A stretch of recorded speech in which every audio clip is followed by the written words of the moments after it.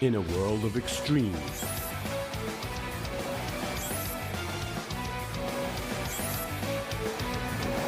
This is where they're refined, the real deal. Cusco.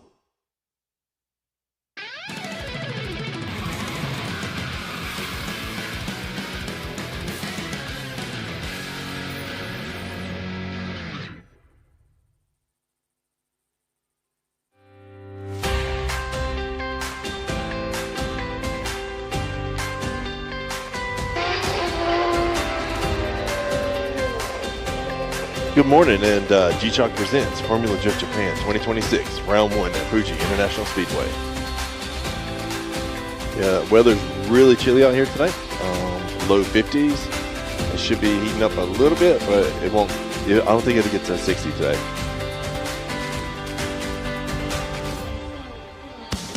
Got a bit of overcast, so the track is staying pretty cool. The J1 guys are out practicing right now. We're going to have a couple things that we're going to go through. And then we should get some drifting along the way. Today is J1 qualifying. Top 32 are going to make it. And after that, we're going to have a small break. And then we'll have J2, top 16 to completion.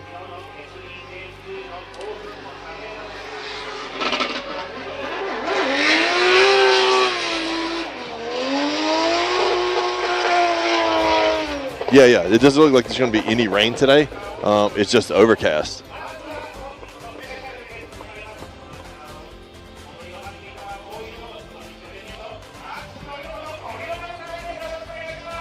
Today we have our MC, Kutsu, a commentary by Orido, Taniguchi, and we'll have our judges, Imomura, Fukada, and Yamanaka.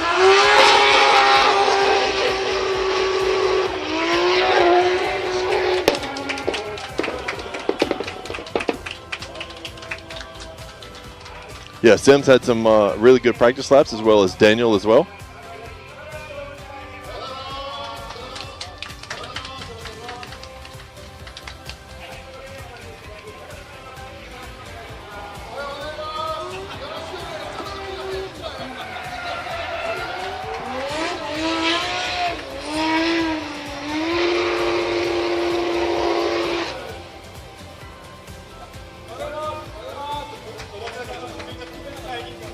Yeah, Jake, he's been laying down some really good laps as well.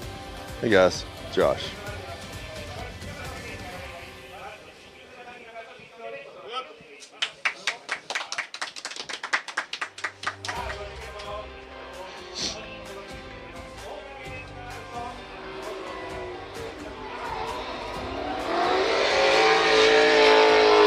And our motor game girls.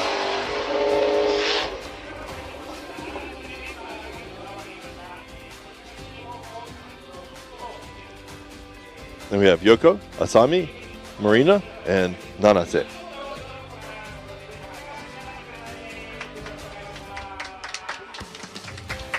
Yeah, Echo's car's out, and it was screaming this morning.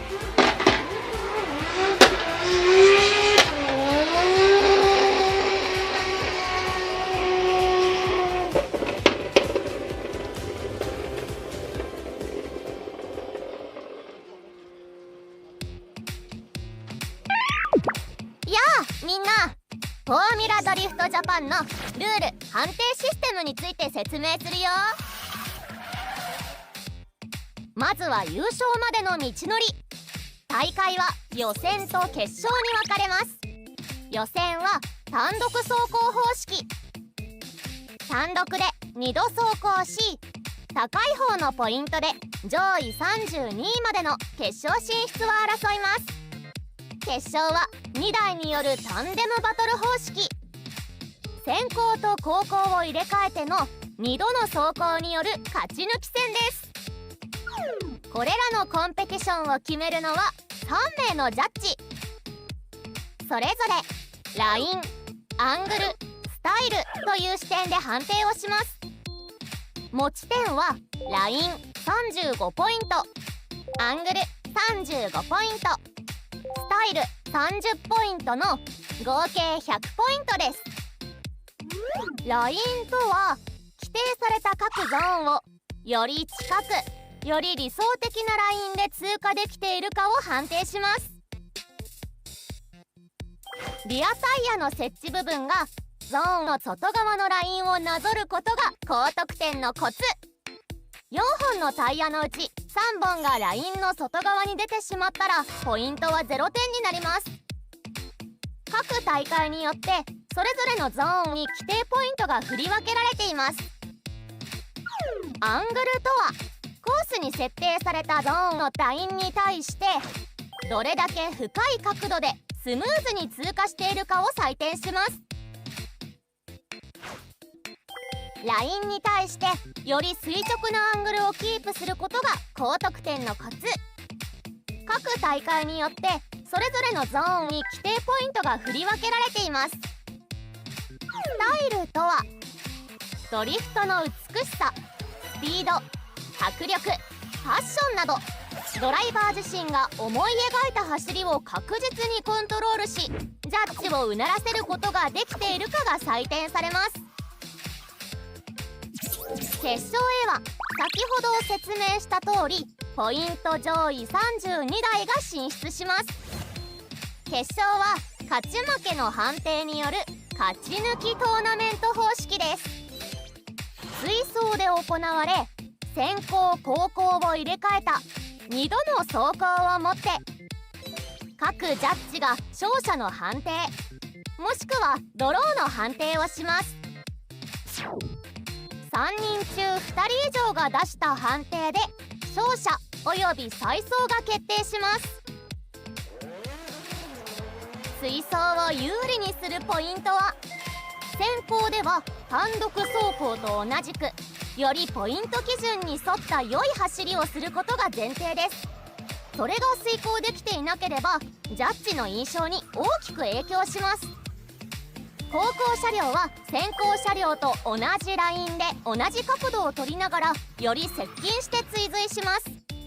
しかし先行車両に接近できていても同じライン同じ角度でなければスピードスタイル的に理想的な走りとは言えず勝利にはつながりません。それは先行車両が通ったラインをショートカットすれば接近しやすくなりまた角度が浅ければ速度を上げやすくなり接近しやすくなるそして調整幅が大きくなるという理由からです。審査はジャッジ席で行っているのでそこから見た判断になります。そのためにジャッジ席の真横に各チーム1人が入れるスポッター席という場所を設けておりジャッジの見え方をドライバー、チームスタッフと共有できるようになっています。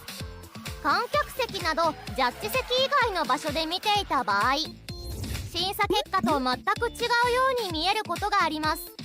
ライブ放送で見ていた場合も同じように感じる場合がありますがそれはこの競技がジャッジ席からどのように見えているかで審査されるためです。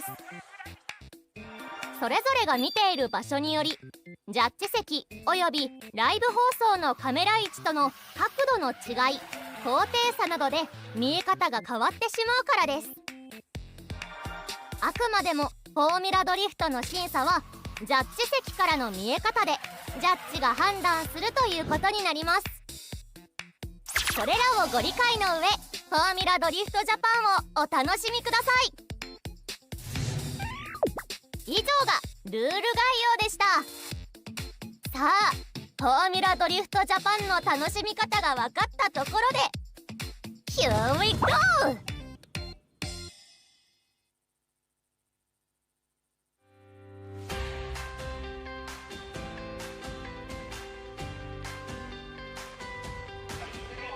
Yeah, so that animation is pretty cool. If you guys have any questions, just let me know. Today and tomorrow it'll just be me. Next round we're going to be picking up an additional announcer to help out.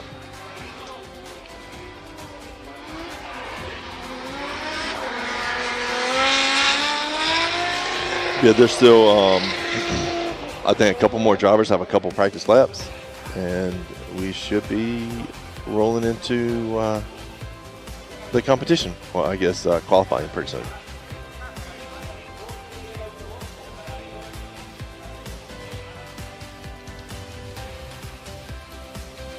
Just a little bit of wind is actually super helpful because it'll clear the smoke between the two, between the driver 1 and driver 2 for the qualifying order anyways.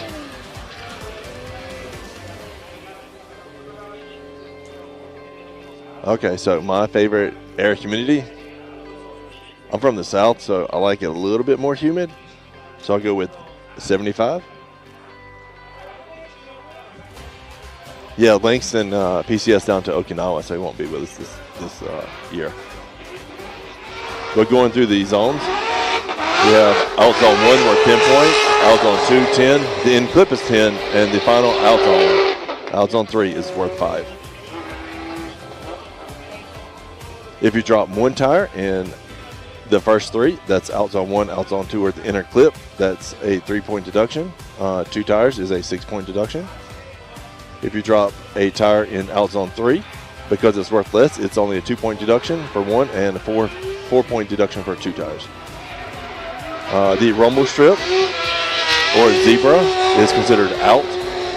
So if you drop a tire onto the zebra, then that is a deduction. Also at Fuji, we're going to be having an FMX show, as well as drift rides as well. Normally they do that after qualifying or between events, so then all the fans will be able to go see that after they see drifting. Yeah, it is really beautiful. A little on the chilly side, but overall beautiful conditions. Yeah, practice just wrapped up, so they're going to give the driver some time to make some final prep, and then we will have our first qualifier.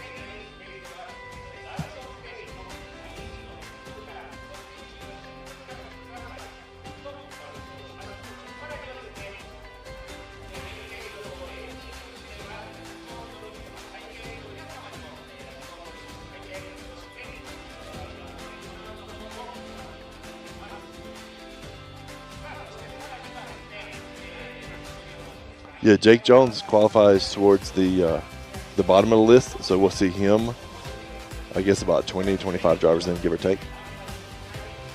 Yeah, they have ride-alongs after qualifying, as well as autograph sessions. And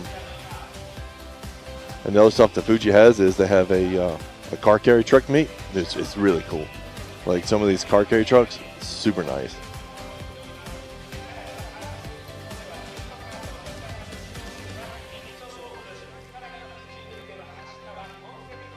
Yeah, you should be able to see the qualifying lineup if you click the link below.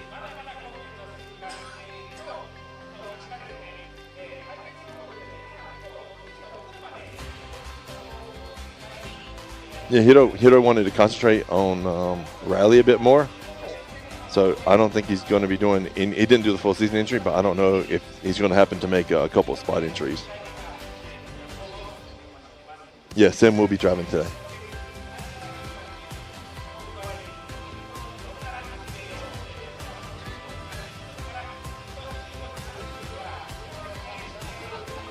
Yeah, the Japanese announcers really, really good. They've been doing this for years on years on years. This is only my second year out. So like I said, I'm up for any feedback you guys need or can give me. Yeah, Jake Jones is running an RB.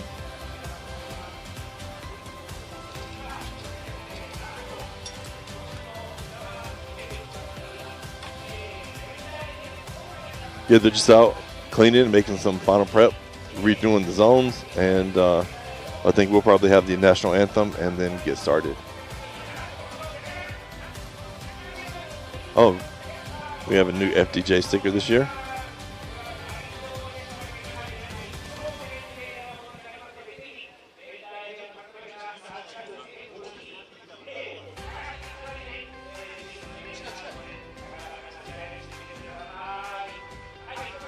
Yeah, I know, it's crazy, huh? First they grabbed Kanta, now Hiro.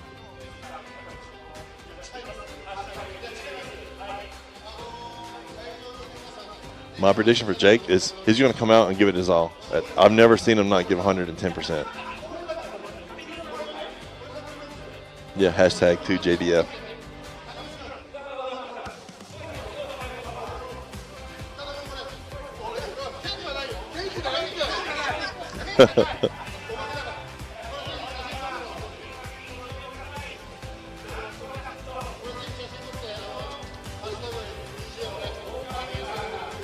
Is that any better?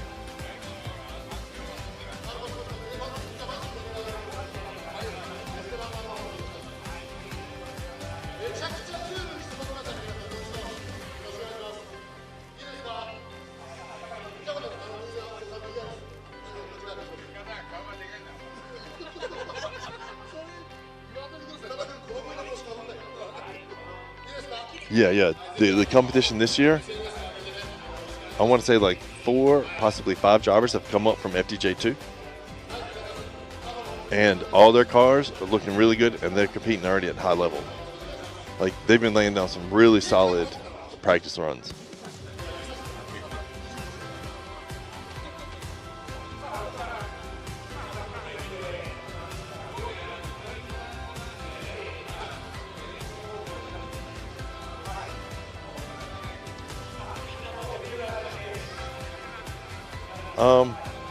I wouldn't say it's cheap. It can still be expensive.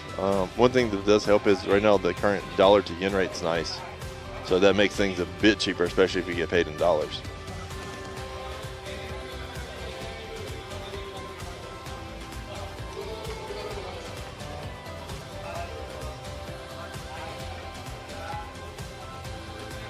Yeah, Sam's car has been out. He said this is probably the best he's felt in the car since he's had it. He's been laying down some really good laps, hitting the zones nice and deep, good transitions.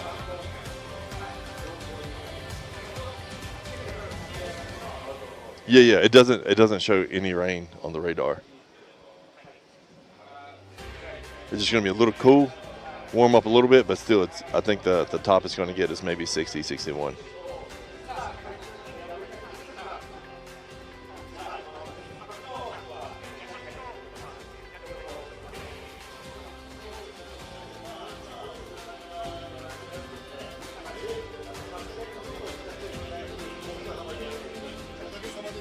It's funny watching Ken drive.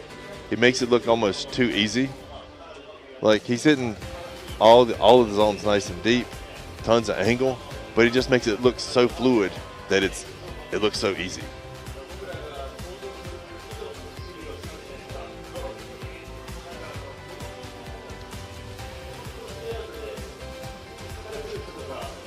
Oh, hey, what's up, Langston?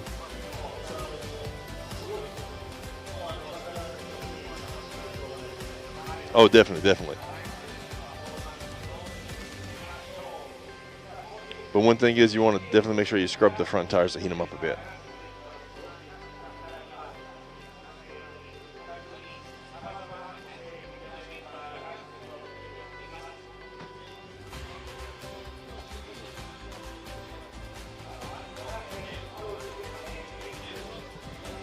Yeah, we have tons of fans out today. I'm expecting so many more tomorrow. And it's crazy because we'll roll up to the track at 6 a.m. and there's already just a line of cars out front. And the gates don't open until 8 for them.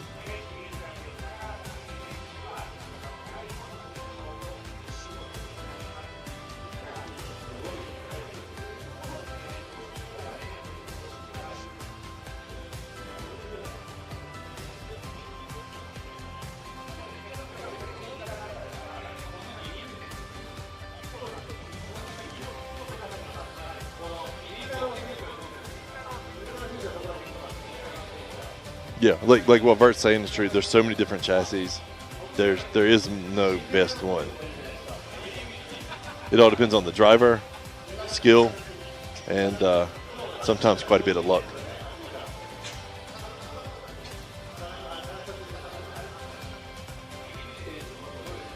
$7-Eleven snack, probably the egg sandwiches. I think that's everybody's favorite though, yeah?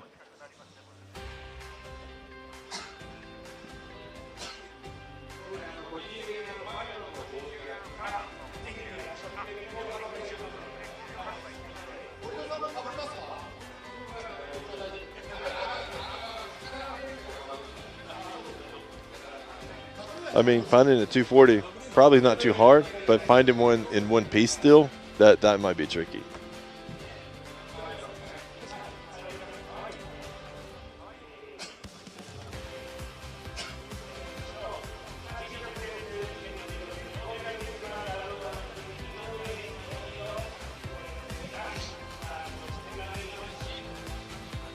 And getting ready to get underway.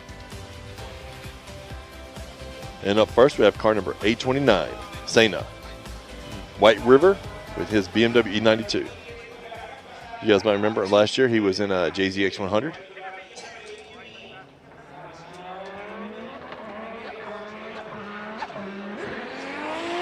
Get off nice. Getting on throttle. Swinging around nice and deep through zone 1. Good transition. A little shallow through inner clip, but makes your way out to zone 3 really nice. Yeah, Sena, super consistent.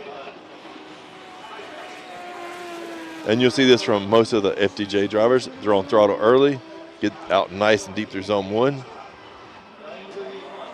A little e-brake to carry them through zone 2.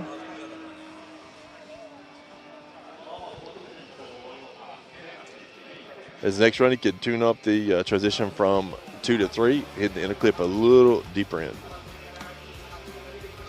Sena, he is 23 this year, I believe.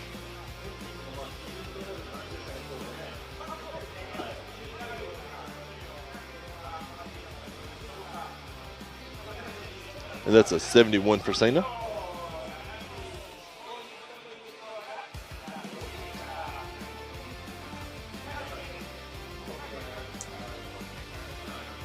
Up next, we have car number 260, Jonathan Chen, with Team Taiwan Elite Silvermiss in his GR86.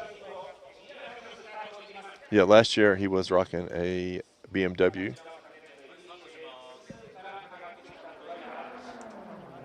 So he's mixing up the chassis a little bit. 2 days ago was his first day of practice on this.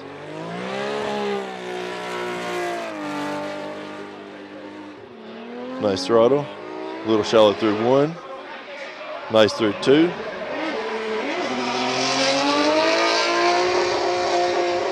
Pushed out a little deep through the inner clip.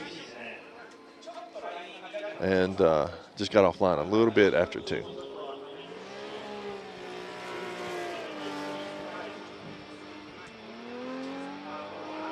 Yeah, a little shallow through 1. Nice through 2.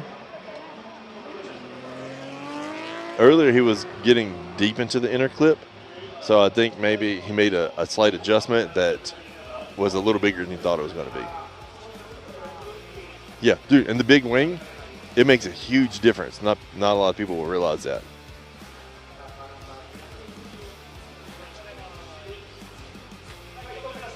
And 52 for Jonathan.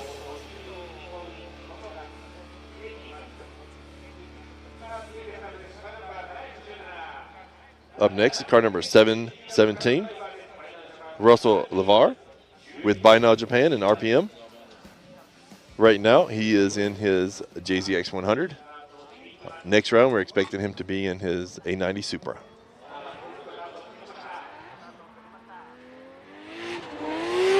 Off back on throttle. Swinging around nice. A little shallow through 1. Early transition, nice through the inner clip. And finished midway through zone 3.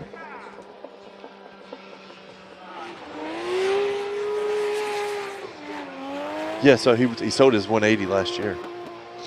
Yeah, he didn't quite get out to zone 1 as much as he wanted to, but he was able to recover quite a bit in 2 and get into the inner clip.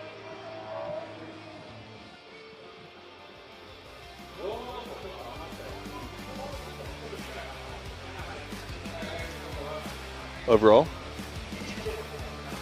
first run in the books gives him something to build off of next run. And a 64 for Russell.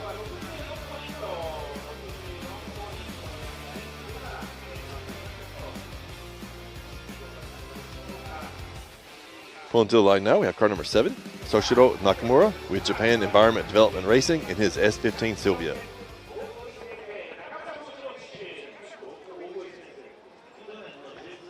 And this is the 4th driver from J2.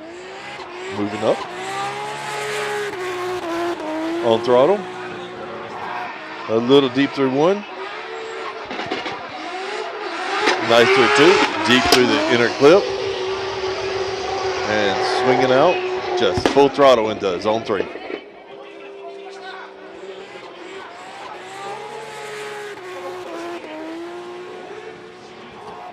Yeah, just a couple tires deep into zone 1. But overall, nice and deep through zone 3. Overall, a really good run. So this isn't Naoki-san. This is Shintaro-san. He drives the RX-7 that we'll see later today. And a 73 for Soshiro.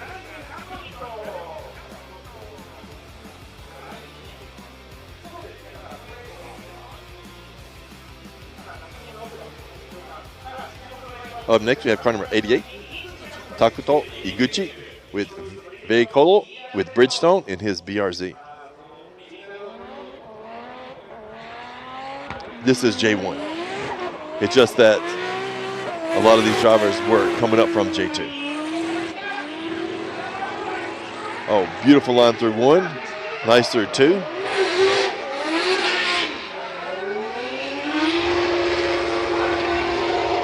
Looks like they pushed or understeered a bit after 2 and didn't quite get down into the inner clip. Correct. Yeah.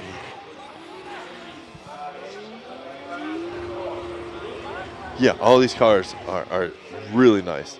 I love the livery for all these cars this year.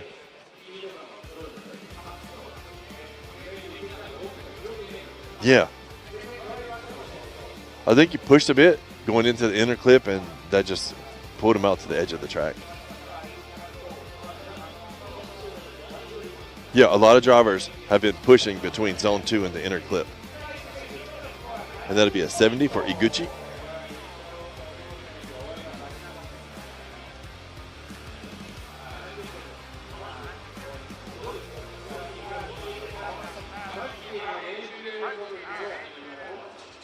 Oh, good catch. I didn't even realize that either. Up next is car number 31, Kodai Sobugiri with Shibata Racing Team in his GR86. He's been laying down some really good runs. Should be nice and deep through zone 1. Deep through 2.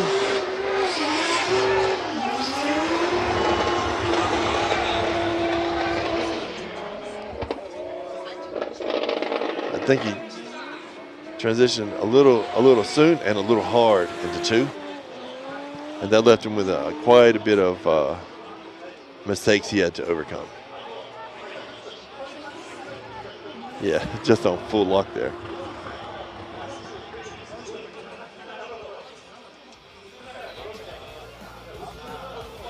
Now the judges have to decide whether there was a counter drift in there.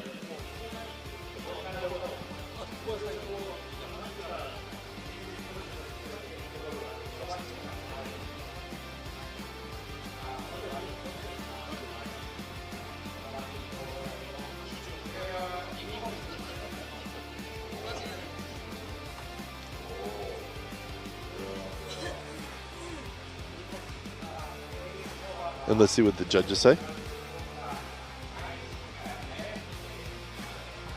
I think they're all in a 66 for Sobugiri.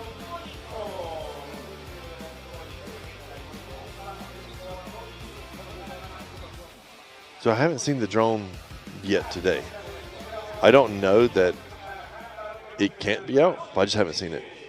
Up next is car number 666, Shuichi Mano with Chari Boy style in his 1VF. So that's a yes. A little shallow through 1. A lot of angle through 2. And just making it out to 3.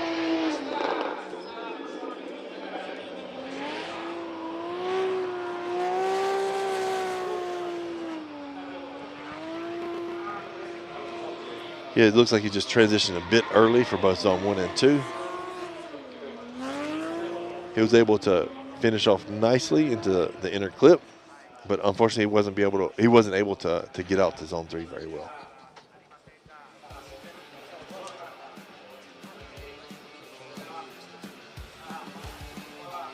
Yes, FDJ 2 is only going to be the top 16 today.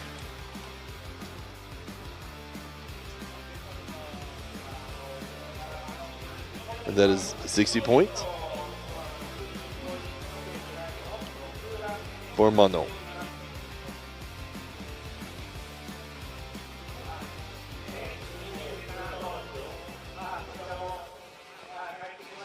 So up next is card number 999, Naoki Nakamura with Team Valino and InStyle in his GR86.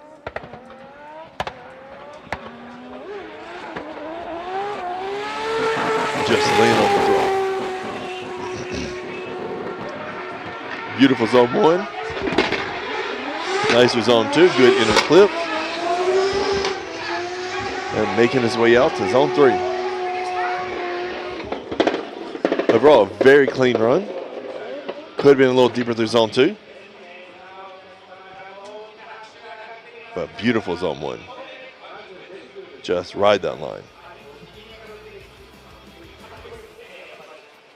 Good inner clip, and then just swinging out zone 3.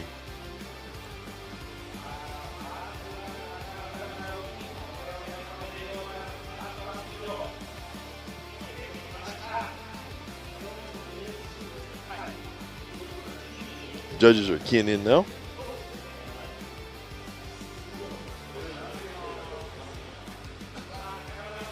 And an 83 puts Naoki in first.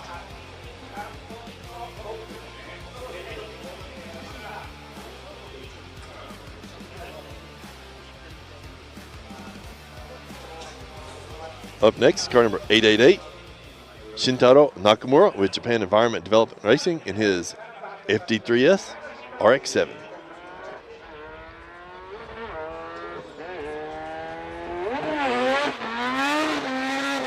On throttle now. Nice and deep through zone 1. Good e-brake pull through 2. Brings him into an inner clip. Nice. And working his way up to zone 3. Not quite deep through zone 3. But overall, good clean run. Yeah, really nice FD.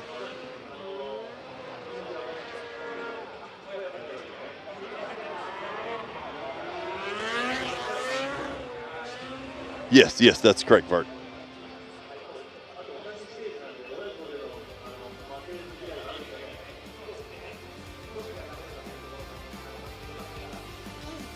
Sam's in about 5 cars, I think.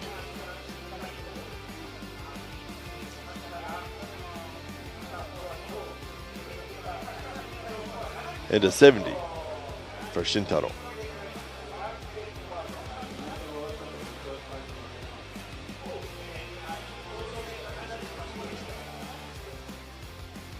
Up next is car number 808, Nagayasu Miyagi with Car Guy Racing in his Hachiroku.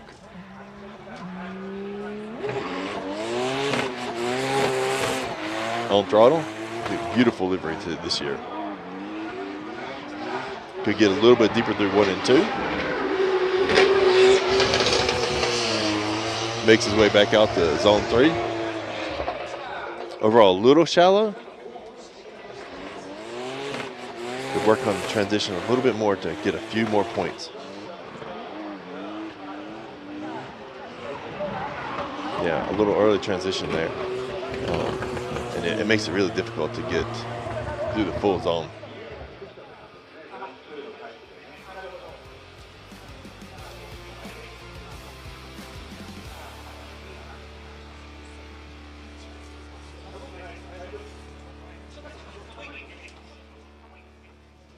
Yeah, it did look like he was a little bit on the slow side.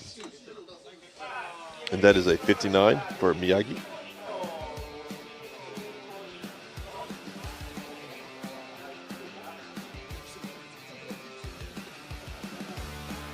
Up next is car number 51, Ling Ling, Top Secret, Thailand Team Orange, with next to her, in her S15 Sylvia. Yeah, I love the new livery for her this year.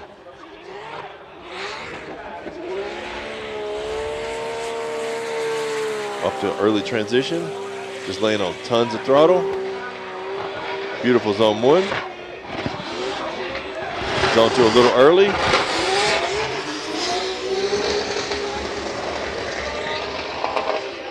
A little wavier on the throttle, but overall, nice inner clip and getting out to zone 3. Yeah, just beautiful smoke trail. Nice and deep through zone 1. Looked like a transition to 2 a little early.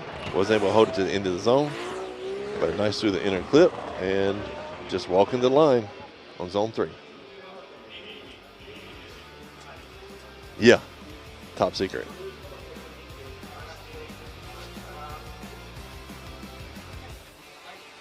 Yeah, just a transition to 2. If she improves that a bit, her run would have been so much better.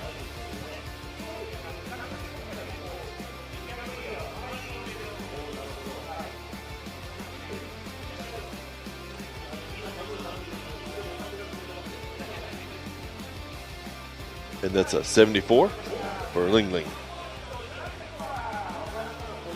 And that puts her into 2nd place.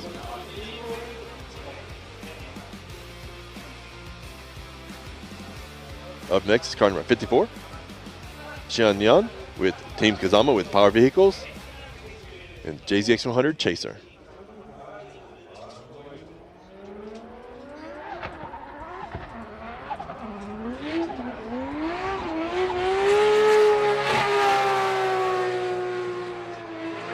Nice throttle, nice zone 1. Could have held the transition a little longer to move his way out to zone 2. Good inner clip and right on the edge for zone 3.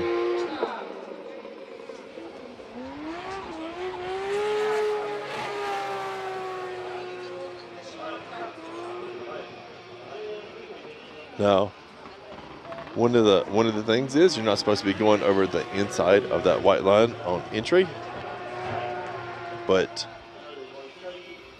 I think he was right on the edge of it, so they might not penalize him.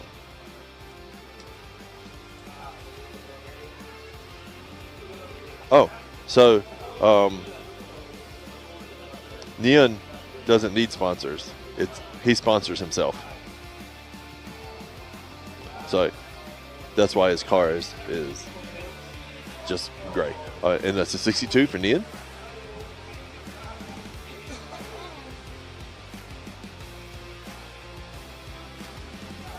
Up next is car number 199, Tai, with Team Taiwan, Elite Silver Mist, and his BMW E92.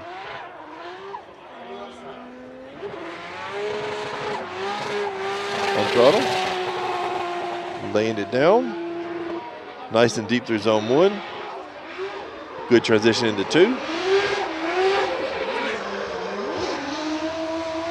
Inner clip and bringing it out to zone 3.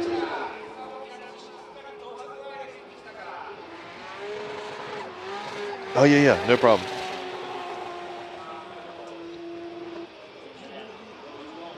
He got a little late into 1, but overall really good recovery, good transition into 2.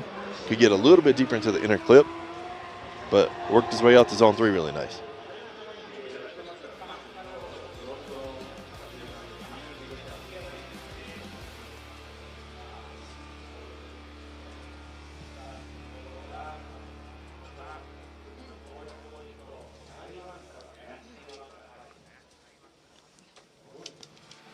And the judges are keyed in now, so we should be getting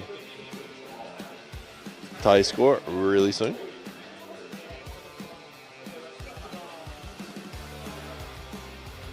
And at 64 for Ty.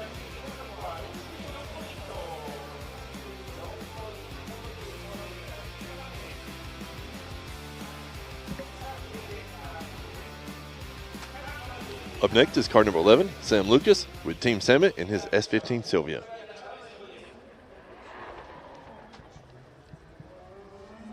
Yeah, he's been laying down some really good practice runs. On throttle early. Bringing it around. A little shallow through one.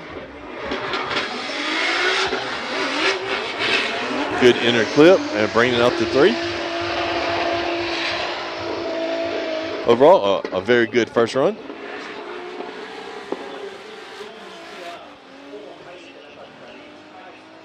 Could get quite a bit deeper in zone 1. Overall, good transition, 1 to 2, and 2 through the inner clip to 3. So a good, clean run. Could tune it up just a bit and tweak out a few more points.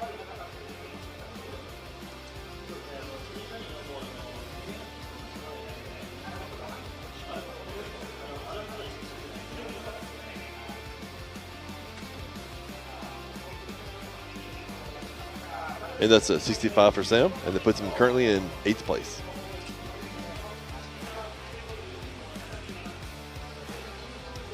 Up next is car number 2, Dr. Rubber with AMC Racing in his S14 Sylvia.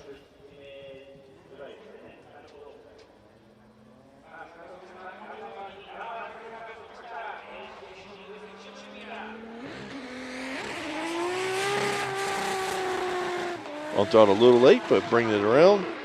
Nice through zone 1.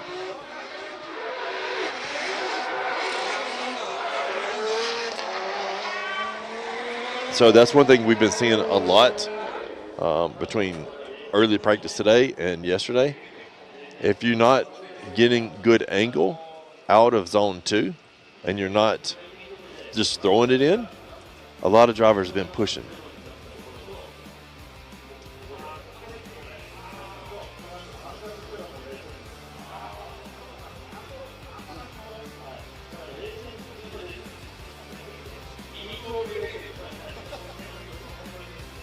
Yeah, so I was talking with Daniel and a few other drivers, and yeah, if you don't have angle coming out of zone 2, you're going to push.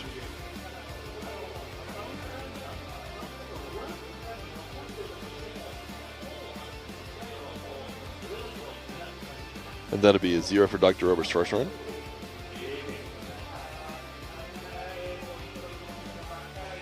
Up next, car number 73, Yuko Saito with Modi's 5X West Auto in his R35 GTR.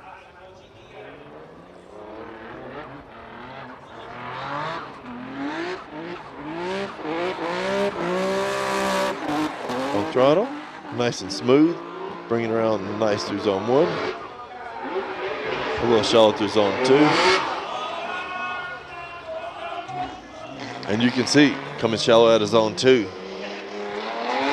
there's no way to come back from that.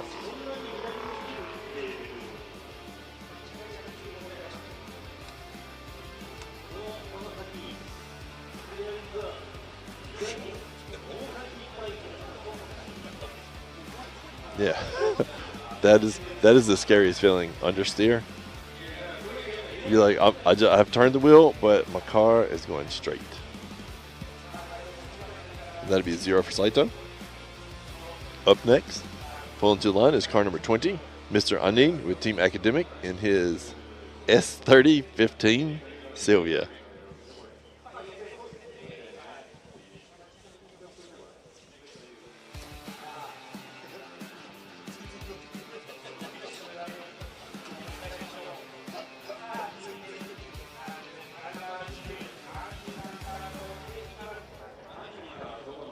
And he's off.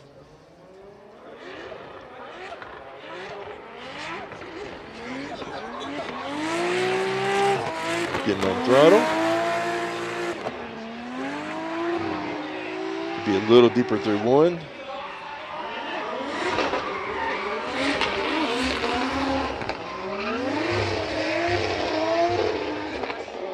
Yeah, it sounded like some engine issues.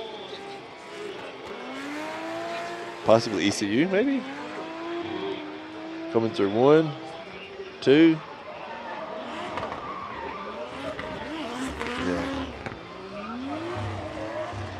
Again, a little shallow angle through 2, and then push them super far out.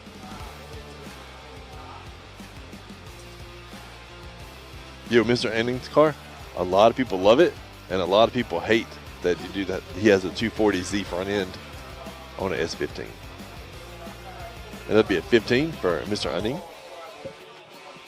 52. That puts him into 15th place currently.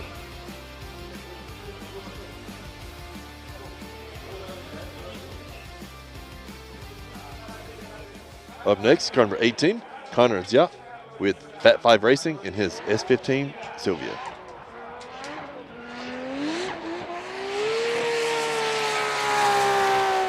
Just pouring on the gas. Nice and deep through 1. Trying to hold it in 2. Good inner clip. And making his way out to 3.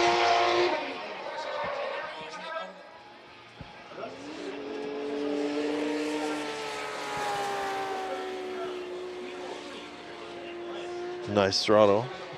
Great zone 1. Transition a little early into zone 2. If you would have held it just a little bit longer, could have got nice and deep. Run through the whole zone.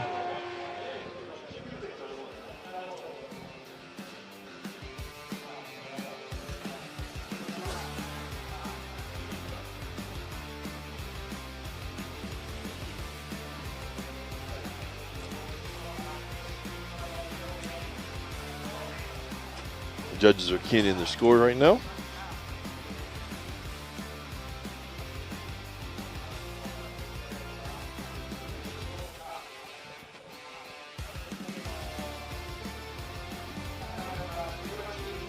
And that's a 76 for Connor.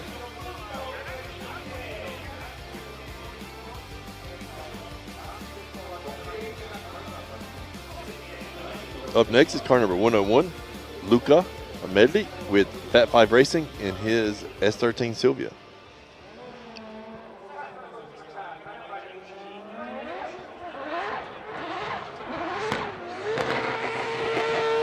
Getting on the gas early. Nice and smooth through zone 1. Good transition. Could be a little bit deeper through 2. Good inner clip and brings it all the way out to 3.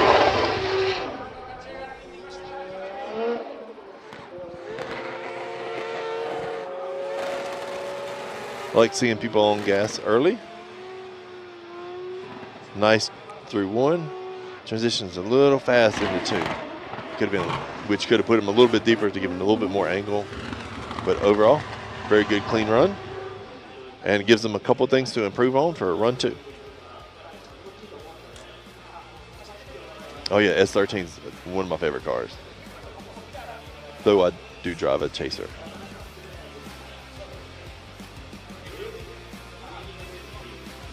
And that is a 67 for Luca.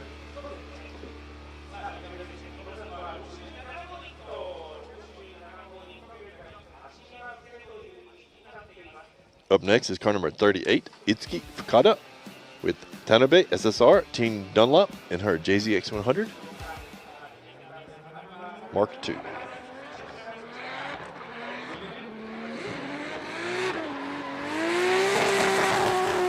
On throttle. Working way out to zone 1. Nice through zone 1. Nice through zone 2.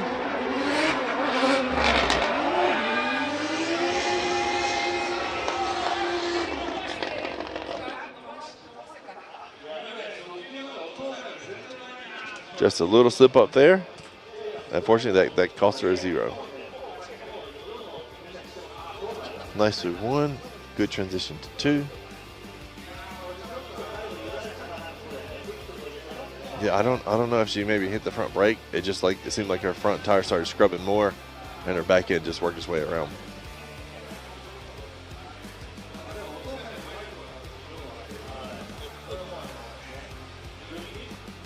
Yeah, it was looking really good.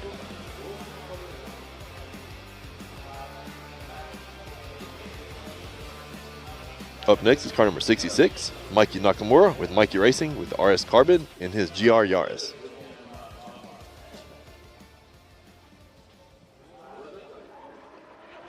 Yeah, a new car for Mikey from last year.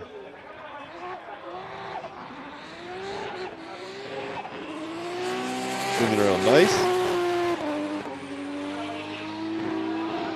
Nice and deep through zone 1. Great transition into 2.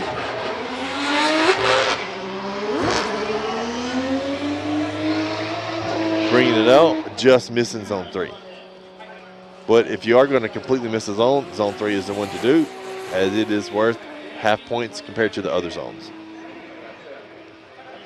Tons of angle, lots of smoke. I mean, that's normal Mikey for us.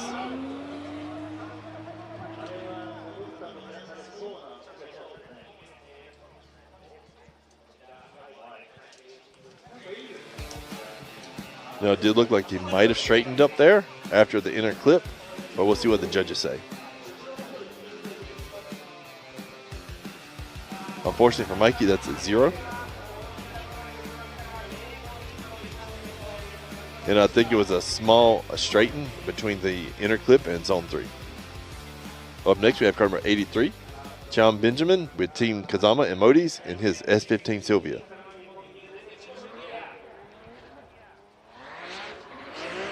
Benjamin on throttle. Bringing it around. Could be a little bit deeper through zone 1. Good transition into zone 2. Good inner clip. And nice and deep through zone 3. Overall, cleaned up the second half of the run very well. Could be a little bit deeper through zone 1 though. But again, that just lets them tune up and get a few more points out of the second run.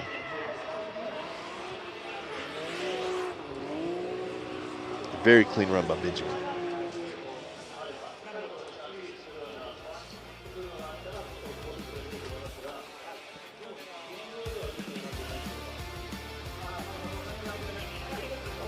And that's a 72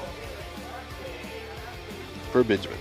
Again, just clean up zone 1 a little bit more, link everything together, and be great. Up next is car number 610, Kei Murakami, Evangelion Racing in his GR86.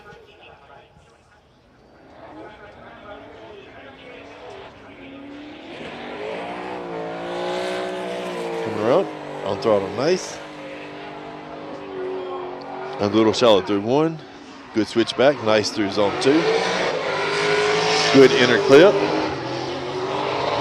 Makes that nice to zone 3.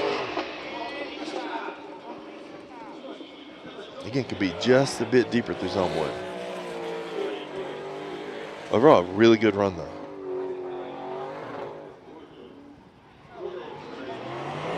Judge are saying a very, very smooth run.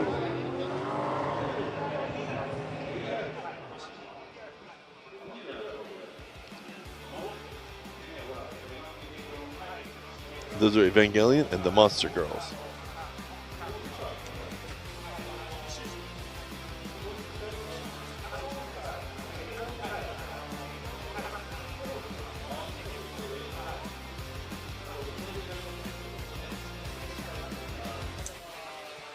In a 73 for Murakami.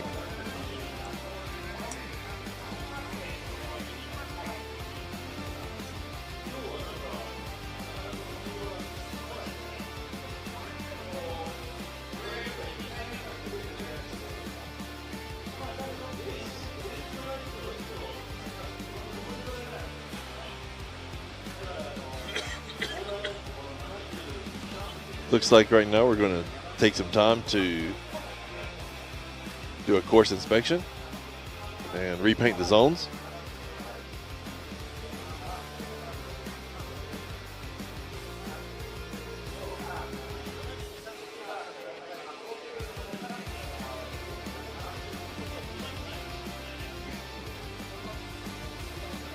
So commentary, is that fine? Do you guys prefer something different?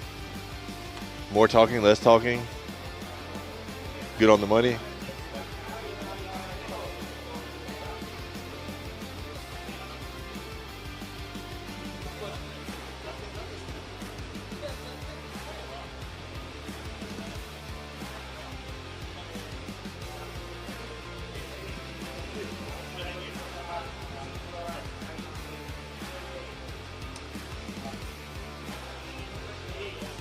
Yeah, and they're super fast about marking the zones as well.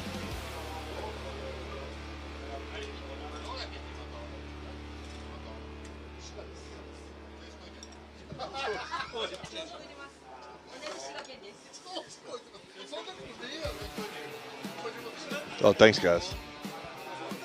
Yeah, it's tricky, especially without a second person here to have an active conversation with, so I try to reach out a lot more.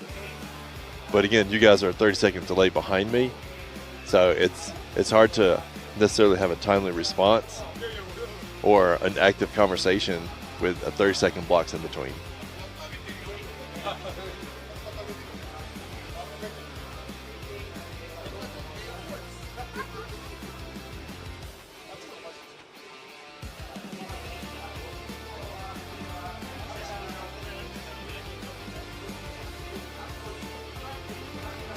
Oh, what happened last time I drove? So, first half of the day, beautiful. No problems, everything's great. Second half of the day, my car started pushing for some reason. Put it off the track, took a look, everything seems to be fine. 2 laps, back on the track, and my RCAs, my roll center adapters, there's, I use them because I have Celsior or UCF 20 calipers on my JZX 100. They're just larger, and 2 bolts running through them that connect my knuckle to my spindle, sheared. So I got to get pushed off the track.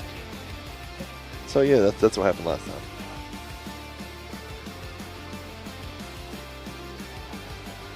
But 2 days later, I brought my Crescent to the track, so I should be good for next event.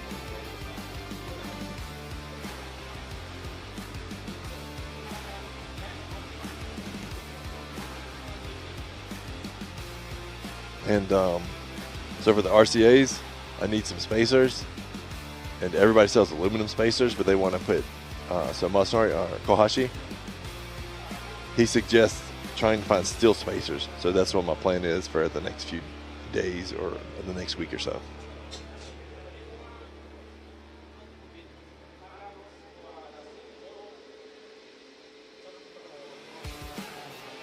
Yeah, so all the drivers really like the track, but they're all, maybe not all, but quite a few drivers are having issues in the transition from 2 to 3, hitting the inner clip.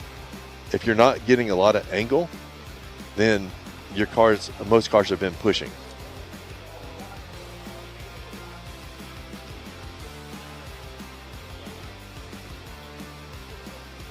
Yeah, Valentina went yesterday.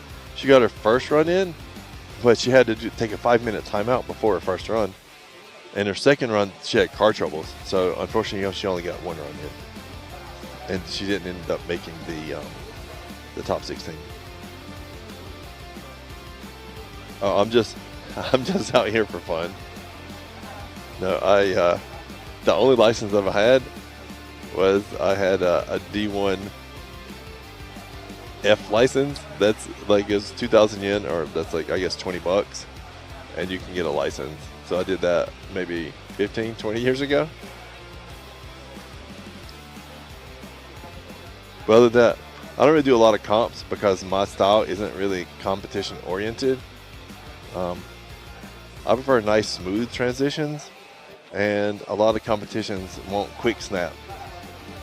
My stuff looks like lazy transitions, but it's fun to me anyways.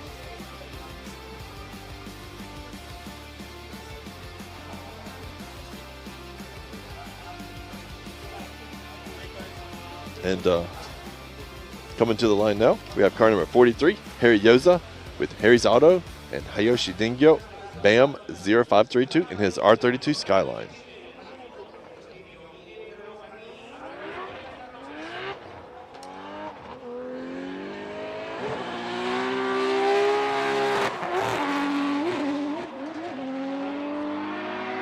Nice and deep through zone 1, good transition into 2. Hit the inner clip, and out to zone 3.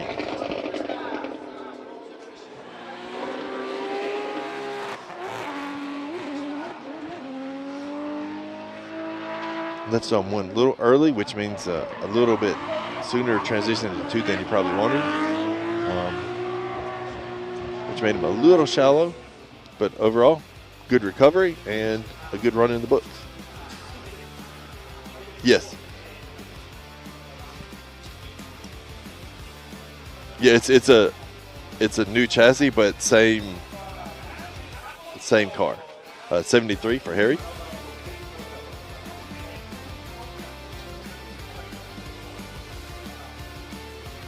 Pulling up next is car number 919, Echo Galt with Pop Race FFR, 1087X in S15 Sylvia.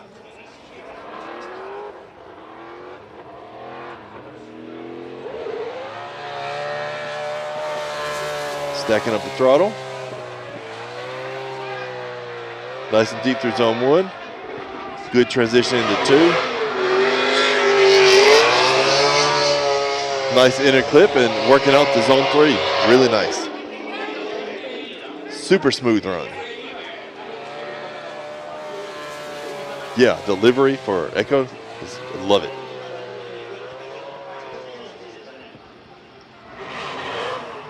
Nice through the first 2 zones. Good inner clip.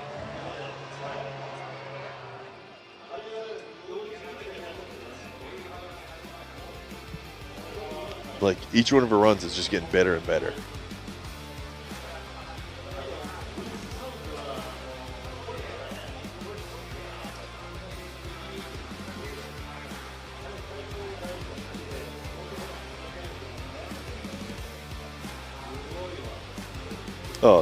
No driver has done their second run yet.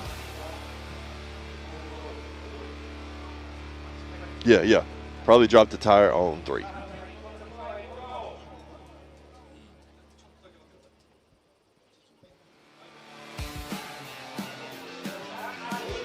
And an 82 for Echo puts her in second place.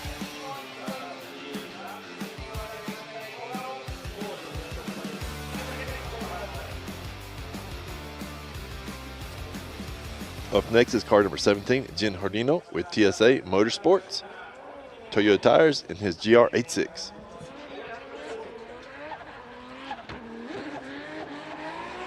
Starting out super wide. Getting on throttle nice. Left zone 1 a little early, a little shallow through 2. And unfortunately it pushed him super far out for the inner clip.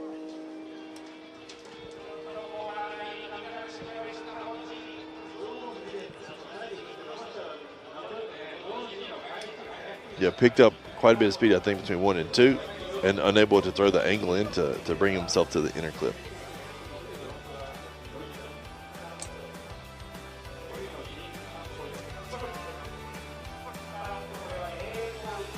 Unfortunately, that's a 0 for Hardino.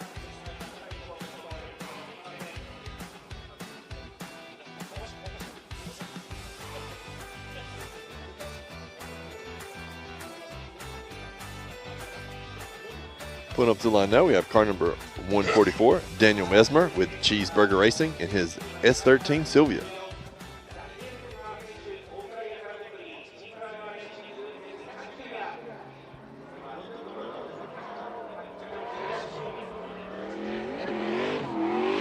On throttle early, working out nicely. Excellent through zone 1, good transition into 2.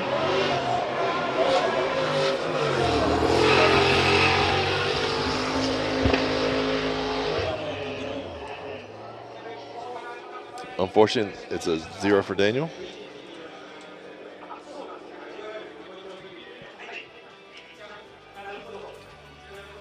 Zone 1 was nice.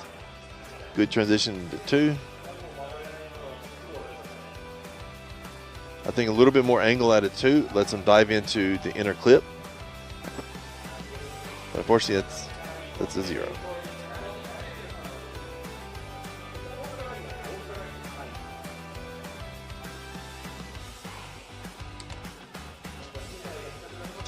Up next is car number 111, Jerry Zut with Team JZ Racing in his BMW E92.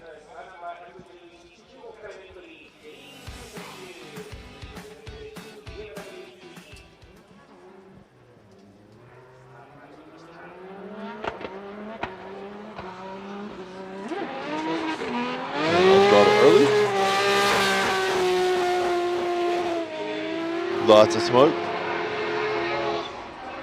Good transition 1 to 2. Overall, a really clean run. Wasn't really super deep in any of the zones, but essentially hit mid-mark in all of them.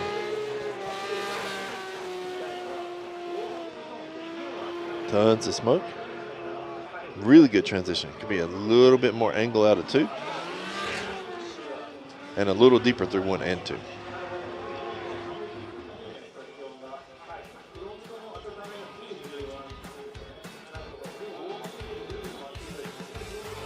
But overall, a good, clean first run.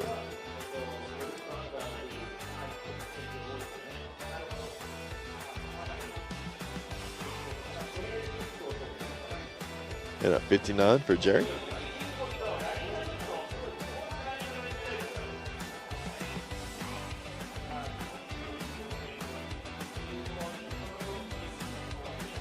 Up next, we have car number 5, Tomoki Tanaka with VSR Kumamoto in his JZX100 Chaser.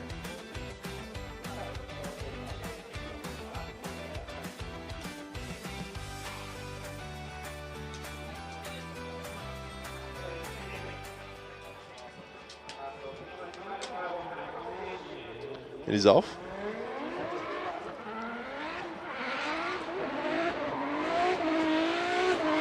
On throttle.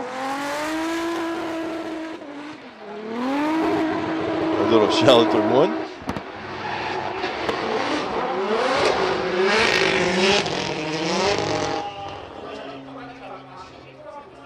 Yeah, it sounded like some issues after the inner clip.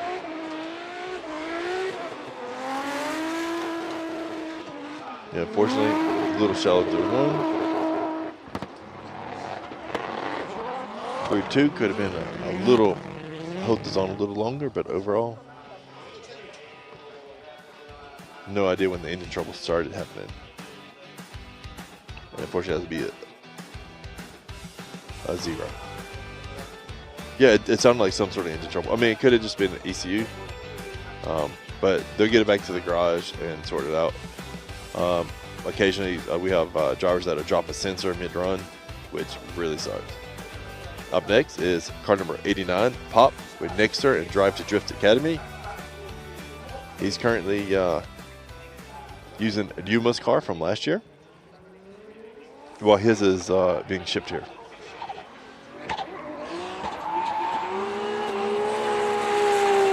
On throttle, swinging up nicely into zone 1. Switch back nice.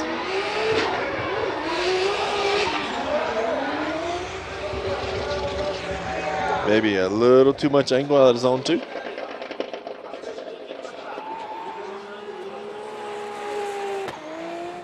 Yeah, exactly. Rented Team Orange, JZX.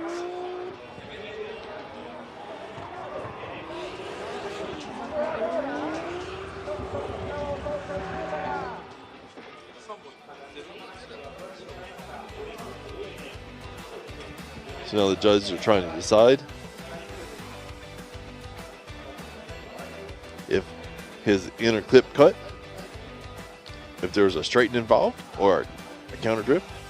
No, Ryuma will be here. He just is in a different car. Ryuma is in Hachiroku this year. Oh, GR Hachiroku.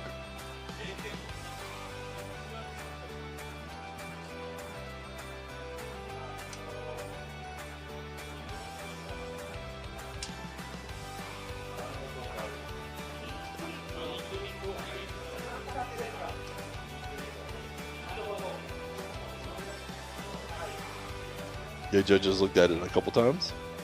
Yeah, Ryuma is in a new car this year. Unfortunately for Pop, that's a 0. But he still has a second run to come back and get those things sorted. Up next is car number 870, Akihiro Hanawa, with Freestyle and Kenda in his Freestyle GR86.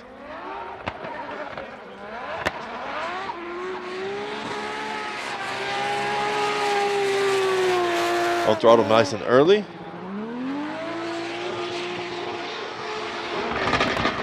Really early both transitions.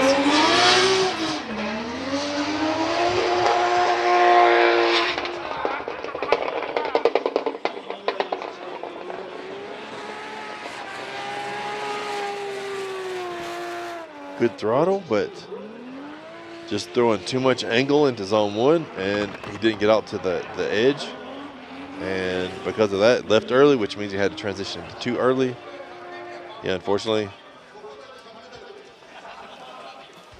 it gives him some room for improvement for his second run. So, Hanoa, I believe, is borrowing a car for this event. Next event at Shizuoka, he should have his Z4 back. And a 61 for Hanoa.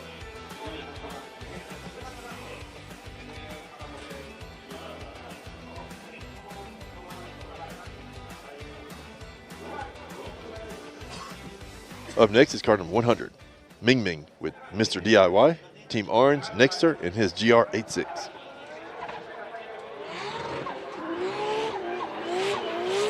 On throttle nice and early. Nice and deep through zone 1. Good transition into zone 2. Nice inner clip and works his way out to zone 3. Overall, a super clean run. Yeah, I'm not sure which music it is, and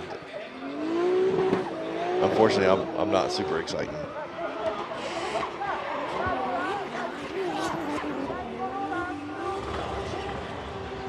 Overall, Ming Ming, good clean run.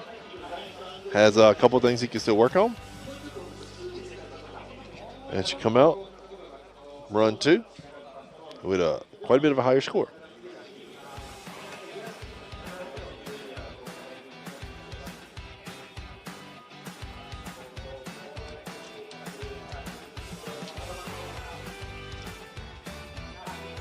And a 75 for Ming Ming.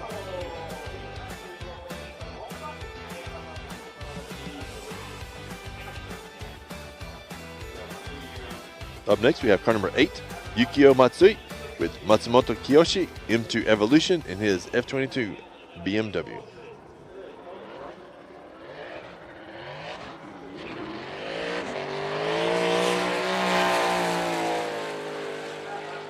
Swinging out to zone 1, a little deep. Transition a little early to zone 2. However, inner clip nice and works his way out to zone 3. So a decent second half.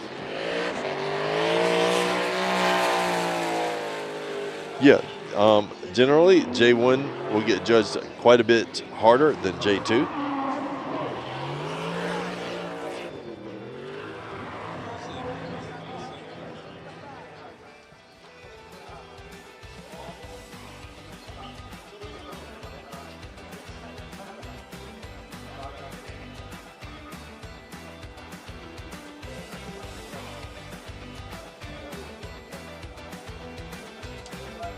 And the judges have just keyed in their scores.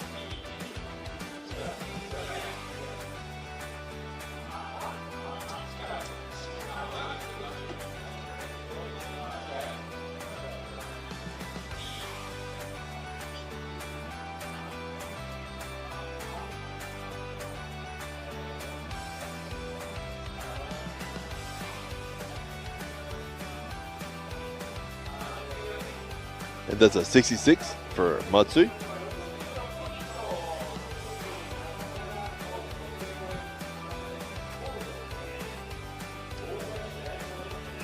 Up next is car number 947, Jake Jones, Drift Squid Industries in his RBM3.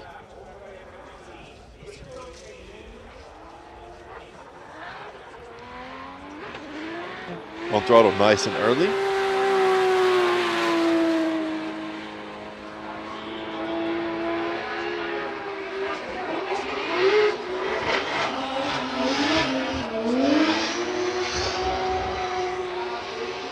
A little shallow through zone 1, but I love the quick snap from 1 to 2.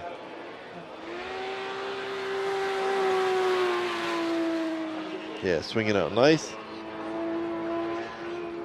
Lots of angle, but unfortunately you dropped 2 tires and a little far off the inner clip. And maybe a straighten right there towards 3.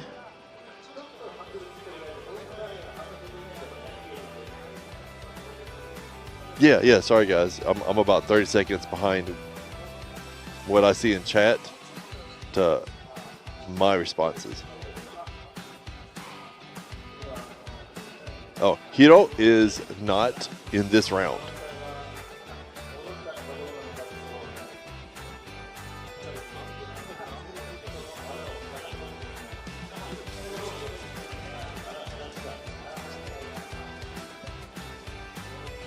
So judges are still talking. I think that the Jake might have straightened between inner clip and zone 3.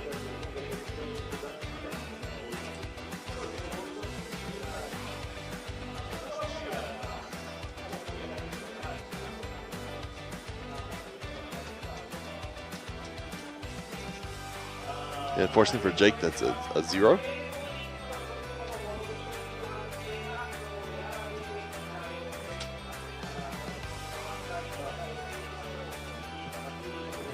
Up next, car number 555, Yukio Fausto.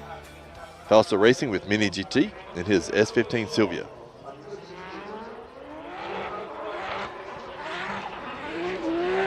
On throttle nice and early.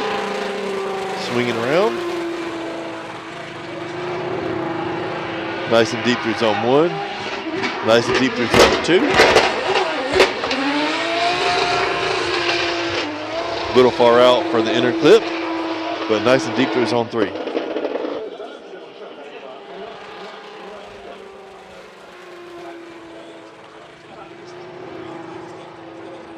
Tons of angle going into zones 1 and 2.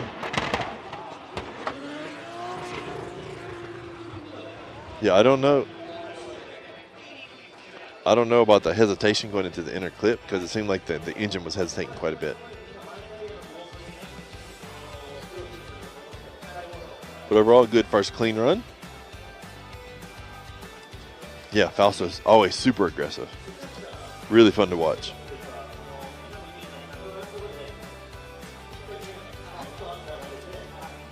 Yeah. Without the Liberty Walk kit, it's a whole different car. It's a 72 for Fausto.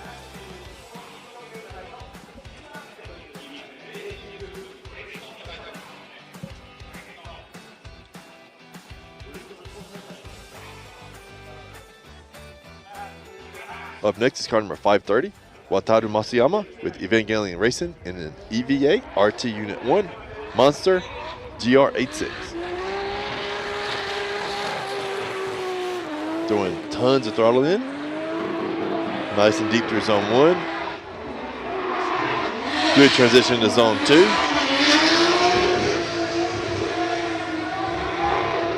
Great inner clip proximity and making his way out to zone 3.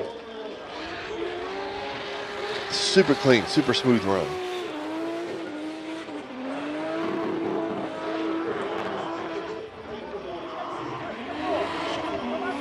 I mean, I guess you can nitpick and say you can get a little bit deeper in zones, but overall, very clean, very smooth.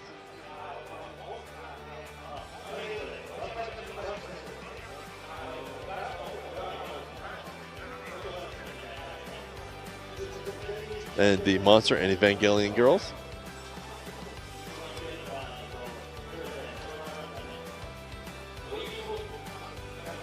No, Daigo is after Masuyama.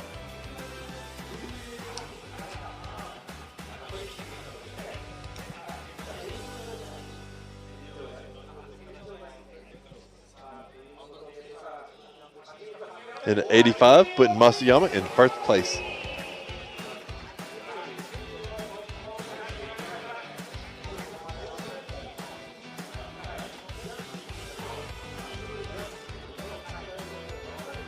I don't know what the green stuff is, but the other one is an orange monster drink. Up next, we have car number 87, Daigo Saito, Fat 5 Racing in his A90 Supra.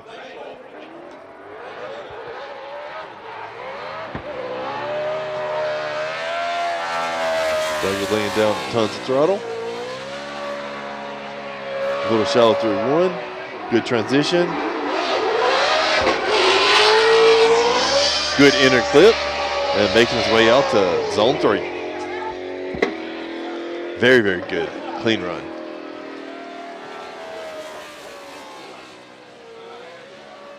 Zone 1 could have been a bit deeper, but nice smooth transitions. Could have filled 2 a little bit better. Good inner clip. And just swinging out to zone 3.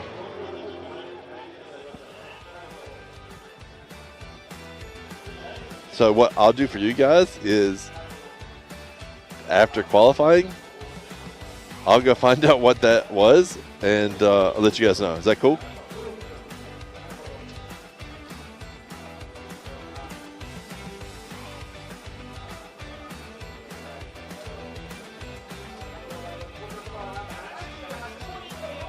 That's 78 points for Daigo.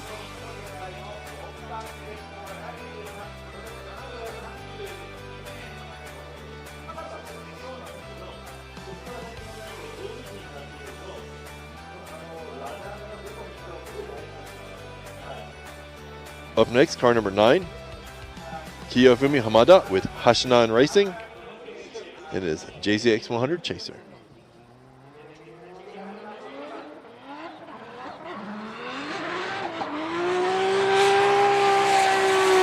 Hamada on throttle, swinging out. Nice and deep through zone 1. Good transition into 2. Good inner clip work. And going some angle into zone 3.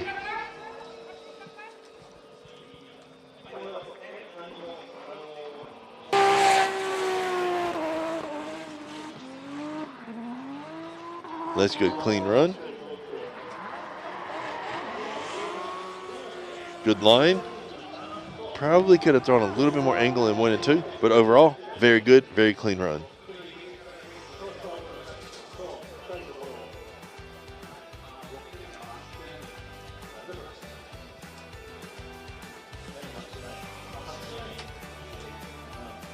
And there's his Hashinan motor oil.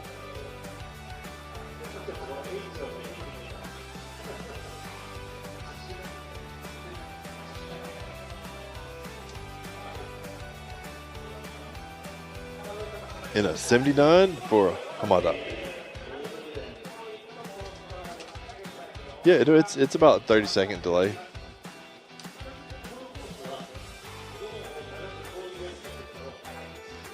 $774. Hakuto Matsuyama's next in his Cusco Racing 890 Supra.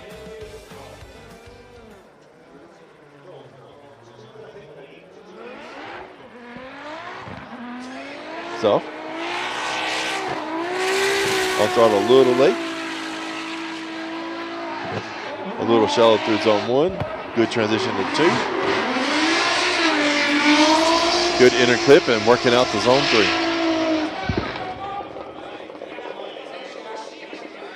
Yeah, overall, a good clean run. Felt like the safety car was playing it a little bit safe. Could work a little bit more angle, a little bit more depth to zone 1 and 2.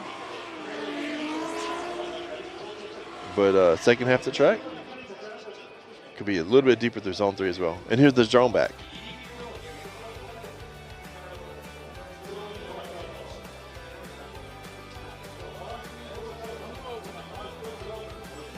Yes. For the tracks at Fuji, Sugo, and Okayama, they use chalk to line the track.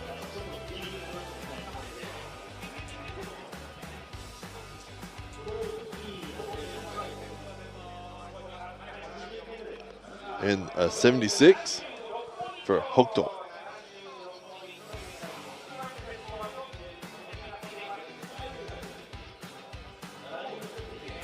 Up next is car number 131, Ryuma.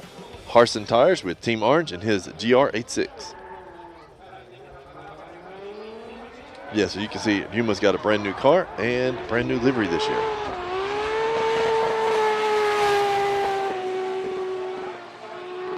Good throttle, great depth, angle zone 1, good zone 2. Good inner clip and worked out nicely into zone 3. A really good run for a Ryuma.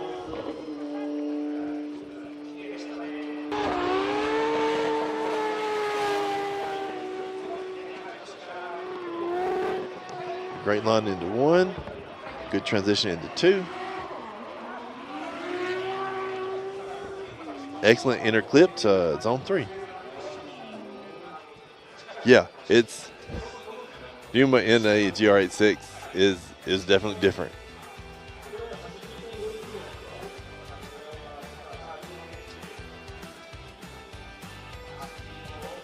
Yeah, with the Hearthstone tires, Team Orange brought back the orange.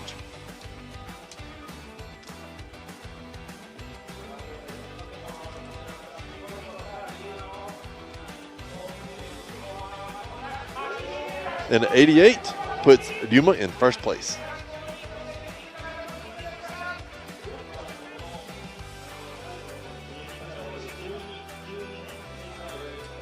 Up next, car number 77, Yusuke Kusaba with Team Cusco Racing in his GR86.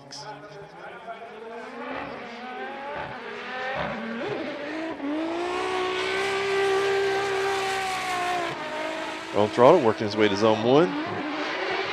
Left zone 1 a little early. Nice through zone 2. Good inner clip. And nice through zone 3. Another very good clean run.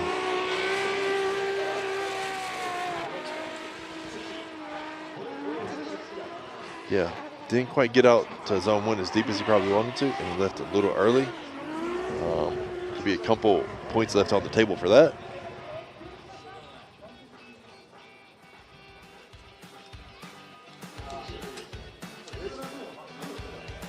But overall, pretty good run 1. And a 79 puts Kusaba in 5th place.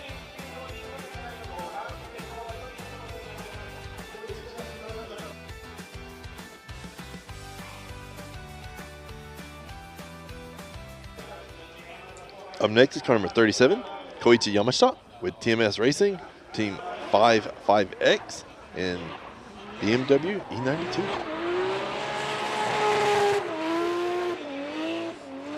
Just laying down tons of throttle. Good transition 1 to 2. Inner clip nicely and making his way out to zone 3.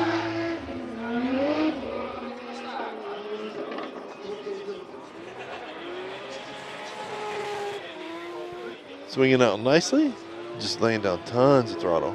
Not too deep through zone 1. Leaves 2 a little early. Could be a little bit deeper through the inner clip, but overall, something to work with.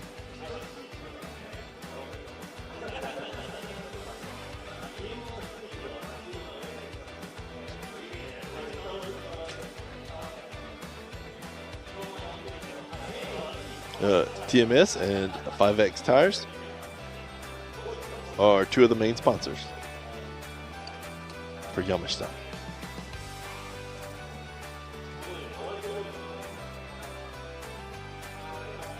And a 72 puts Yamashita in 15th place.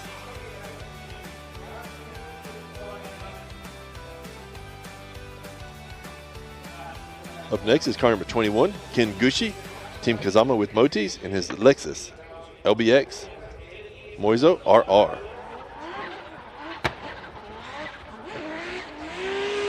On throttle nice and early. Just tons of smoke. Excellent zone 2. Good transition to the inner clip.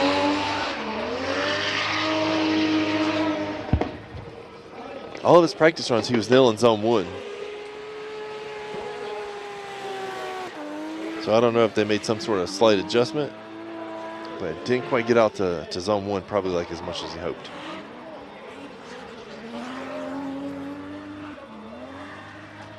I'm not sure why we don't have, there we go, the drone footage for you guys.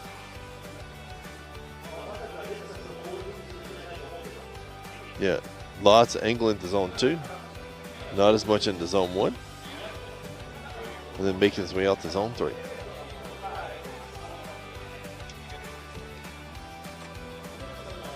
Yeah, it's a beautiful car.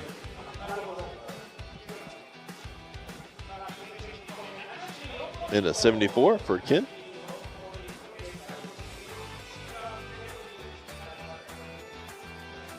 And we have 2 more cars with their first run. Up first, we have car number 4, Masanori Kohashi with Harson Tires, Team Orange, in his A90 Supra.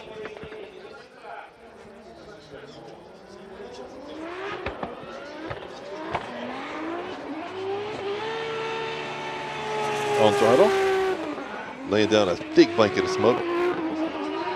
Couple tires off.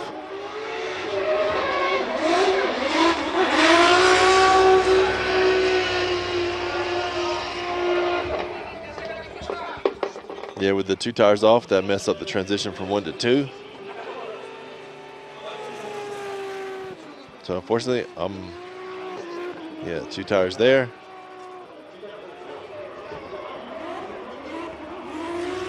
A little deep through the inner clip, or shallow, and shallow through zone 3. Tons of angle. Always tons of angle.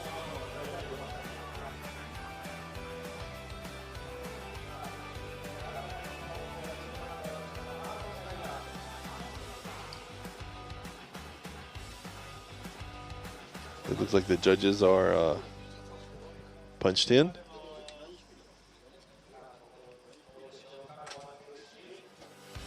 I don't doubt that they did more than 90 degrees. And that's a 65 from Masanori.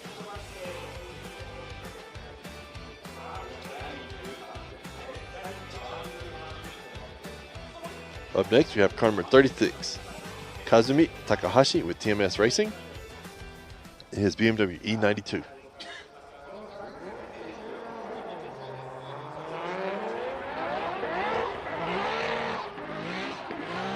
On throttle early. Swinging out nice. Good zone 1. Be a little deeper through zone 2. Excellent inner clip and swinging out nice into zone 3.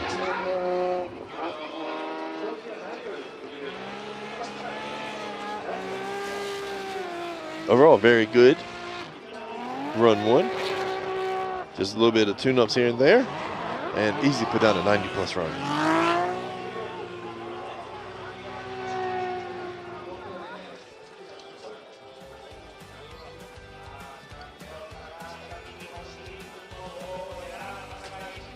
Yeah, the drone footage for the inner clip looks great. I love it.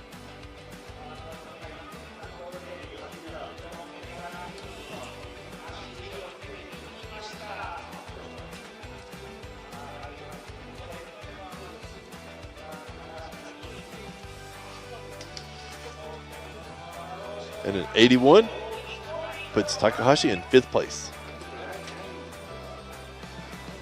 And Takahashi was the last of our first runs. So we're going to take a small commercial break, and we should be back shortly.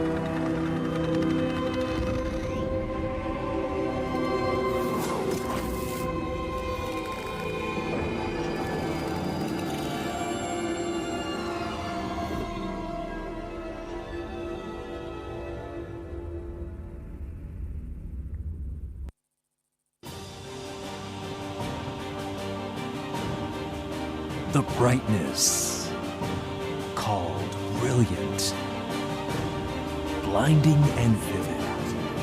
Valentine. 雨の日の運転って心配ですよね。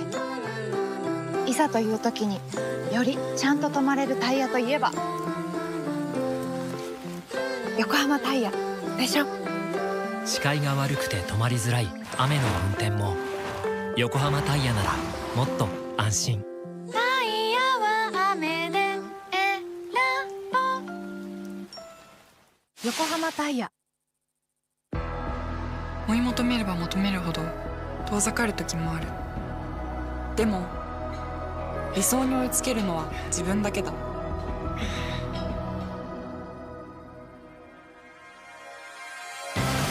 池江璃花子は横浜ゴムと世界に挑戦する。限界はない。行くぞ横浜。究極の静かさと安全性。オンロード、オフロード、世界中で活躍するケンダ。その信頼を支える静音性、安定性と対摩耗性。世界が認めた技術と信頼を街乗りである。高品質と納得の価格、タイヤのポテンシャルをあなたに。ケンダ。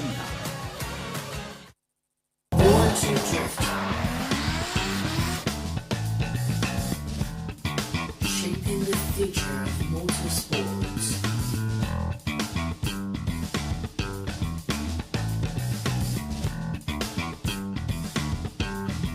The future is all in the speed.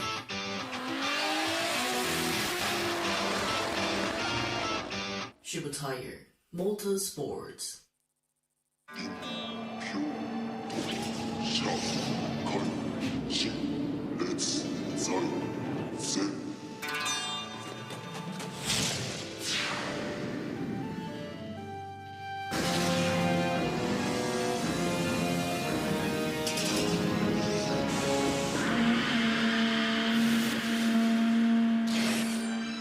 ultimate lubricant.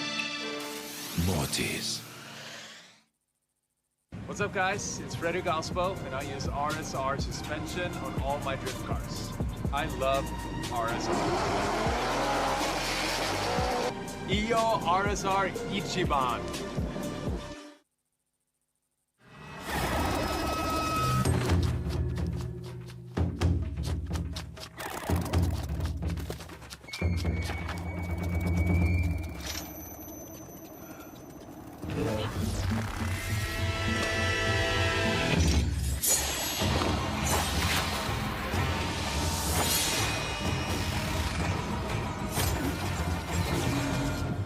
Made in Japan.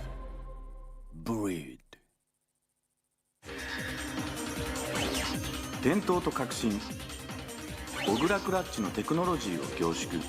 チャンピオンを取るためのクラッチ、小倉レーシングクラッチ ORC。In a world of extremes,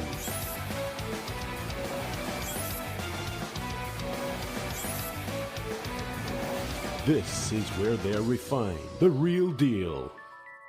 Cusco.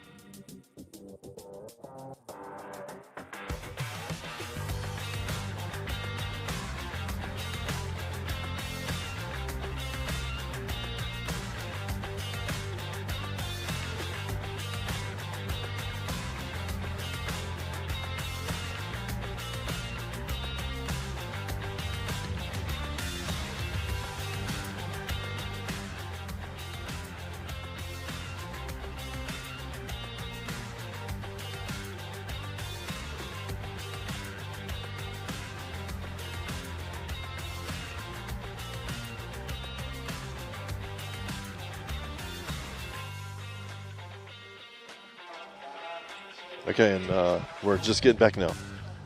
So that green thing that the Monster Girls had, that is a water repellent. The bottom comes off and it's like a sponge, and then you wipe your front window or windshield, and then it's like Rain-X.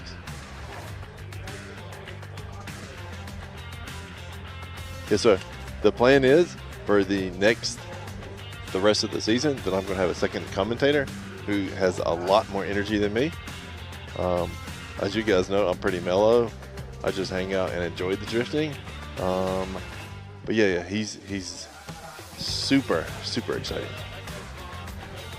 And now let's get started with run 2.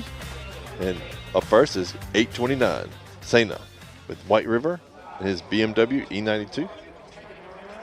And he's sitting on a 71.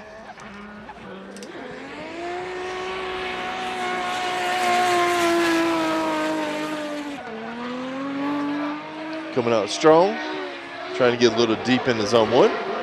Good switch back.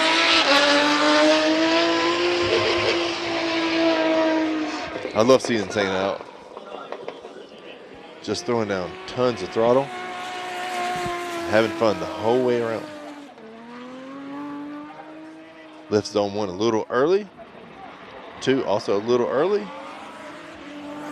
Tucked in nice for the inner clip. Yeah, Langston, he PCS'd to Okinawa. So since he's PCS'd and he's expecting, his work wouldn't give him the time off to come this season.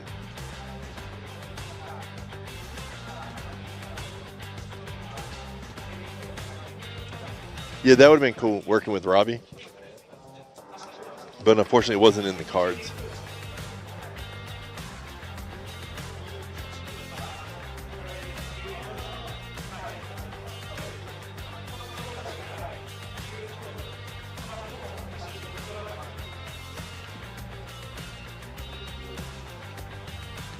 Yeah, Sena is one of our J2 drivers that moved up to J1 this year. Overall, he's been throwing down some really nice runs, so we're expecting to see him do really well this year. 70 points, coupled with 71, puts him currently sitting in 20th place.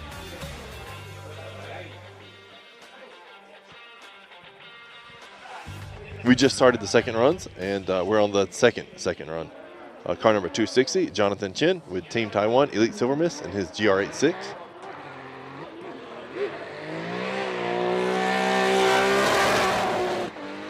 Getting nicely on the throttle. Zone 1.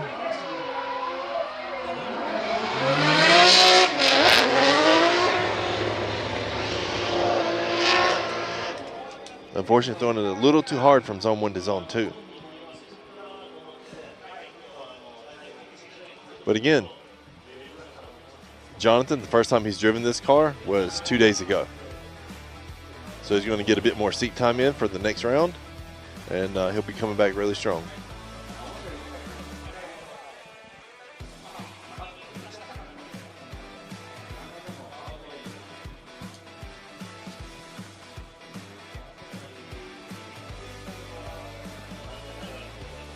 And unfortunately, that's a 0 for Jonathan.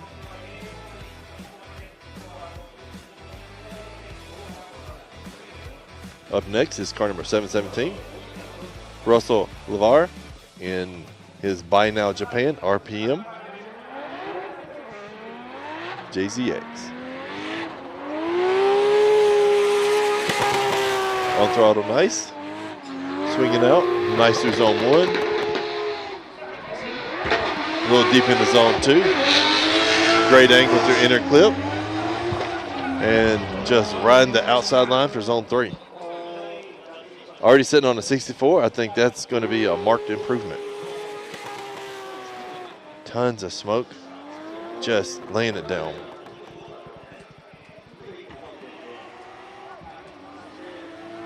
Excellent transition between first and second zones. E-brake settled. Perfect timing.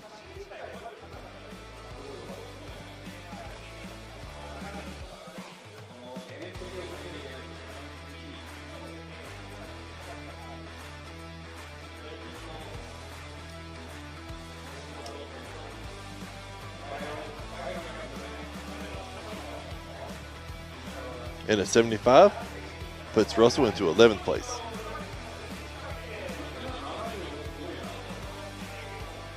And the current borderline is at 60.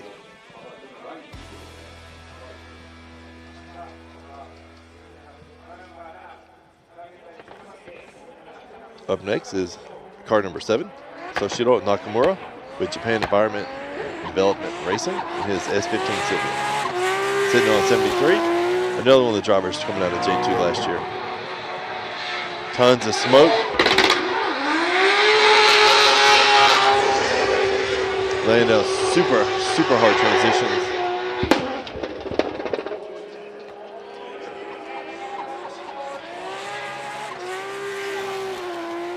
Just throwing it into zone 1 nice and hard.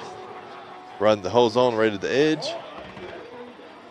Left zone 2 a little early, but hit deep into the inner clip.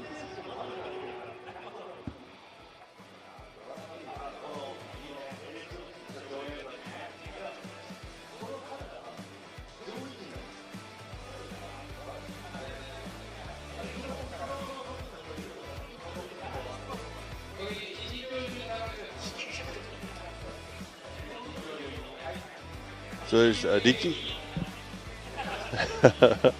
Diki's in our J2 class. And a 79 for Soshiro puts him into 6th place.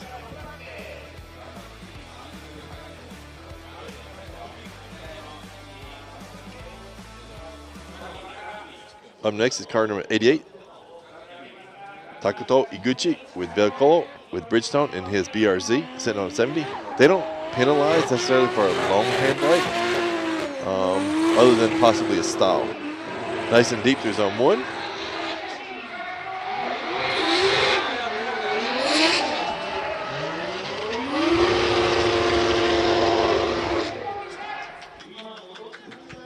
A bit of wavering between zone 2 and inner clip. So I think the judges will be checking that out to make sure that it stayed in drift. A little deep through 1. Early transition, which put him out of zone 2 a bit early. And had some issues trying to get out to zone 3.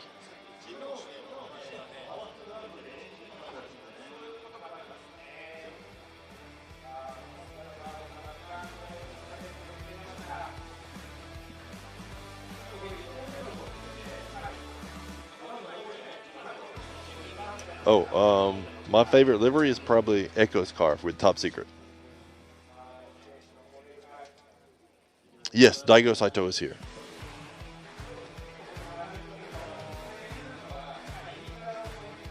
Unfortunately, that's a 0 for Iguchi.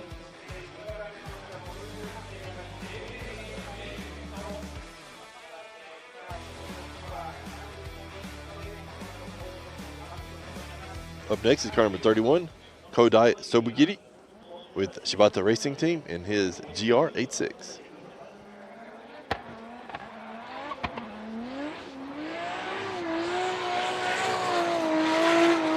Good transition, on throttle nicely. Nice and deep through zone 1. Good switch.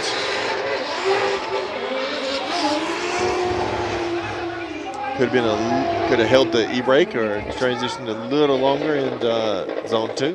But overall, good clean run. Sitting on a 66, so it might be a slight improvement. Excellent through zone 1. Transition a little early with a ton of angle into zone 2. But yes, a lot of wavering between zone 2 and inner clip.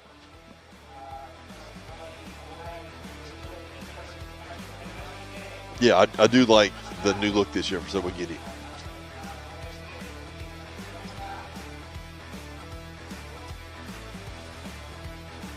Yeah, Echo's with Top Secret this year. It's Top Secret Pop Race. It's a great looking car. I love the look.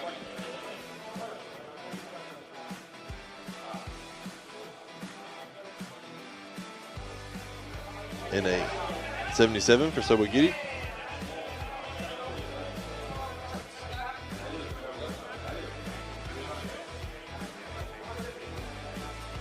Up next is car number 666, Shuichi Mano with Chari Boy Saw in his PS13 1 Via. currently sitting on a 60.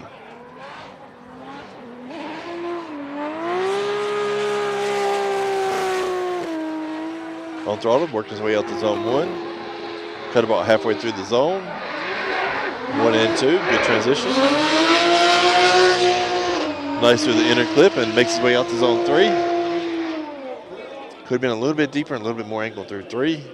And a little deeper through zones 1 and 2.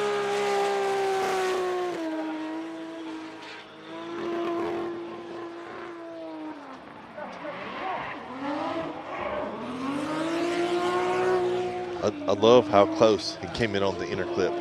The proximity was perfect.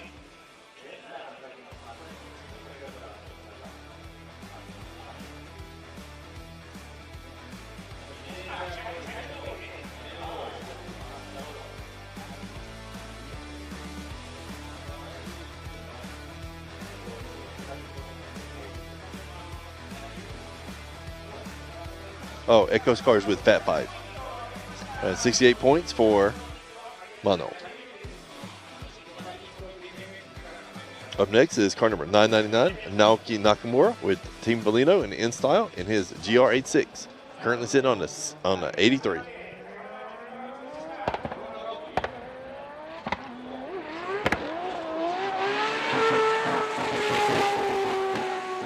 I like his transition to throttle. Nice and deep through 1.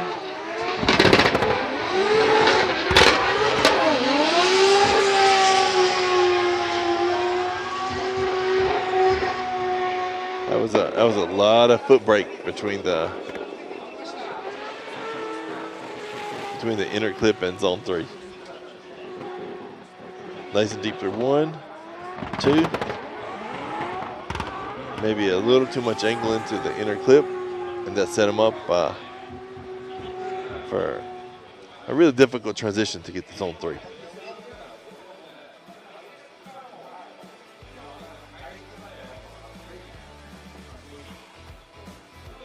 But I'll tell you what, tons of angle.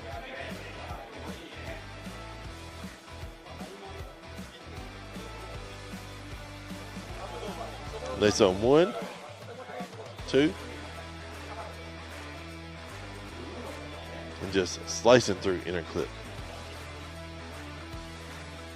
And then making his way out to zone 3. I love the zone, the drone footage.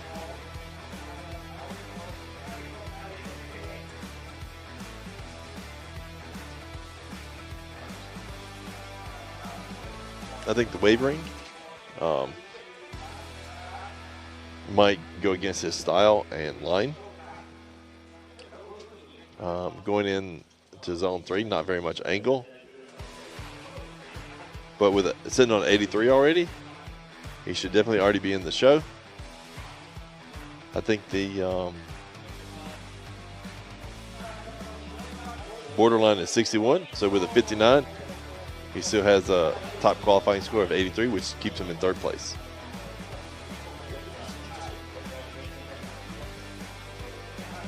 But that shows that, you know, this course can be super unforgiving.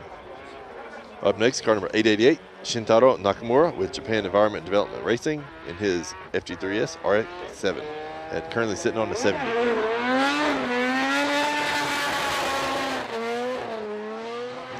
Pouring on the throttle, nice and deep through zone 1.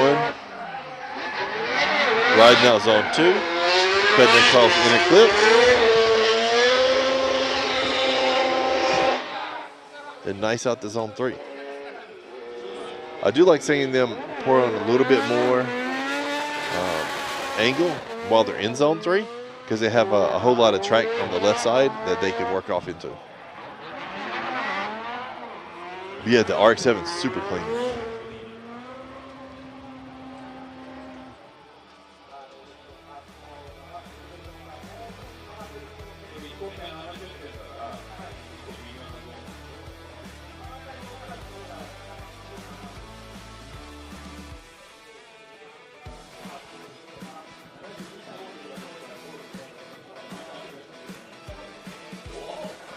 And a 76 for Shintaro, which puts him into 11th place. and drops and ups the borderline to 61. Up next is car number 808, Nagayasu Miyagi with Car Guy Racing in his Hachiroku, sitting on a 59. So he needs to get a better score this time to stay in the show. On throttle, bringing it around. Good depth through zone 1. Zone 1 and 2, left a bit early.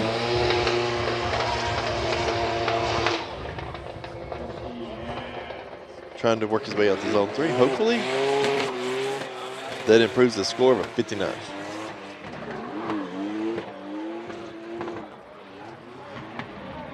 Left a little early through zone 2. Good inner clip. And brings out nice into zone 3.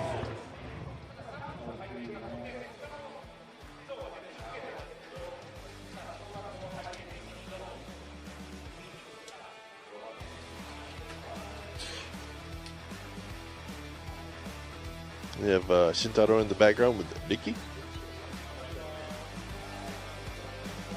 That's a 62.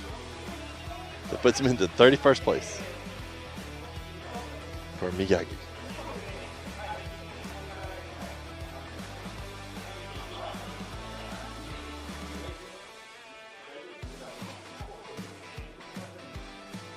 Up next, car number 51, Ling Ling, Top Secret. Thailand team with Orange Nexter. Currently sitting on a 74.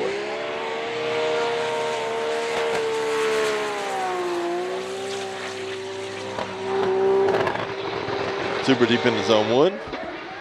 Nice through zone 2. And swinging around into zone 3.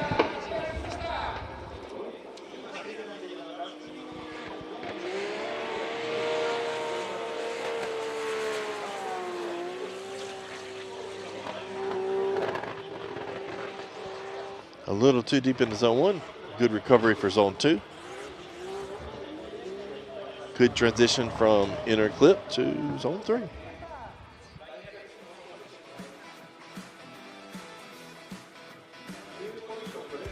Yeah. Ling Ling's one of my favorite liveries. I love the gold from Top Secret.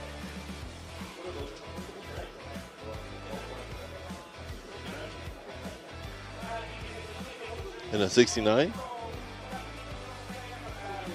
So she'll stay with her 74 and still maintain 16th ranking. Up next is car number 54, Xiongnian with Team Kazama with Power Vehicles in his GZX100 Chaser.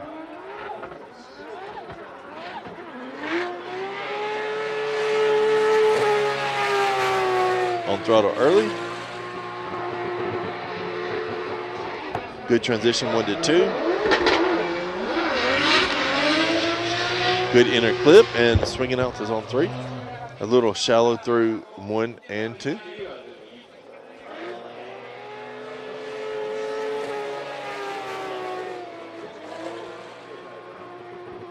Yeah, could definitely be a little bit deeper in zones 1 and 2. Bring out zone 3.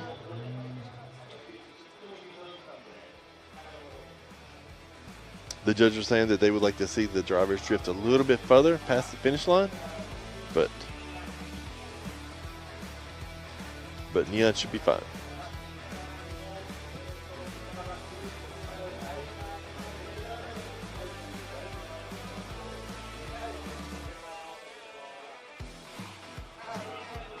And a 59 for Neon. Yeah.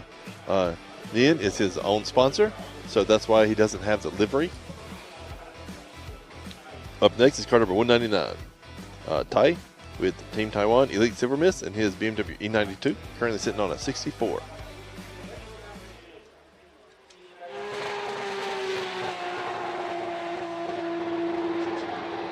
Good transition into 1. 2 is a little shaky. Able to straighten it up for the inner clip and coming back out to 3.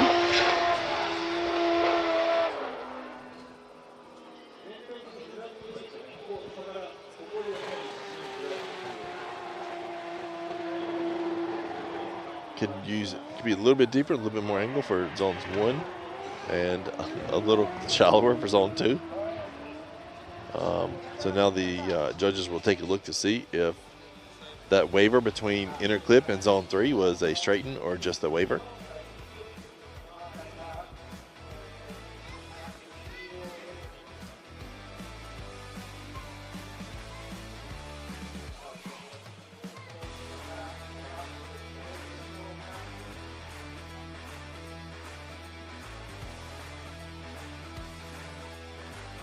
Judges are keying in now.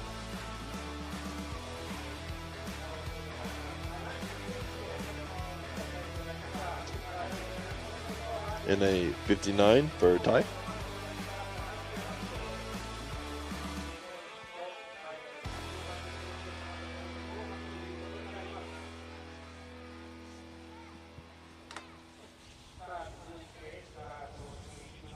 Up next is car number 11, Sam Lucas with Team Summit in his S15 Sylvia, currently sitting on a 65. On throttle early.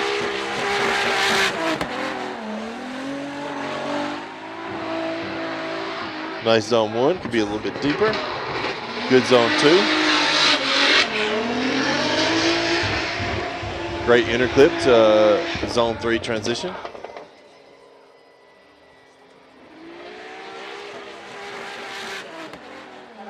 Swinging out nicely. Could have been a bit deeper in zone 1. And dropped the tire in zone 2. Possibly dropped the tire into inner clip. And swinging out into zone 3.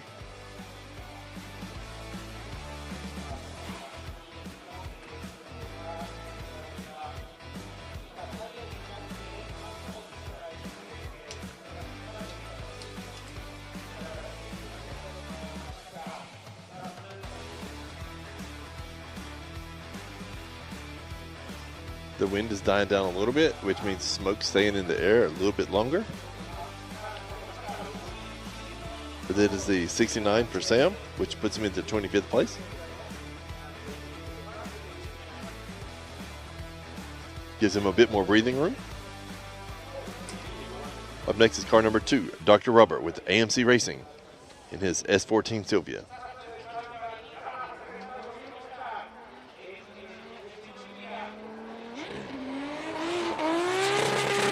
Starting to crank up the throttle right as the 3-2-1 comes around.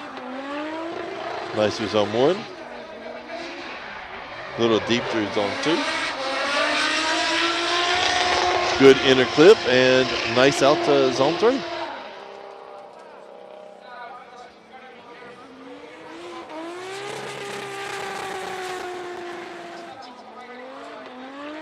Nice and smooth line. Drops one tire in zone 2. And swinging out to zone 3.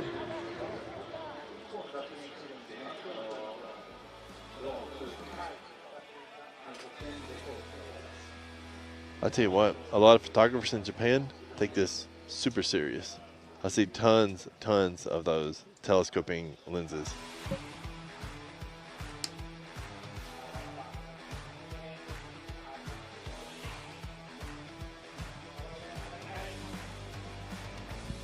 Good judge are all keyed in.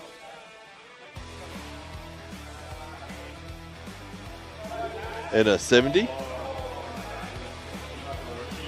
Puts Dr. Rubber into 25th place.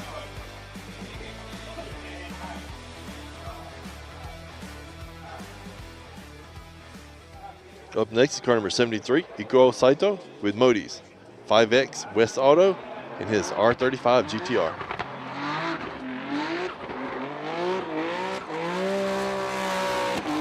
He had some issues getting out to zone 1 last time. So they cleaned that up much better this time.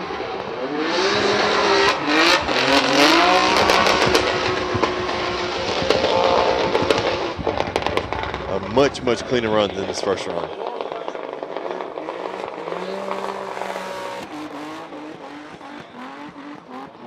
Hit zone 1 nicely. Swing back nice to zone 2, maybe drop the tire. Inner clip to swinging out to zone 3.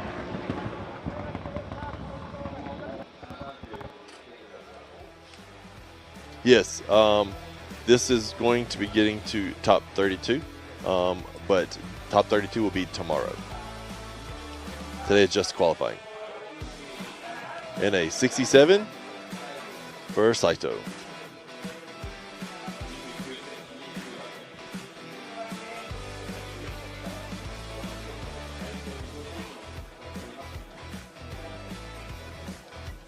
Up next, car number 20, Mr. Anin with Team Academic in his S30-15 Sylvia.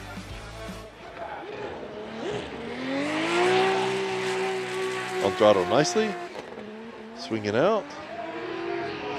Nice and deep through zone 1, good transition. Hits the inner clip good, and then swings out to zone 3. So much better run than his 52 first run.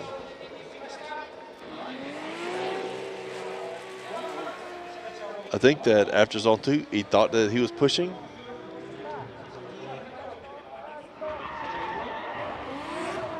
So he made a slight adjustment to bring him back in.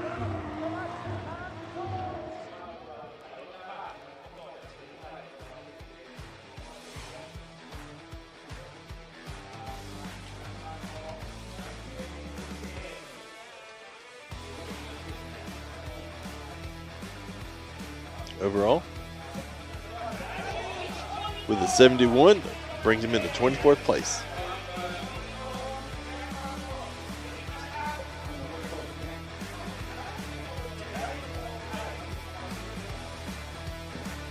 Up next, we have Connor Zia, car number 18 with Fat 5 Racing in his S15 Sylvia.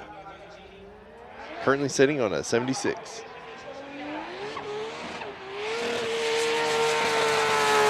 On throttle early. A little deep through zone 1. Great cleanup for zone 2. And right on the edge of zone 3. Overall nice and smooth, but extremely fast.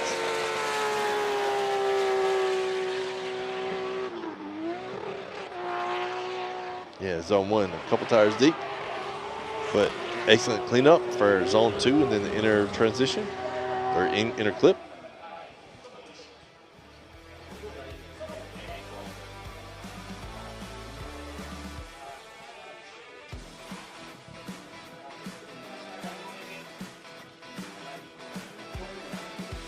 And the Adele Race Queen.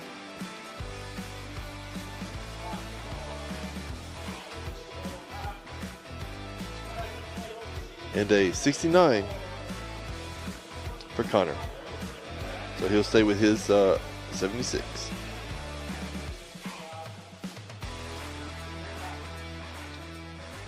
Up next, car number 101, Luca Merli with Fat 5 Racing in his PS13 Sylvia. Currently sitting on a 67.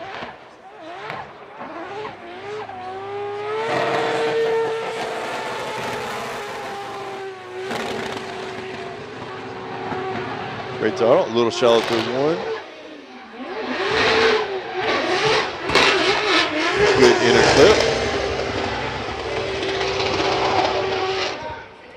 And a good strong finish.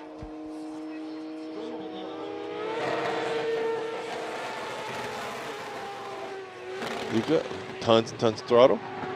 Wasn't quite as deep or as much angle into zone 1. A little too deep into zone 2. Currently sitting on a 67, so a possible improvement.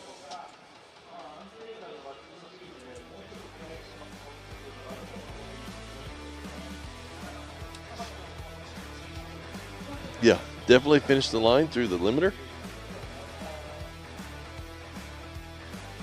Yeah, this is Echo's old car. And a 63 for Luca. Currently sitting in 29th place. Up next, car number 38, Itsuki Fukada with Tanabe SSR, Team Dunlop, and her JZX100 Mark II. Her run was going really great until a slight slip up at the inner clip and zeroed it out. Overall, it's much cleaner.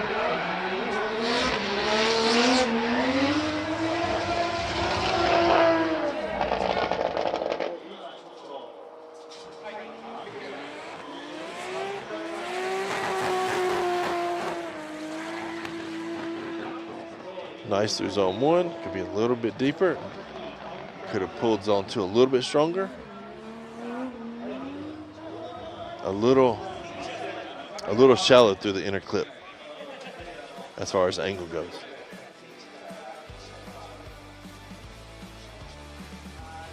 Yeah, Echo's in a new car this year.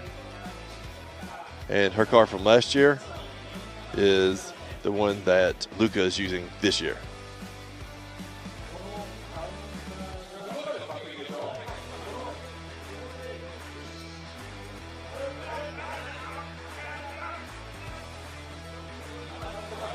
Yeah, the judges are definitely taking a look to see if that's a counter or a straighten.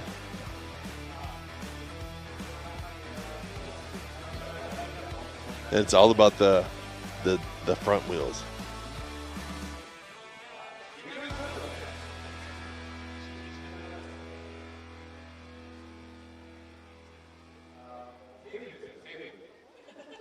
So the judges are saying it's safe. So they just plugged in the scores.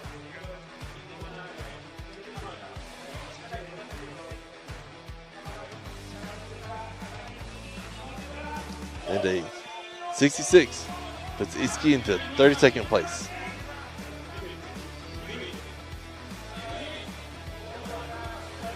And that moves Borderline up to 66. Up next, we have car number 66, Mikey Nakamura. Mikey racing with RS Carbon in his GR Yaris, currently sitting on a 0. But he's had some really good runs so far.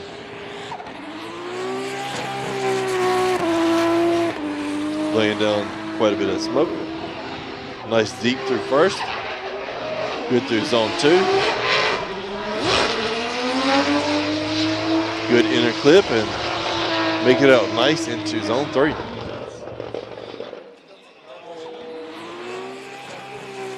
So much better improvement on this first one.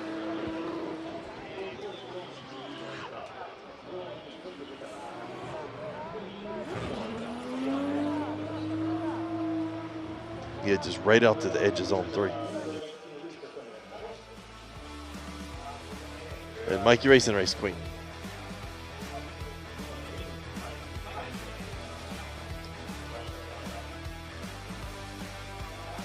Judges have keyed in the scores. They should be popping up shortly. In a 72. Puts Mikey in 23rd place.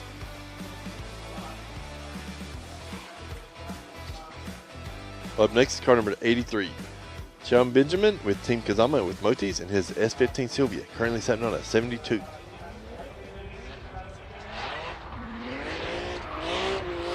On throttle nice and early. Nice and deep through zone 1.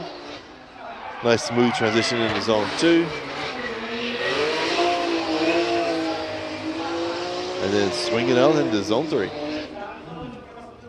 Looks like maybe a little bit of a long e-brake between zone 2 and inner clip. But overall, they let him stay on the line.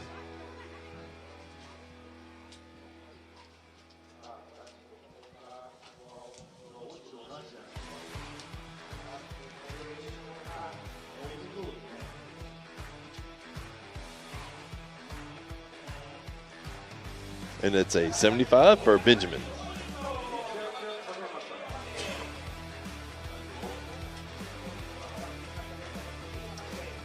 Pulling up to the line now is car number 610, Kei Murakami with Evangelion Racing in his GR86, currently sitting on a 73.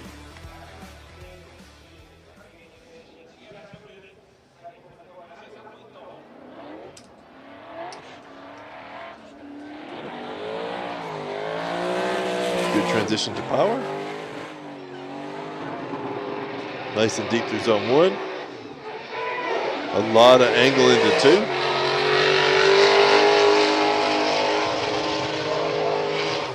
Swinging out nice to 3.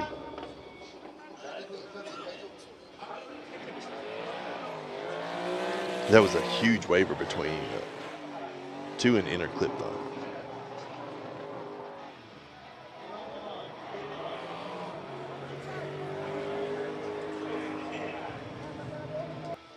Yeah, the judges are looking at that waiver to see. But I think they think that he stayed in drift.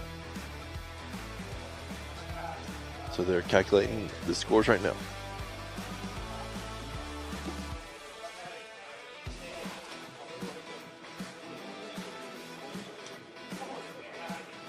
Oh, so they brought out a different bottle.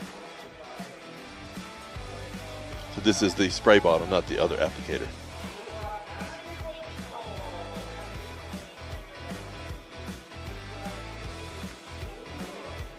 And that's a 70 for Murakami. But sitting on a 73, that'll be the top score he uses. Up next, card number 43. Oh, a little ahead of myself. They're going to do a course inspection and repaint the lines. And that's our current ranking for the top 20.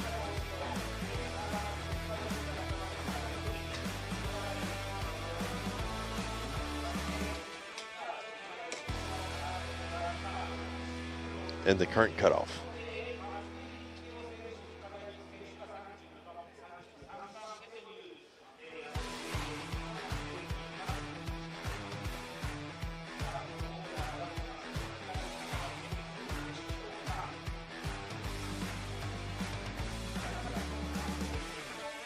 With currently 9 drivers below the cutoff that still have to run.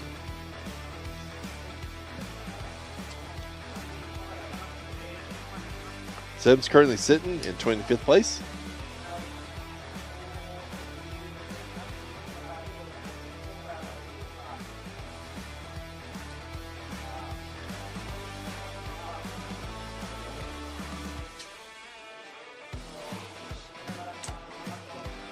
Yeah, they're super good about chalking up the lines. They do it during practice runs too.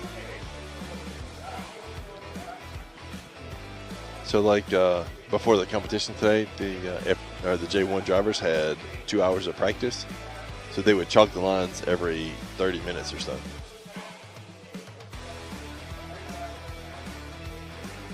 Jake still has a second run to do.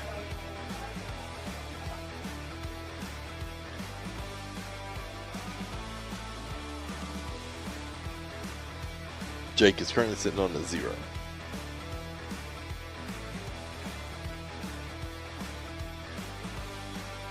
Not as much as I want to. Between my daughter and soccer and me coming to the actual Formula Drift, I don't get as much free time as I would like to have.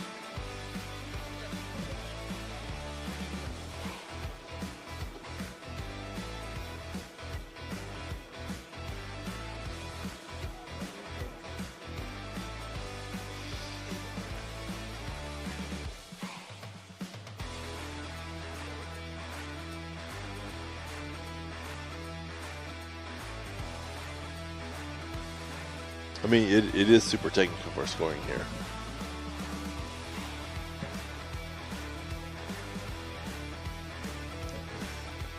Yeah, Jake does need more tentacle merch.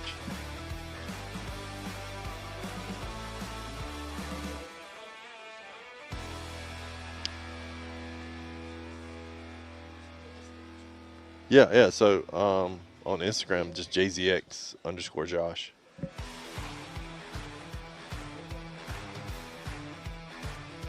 But like I said, I don't really use it that much.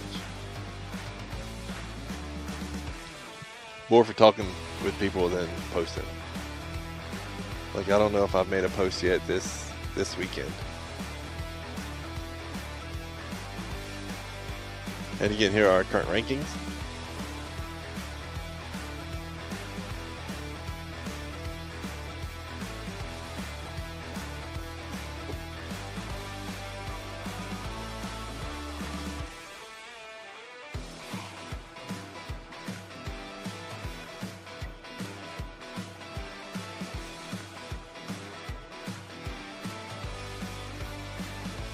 And you can see a couple big names right above and right below the cutoff.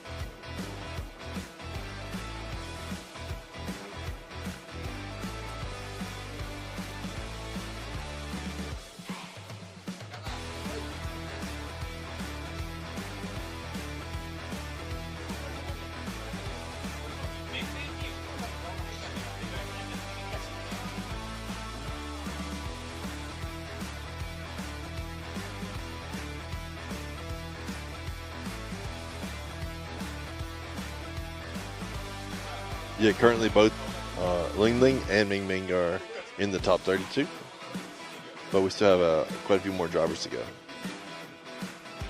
I don't suspect that either one will be out though.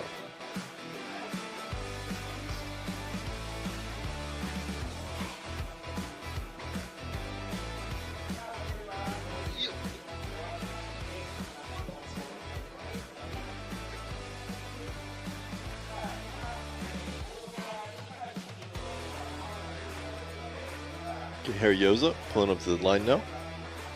And car number 43 with Harry's Auto and Hayoshi Dingyo, BAM 0532 in his R32 Skyline sitting on the 73.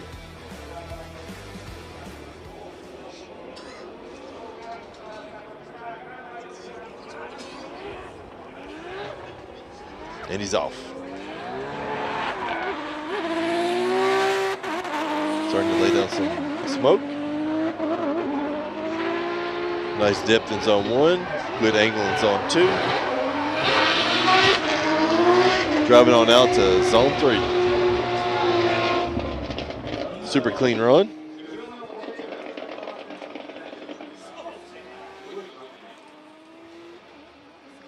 Yeah, so Ling Ling and Ming Ming, both twins as well.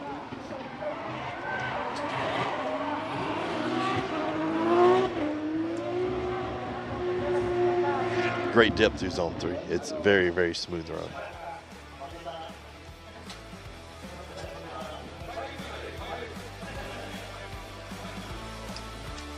Yeah, I really do love Harry Yoza's car. So the blue and the 43 seems very familiar, doesn't it?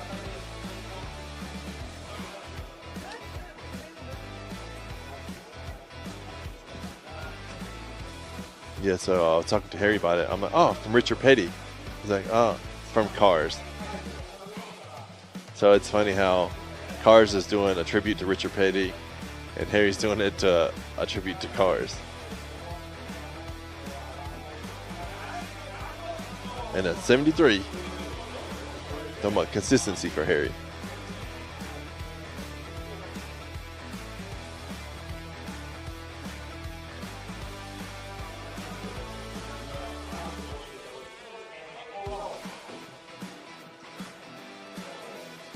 Yeah, the camera angle for the inner clip is very difficult from this location.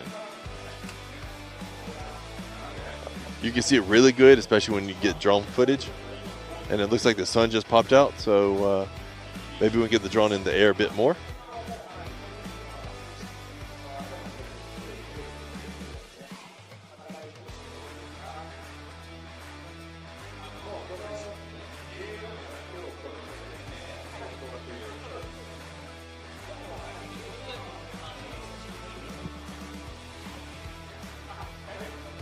Oh, looks like Echo is in the burnout box now.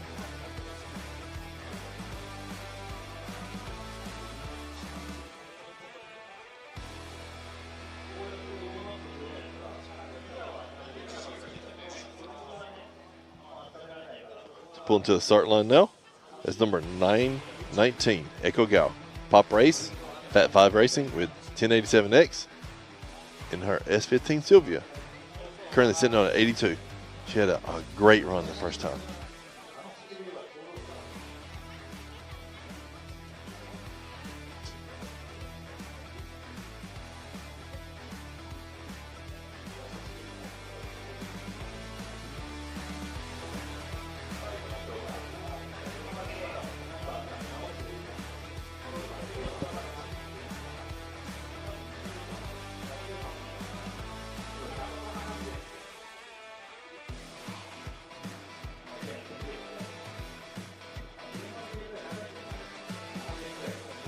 So it looks like they just want to get some tape, make sure the door stays shut.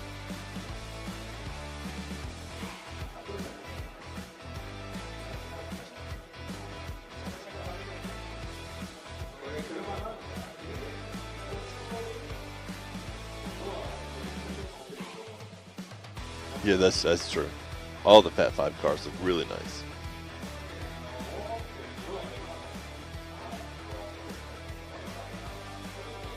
Now getting staged. Yeah, the purple with the white lettering looks really good.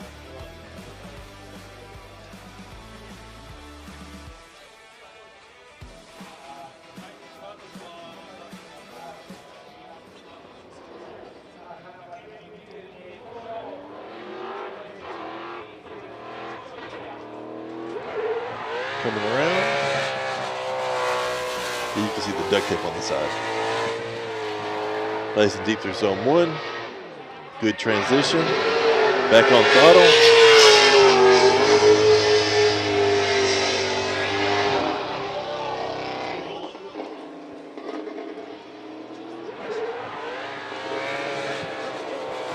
It's such a great sounding motor.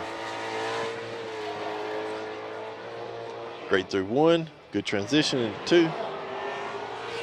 Could have been a little bit deeper into inner clip and a little bit deeper into zone 3.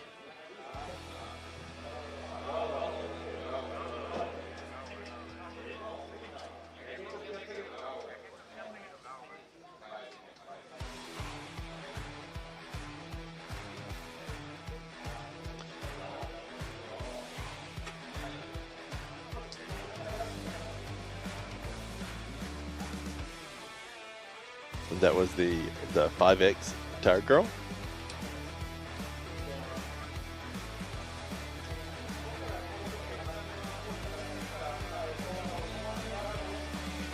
And a 63. She still uses her first qualifying run of an 82. Keeps her in 4th place. Up next, car number 17, Jin Hordino with TSA Motorsports and Toyota tires, and he has GR86. Currently sitting on a 0. Taking a nice wide approach. Nice zone 1. Good transition into zone 2.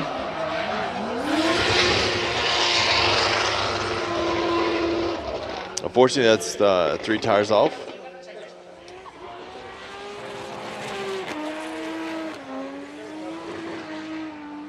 Great zone 1, good transition, zone 2. Yeah, it looks like just wasn't able to get as much bite into the inner clip as he wanted.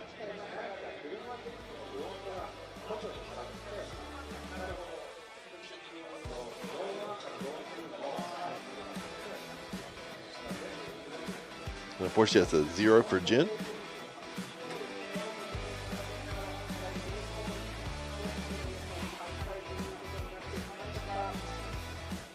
Up next, car number 144, Daniel Mesmer with Cheeseburger Racing in his S13 Silvia.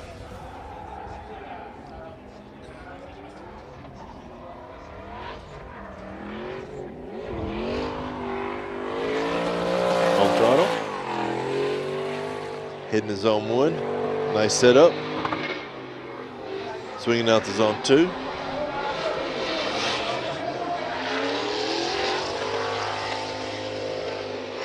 Looks like a little bobble by the inner clip.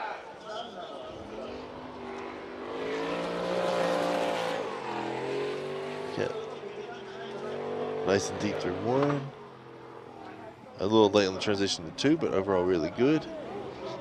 The little waiver at the end sort of messed up his line going through the inner clip and into zone 3. But sitting on the 0. This is going to be a pretty good improvement.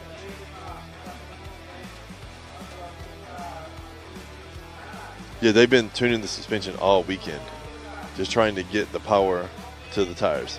Unfortunately, it's a 59 for Daniel.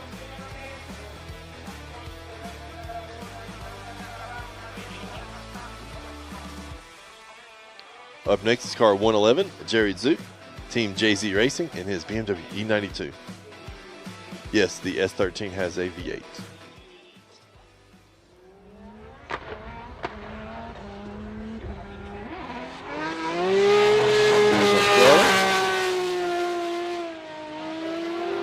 Swing out a little shallow through 1. Nice and deep through 2.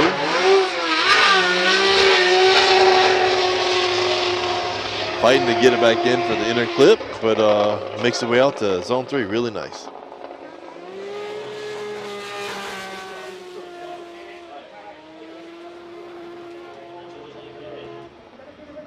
Good switch back.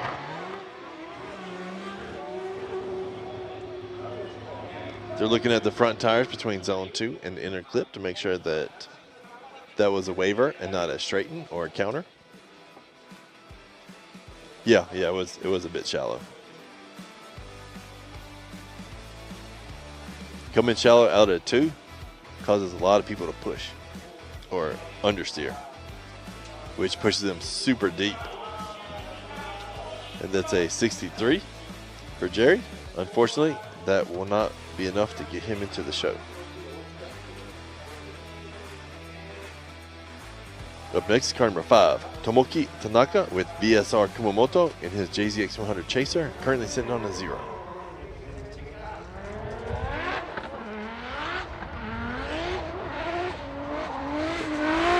Coming around nicely.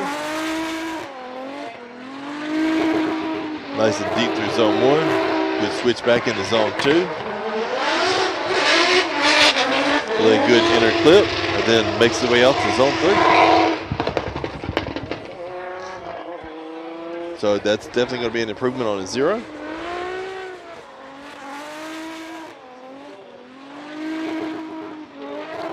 Nice and deep through zone 1. Zone 2. Could have used a little bit more angle through each of the zones.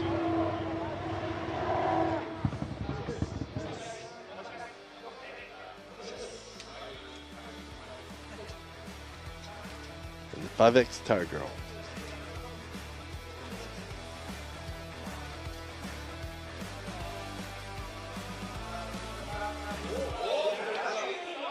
And a 74.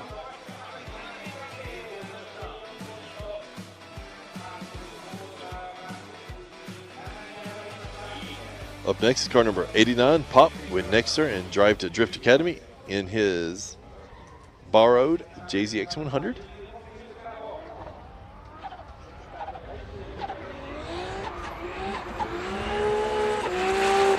On throttle.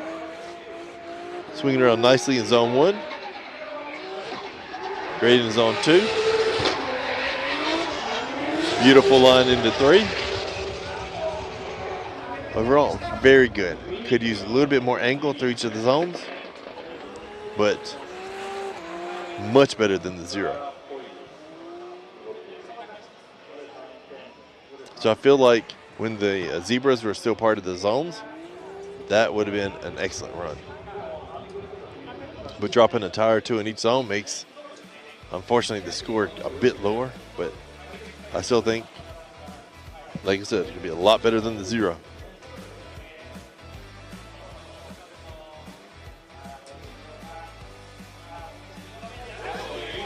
And a 75.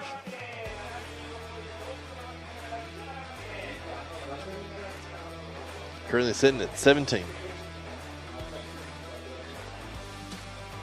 Up next, car number 870, Akihiro Hanawa with Freestyle and Kenda in his Freestyle GR86. And he's currently sitting on a 61. On throttle early. Just throwing tons of smoke. Good transition 1 to 2. Nice and deep through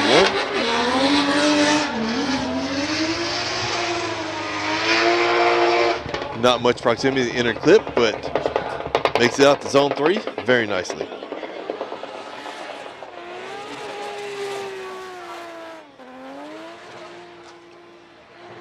It could be just a little bit deeper and a little bit more angle in 1, 2.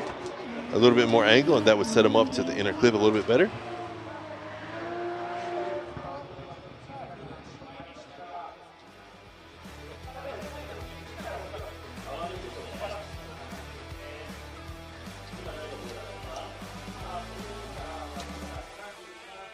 Yes, John McKinn's car from last year. But I think it's just being borrowed.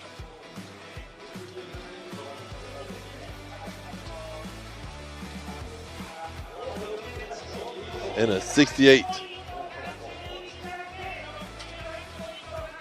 Puts him right at the edge.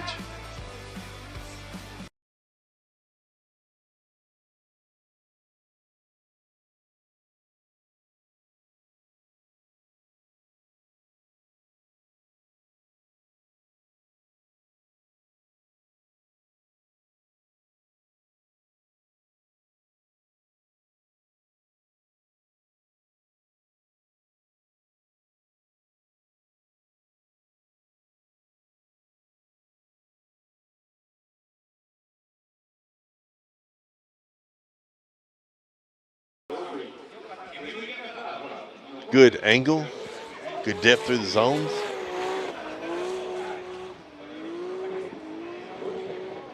Yeah, beautiful. Just super smooth.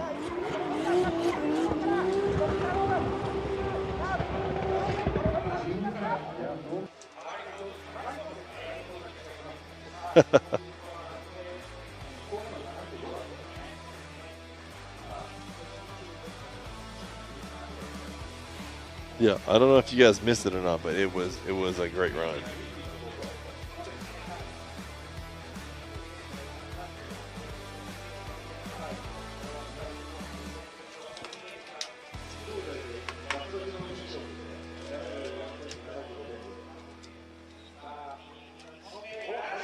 And a 78 for Ming Ming.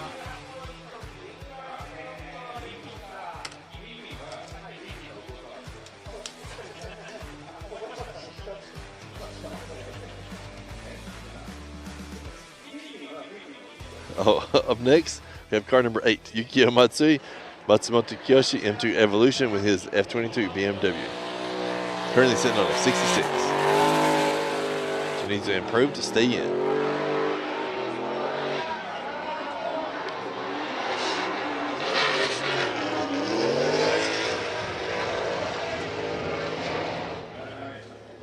So I am not sure if that will be an improvement on the 66. He was on throttle early, missed zone 1, dropped 2 tires in zone 2. A bit of a waver going into the inner clip.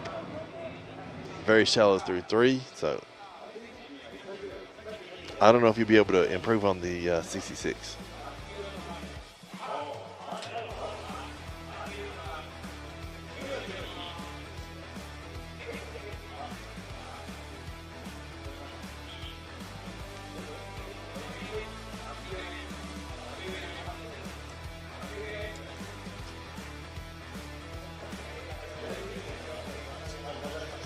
So a 0 because of the heavy waver or the inner clip. It was considered a counter.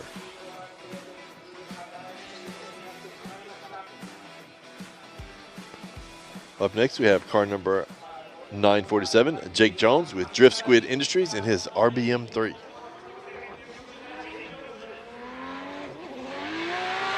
On throttle early. Setting up nicely into zone 1. Good switchback. Hits the inner clip and then swings out to zone 3. An excellent recovery. Excellent recovery.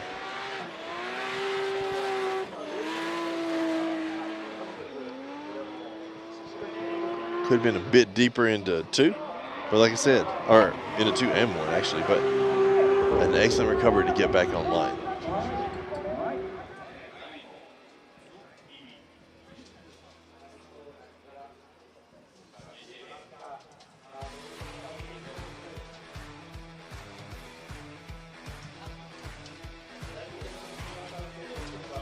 Judges are putting in the scores now.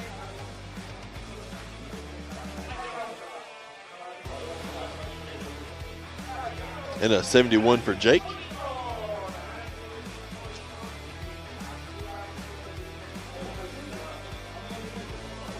So Jake will be in the top 32. Up next, car number 555, Yukio Falso with Falso Racing and Mini GT in his S15 Silvia. Another beautiful livery.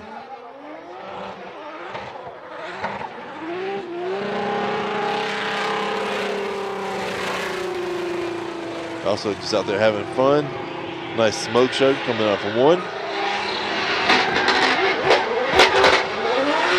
Good transition inner clip.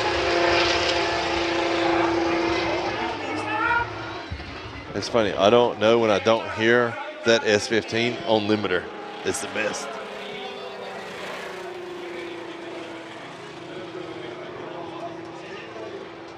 Could be a little bit deeper into 1, hold the transition a little longer for 2, and it would set him up for the inner clip even better.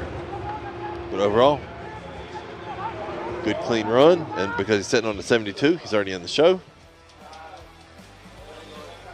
Yeah, tons of smoke, tons of limiter.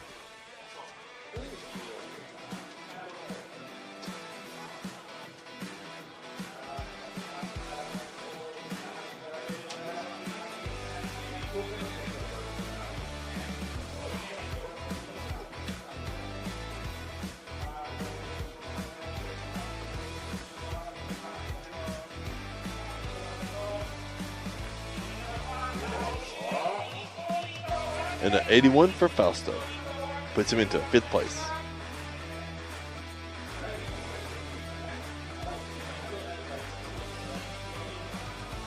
Up next, car number 530, Wataru Masuyama, Evangelion Racing.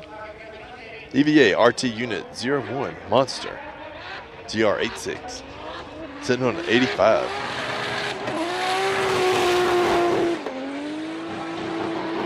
Nice and deep through zone 1. Excellent switchback.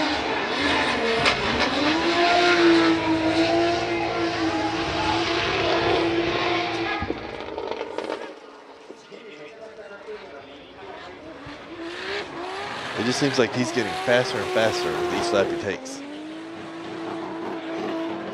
Going tons of angle. Going deep through the zones.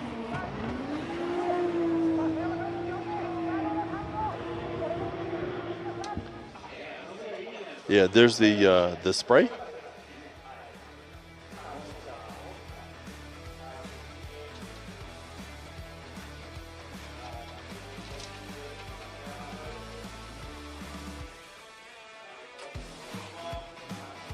It's sitting on 85.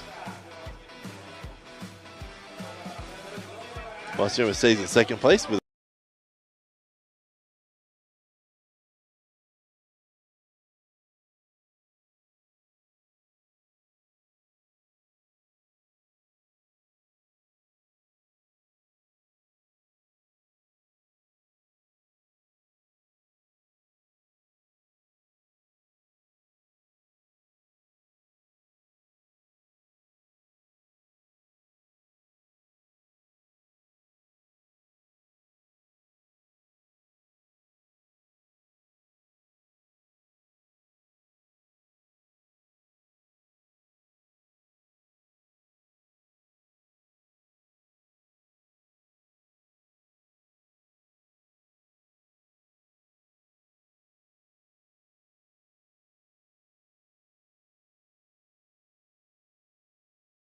powering all the way around to hit the zone 3.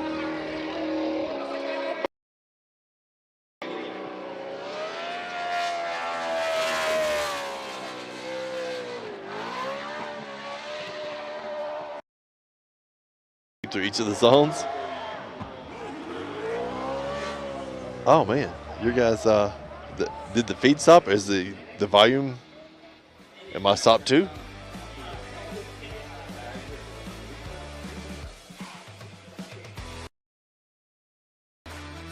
So like, can you guys hear me but the video stopped?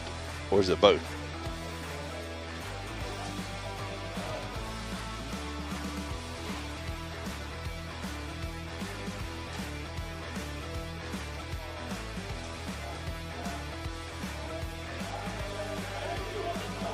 And 70 points for Daigo.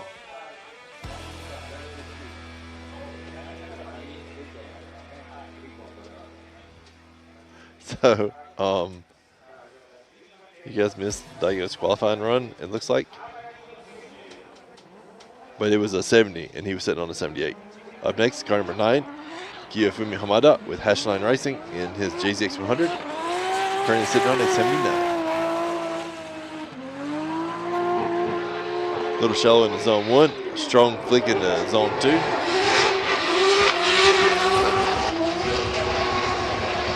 Excellent inner clip proximity and nice making it out to zone 3.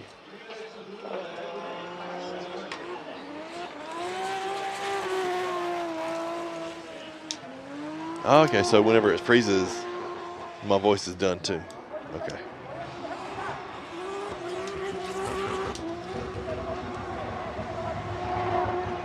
Hamada overall with a good clean run, but sitting on a 79, that'll probably be the score that he stays.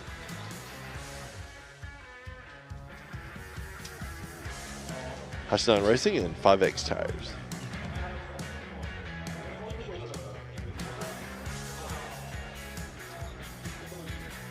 Yeah, it looked like Daigo was pushing a bit. Overall, his run looked good, but pushed quite a bit in the inner clip. And a 68 for Hamada.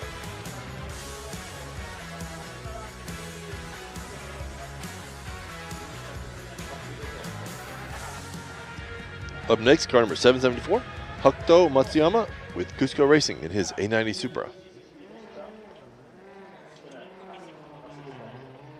McDonald's safety car.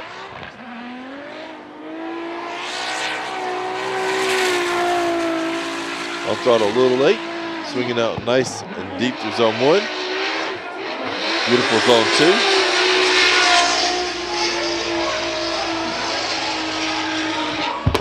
A super clean line, super smooth. Throwing quite a bit of angle. This could be a bit of an improvement on his 76. Nice and deep through zone 2. Again, beautiful line.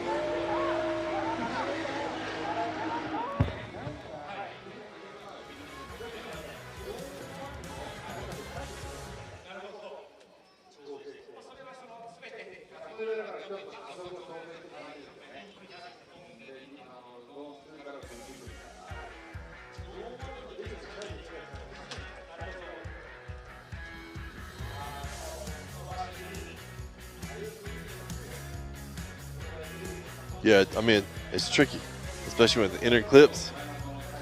Like, I guess they could have had it set up to where there is no inner clip, and you just ride the whole outline. It's an 88, which puts Matsuyama in first place. But now Ryuma's up next to see if he can get first place back. Car number 131, Ryuma. Harston tires with Team Orange, GR86, sitting on an 88. All he needs is a 77 or higher to get first place back.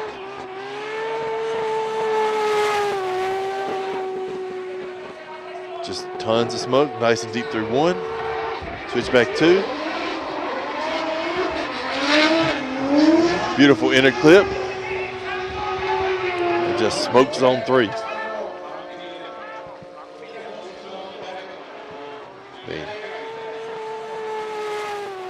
He's just coming out and laying down a super clean line, tons of angle, and throwing it deep into each zone.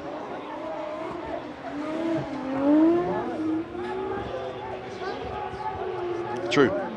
Kohashi, he can come out and throw a 90. Next thing you know.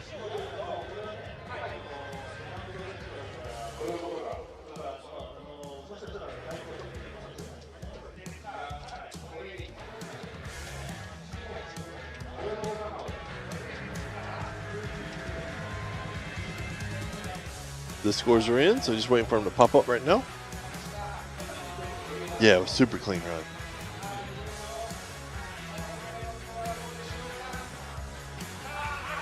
And an 88. Consistency. That puts Ryuma back in first place.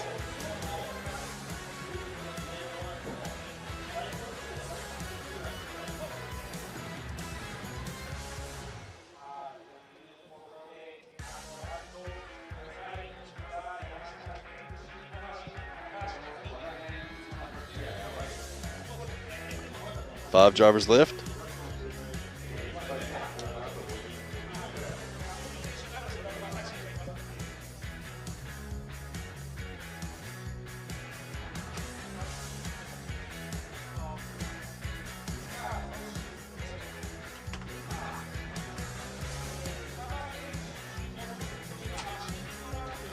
Kusaba's right now having an issue. Sorry.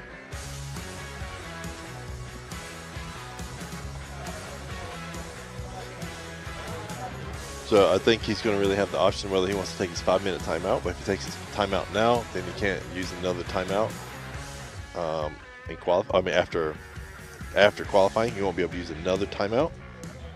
But if he doesn't take it and just skips the second run, then he can save his timeout. And since he's already qualified, yeah, it's a choice that the team has to make.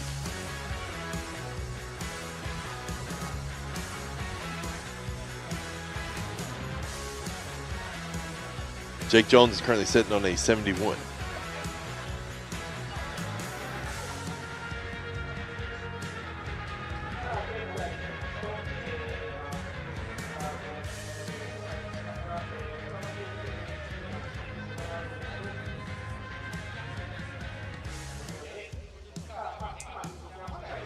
So Kusaba canceled his second run.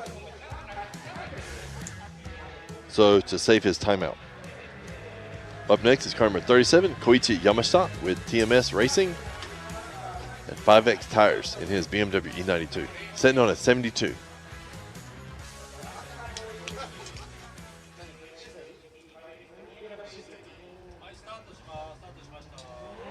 And he's off.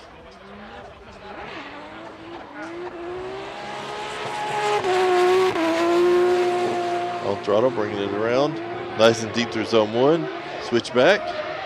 Nice and deep through zone 2.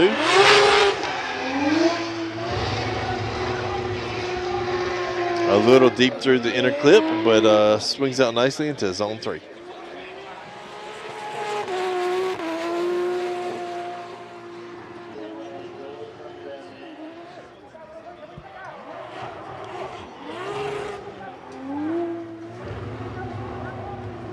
Ken Gushi does.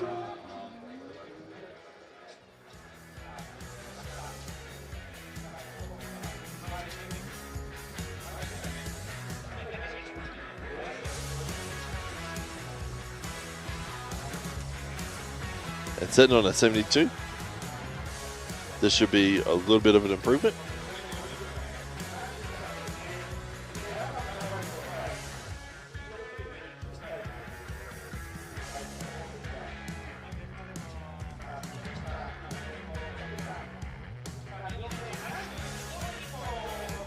Or exactly the same. 72 on his first and second run. Up next is car number 21, Ken Gushi, Team Kazama with Motis in his Lexus LBX. Morizo RR.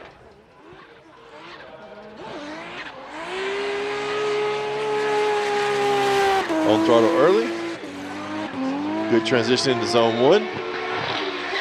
Nice and deep through zone 2. Looked really good through the inner clip and out to zone 3. That's a beautiful run. Ken makes it just look so smooth.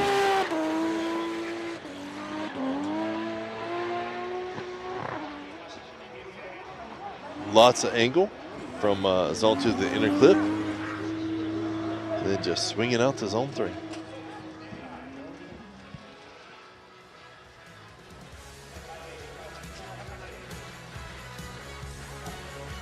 Yeah, I'll be there for J2 as well.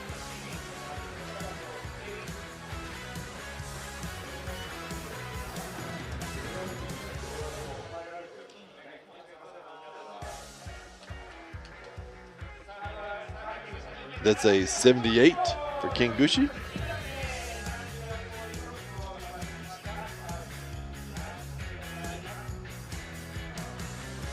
Up next, car number 4, Masanori Kohashi with Harston Tires with Team Orange in his A90 Supra, sitting on a 65, so he needs an improvement to stay in. On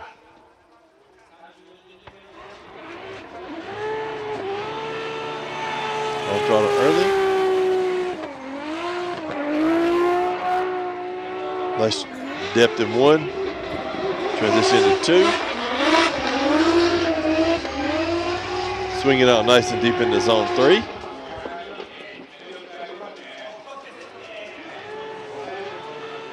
Just tons of smoke. Nice depth through zone 1. Good transition. It could have been a bit deeper through zone 2.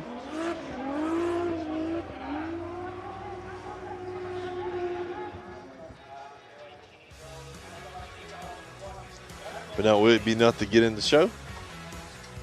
I guess that's the ultimate question.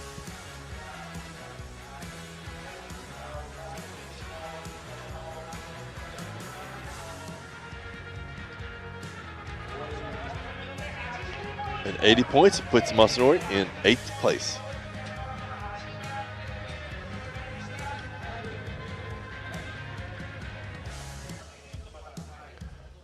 Up next is car number 36, Kazumi Takahashi, TMS Racing, in his BMW E92, sitting on 81. Will be our last second run for today.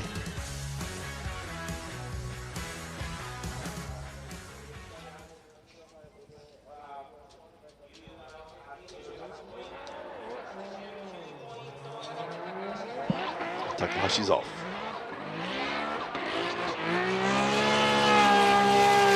On throttle early. A little shallow zone 1. Nice depth into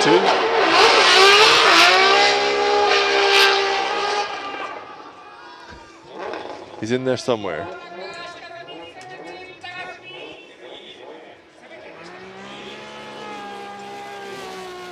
Yeah, he's just coming out having fun.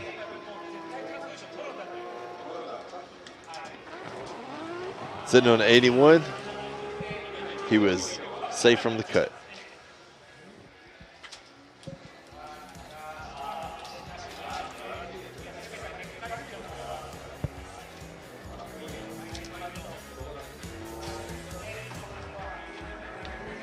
And that'll be a 0 for Takahashi.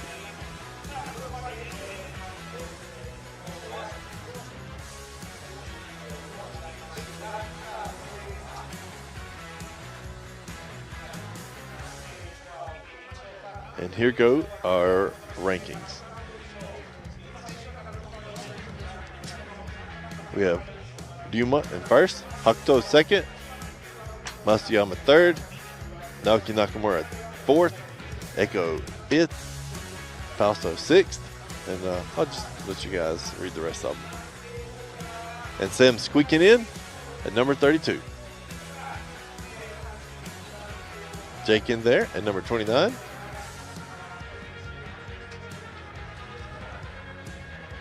It's going to be a good top 32 set of battles.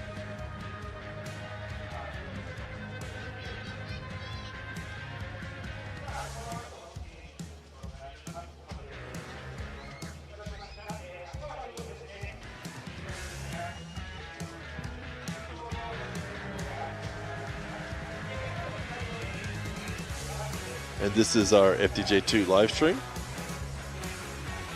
It will start up in approximately 2.5 hours.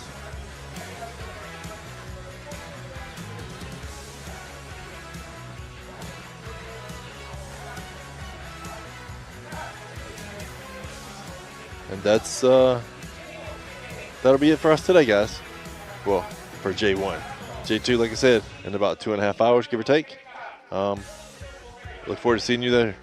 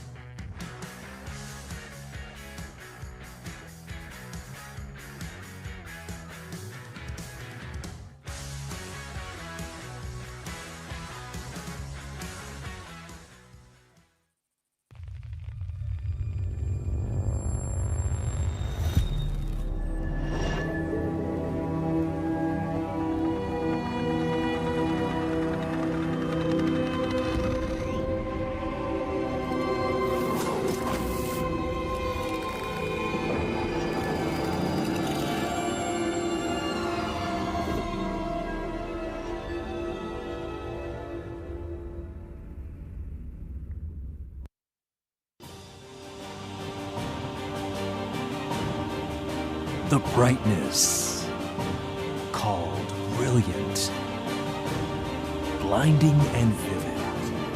Valentine. 雨の日の運転って心配ですよね。いざという時によりちゃんと止まれるタイヤといえば横浜タイヤでしょ。視界が悪くて止まりづらい雨の運転も横浜タイヤならもっと安心。タイヤは雨で選ぼう。横浜タイヤ。追い求めれば求めるほど遠ざかる時もある。でも理想に追いつけるのは自分だけだ。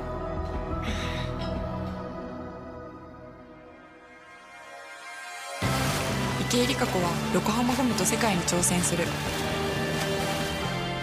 限界はない。行くぞ横浜。究極の静かさと安全性。オンロード、オフロード、世界中で活躍するケンダ。その信頼を支える静音性、安定性と対摩耗性。世界が認めた技術と信頼を街乗りでも高品質と納得の価格、タイヤのポテンシャルをあなたに。ケンダ。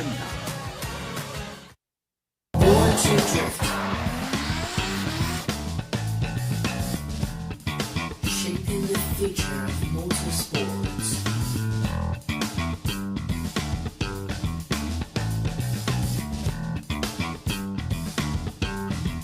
The future, it's all in display.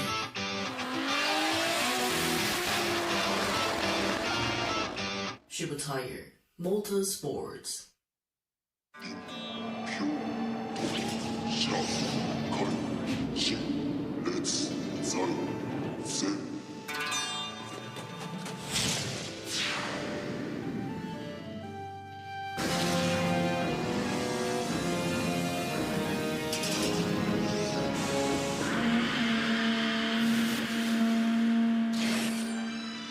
ultimate lubricant. Mortis. What's up, guys? It's Freddy Gaspo, and I use RSR suspension on all my drift cars. I love RSR. Iyo RSR Ichiban.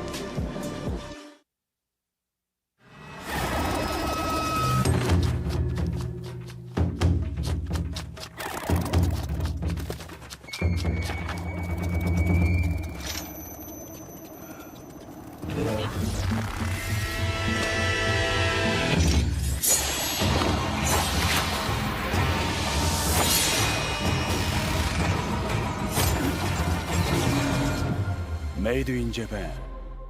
Breed.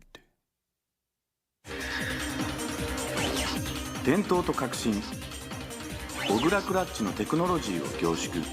チャンピオンを取るためのクラッチ、小倉レーシングクラッチ ORC。In a world of extreme,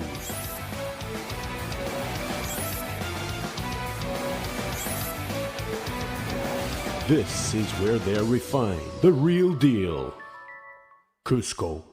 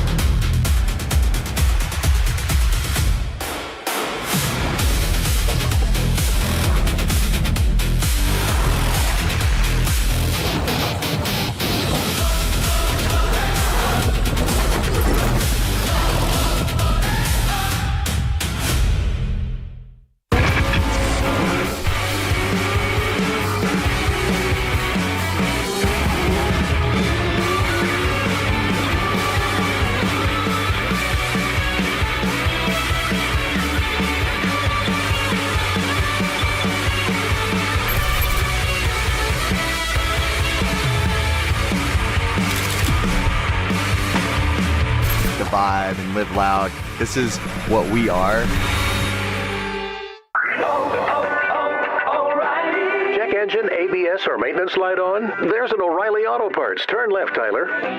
Take the guesswork out of your warning lights with O'Reilly Veriscan. It's free and provides a report with solutions verified by ASE certified master technicians. And if you don't want to do the repair yourself, we can recommend a shop for you.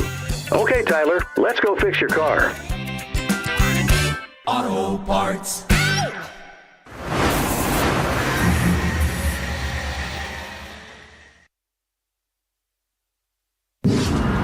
Another veteran versus a rising young talent.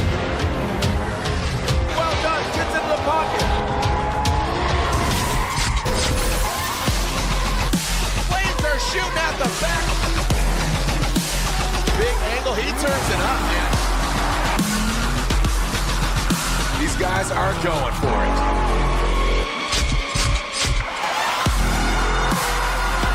That final inside clip. Working in the smoke, well done. Round of applause.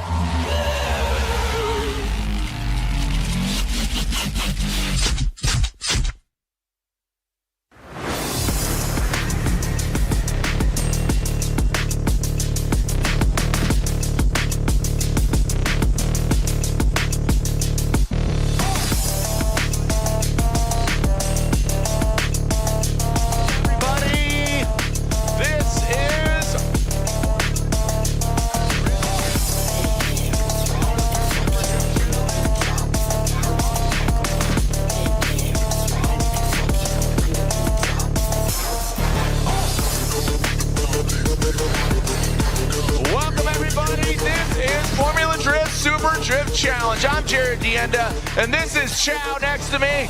Chow, this is Cash. We're having fun. We have a top 16. The sun is setting. The lights are coming on. And this is the hottest ticket in the building, baby. We got IndyCar. We got sports car. And now we have Formula Drift.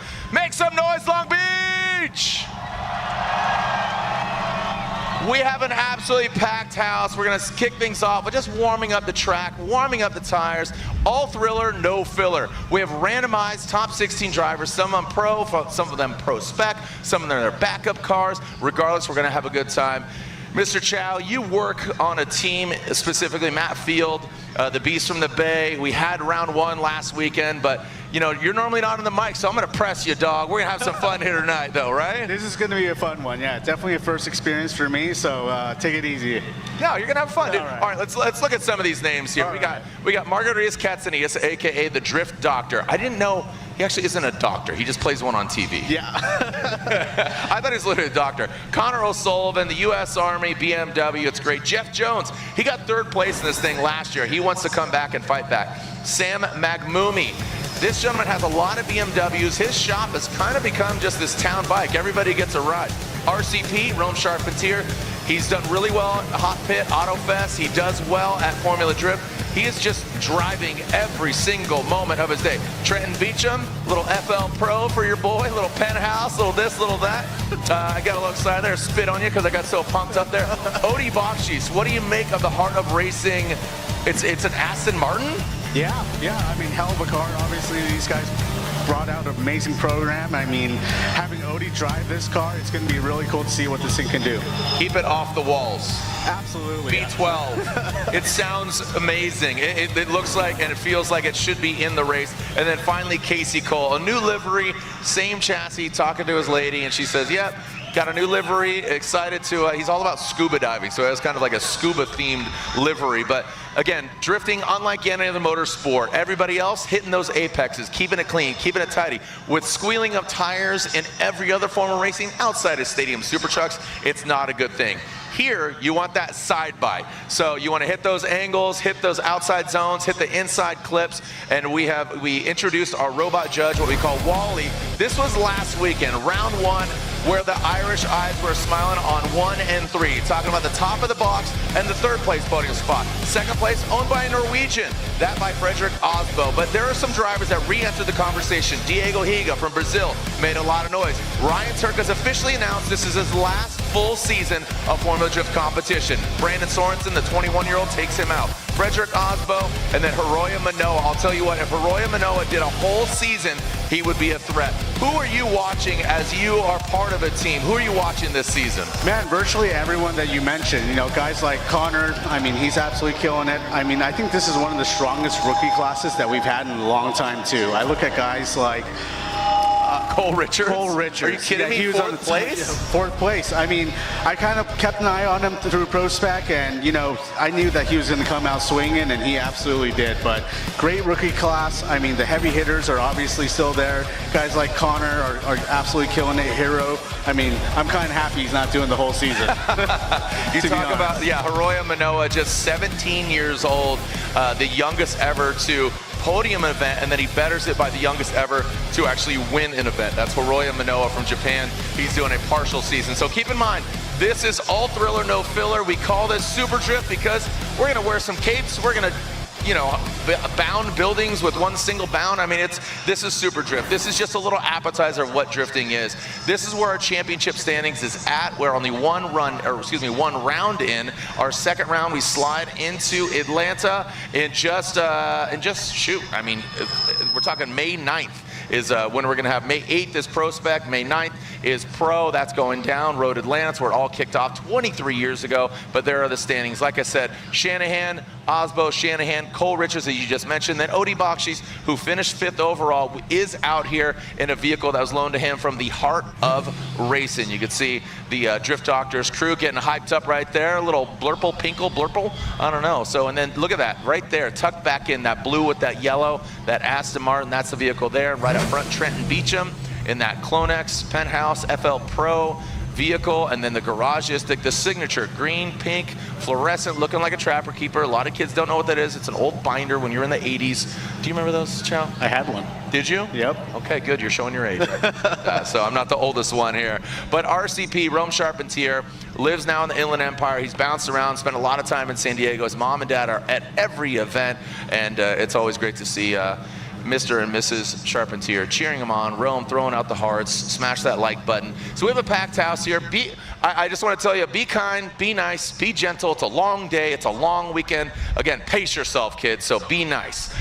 As Formula Drift Hall of Fame, we have erected a statue just at the base of the big whale over there, that round building. We have a statue. It's a stack of tires with what mimics the signature carbon fiber trophy. We honored and inducted Daijiro Yoshihara. Dai Yoshihara, a Formula Drift champ, and you can see the stats here. 18 seasons, 303 matches.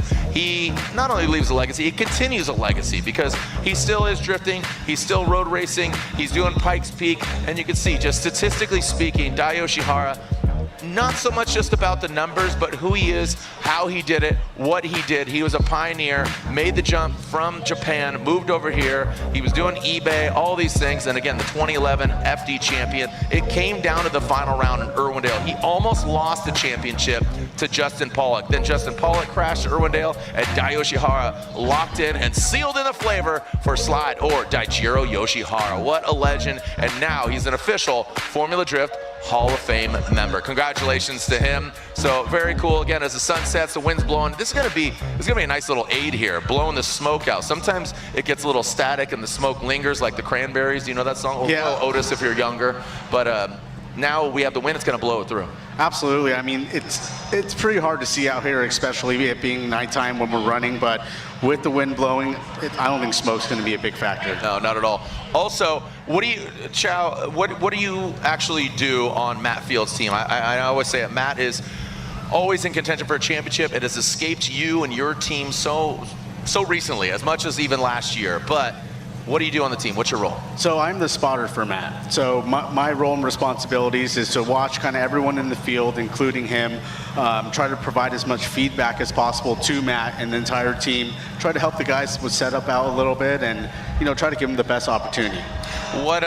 How do you think, again, you're a spotter, you're not spotting here today, you're judging alongside, who else is judging?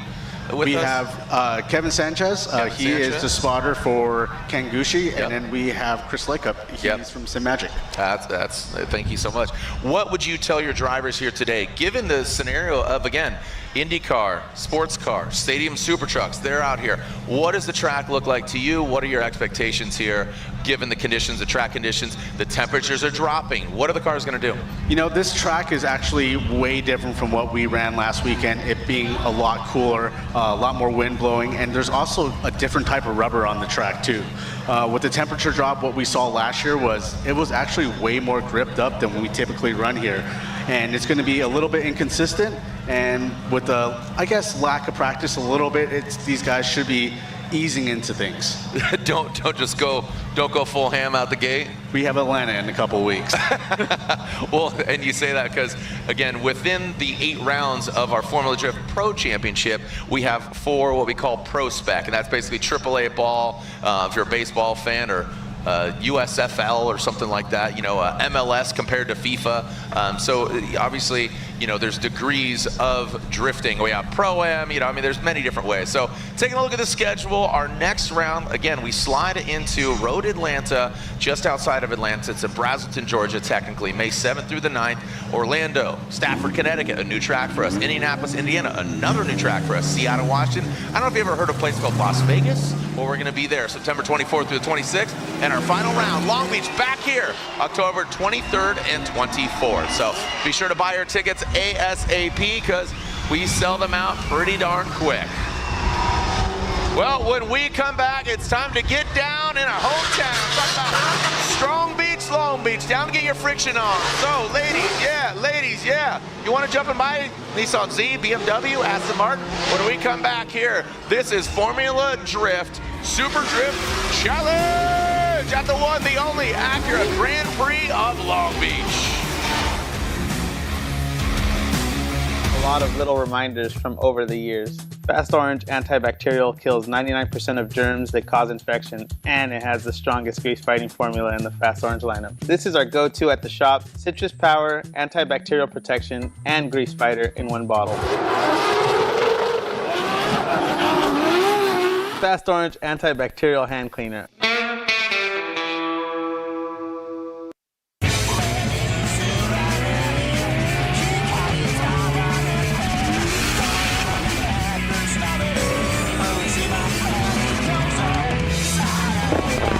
それは国境を越えて時代やメーカーを越えて趣味嗜好すらも超えて車を愛する人たちをつなぐもの、つなぐ感情、レイス。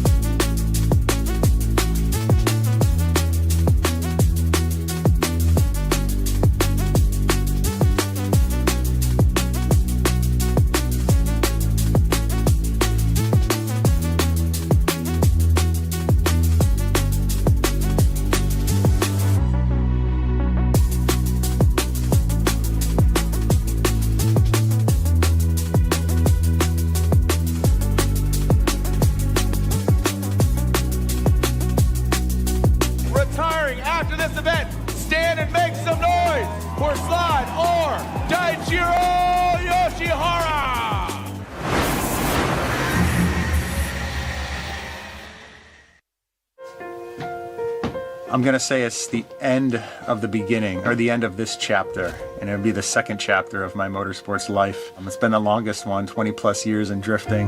This is gonna be my last full season in Formula Drift. It's crazy to think back on it. 20 years of doing something, you don't even think about it until you start looking at all the things that you have and have saved, and you forget half the things you did save, and that just keeps bringing back more and more memories as I go through more of it. It's been a pretty wild ride the last week or so. I'm combing through all that stuff and sharing memories. I'm not done drifting, of course. I'm just done with a full-time championship schedule. I'm still gonna have a full-time motorsport schedule, but I want to give myself time to do other things. I'm still an ambitious person, and I have other goals that I want to accomplish within motorsport, and I need to give myself time to do that. Taking this leap is definitely scary. It's something I've been doing for 20 plus years, and I just want to enjoy every moment of it this year with my family away from home at Formula Drift, the teams, the crews, the drivers, the staff at Formula Drift. I mean, I've known a lot of these people for 20 plus years. It's crazy to think about it like this and make the decision to actually stop competing full time. Yeah, it's scary, but I'm looking forward to seeing everybody and seeing the fans at every stop, just being able to drive against some of the best drivers in the world again. Yeah.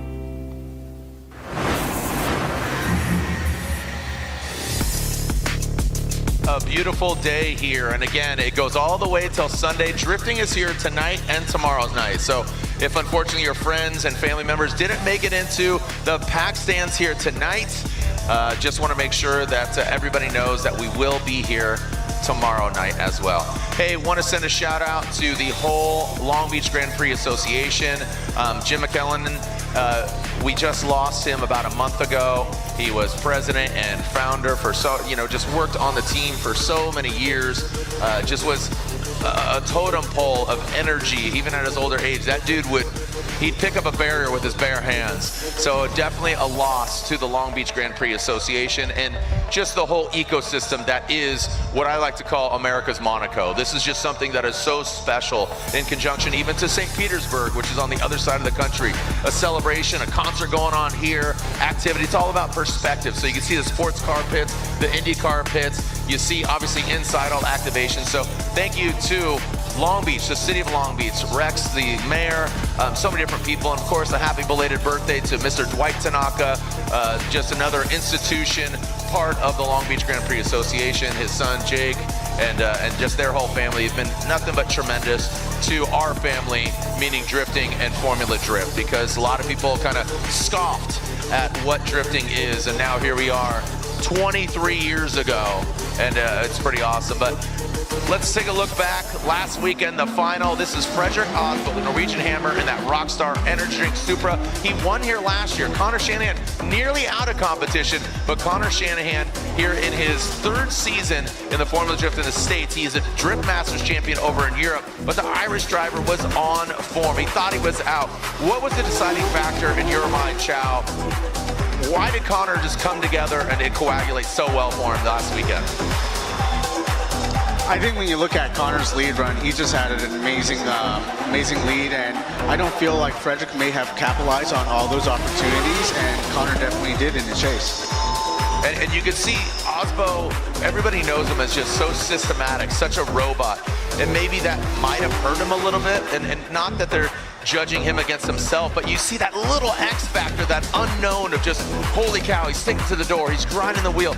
And again, we don't want them to fully go into the wall. It might impede on the flow and the momentum of the vehicle on their overall line. So just seeing that pushing and that pressure, but not cracking. I think that's that X factor. Absolutely. I mean, you look at guys like Connor coming to the series now, it's kind of elevated everyone's driving. Even guys over from Brazil like Diego, when you battle them even in practice, you just have to have a different tone coming into it.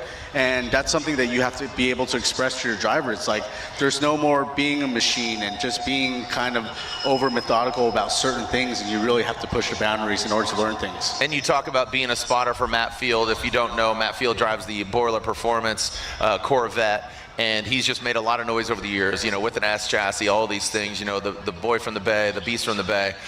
He does have that X factor. When he's on, he's on. And that's weekend to weekend, man. Any sport, it's like, all right, if you're a Lakers fan, dude, LeBron wasn't on, or whoever, if it's like Ohtani and the Dodgers, you're like, oh, he wasn't on, and you know, and I mean, correct me if I'm wrong, but you being a spotter and you're in the head, do you know kind of sometimes you're like, oh, you got to push him a little harder or maybe dial it back?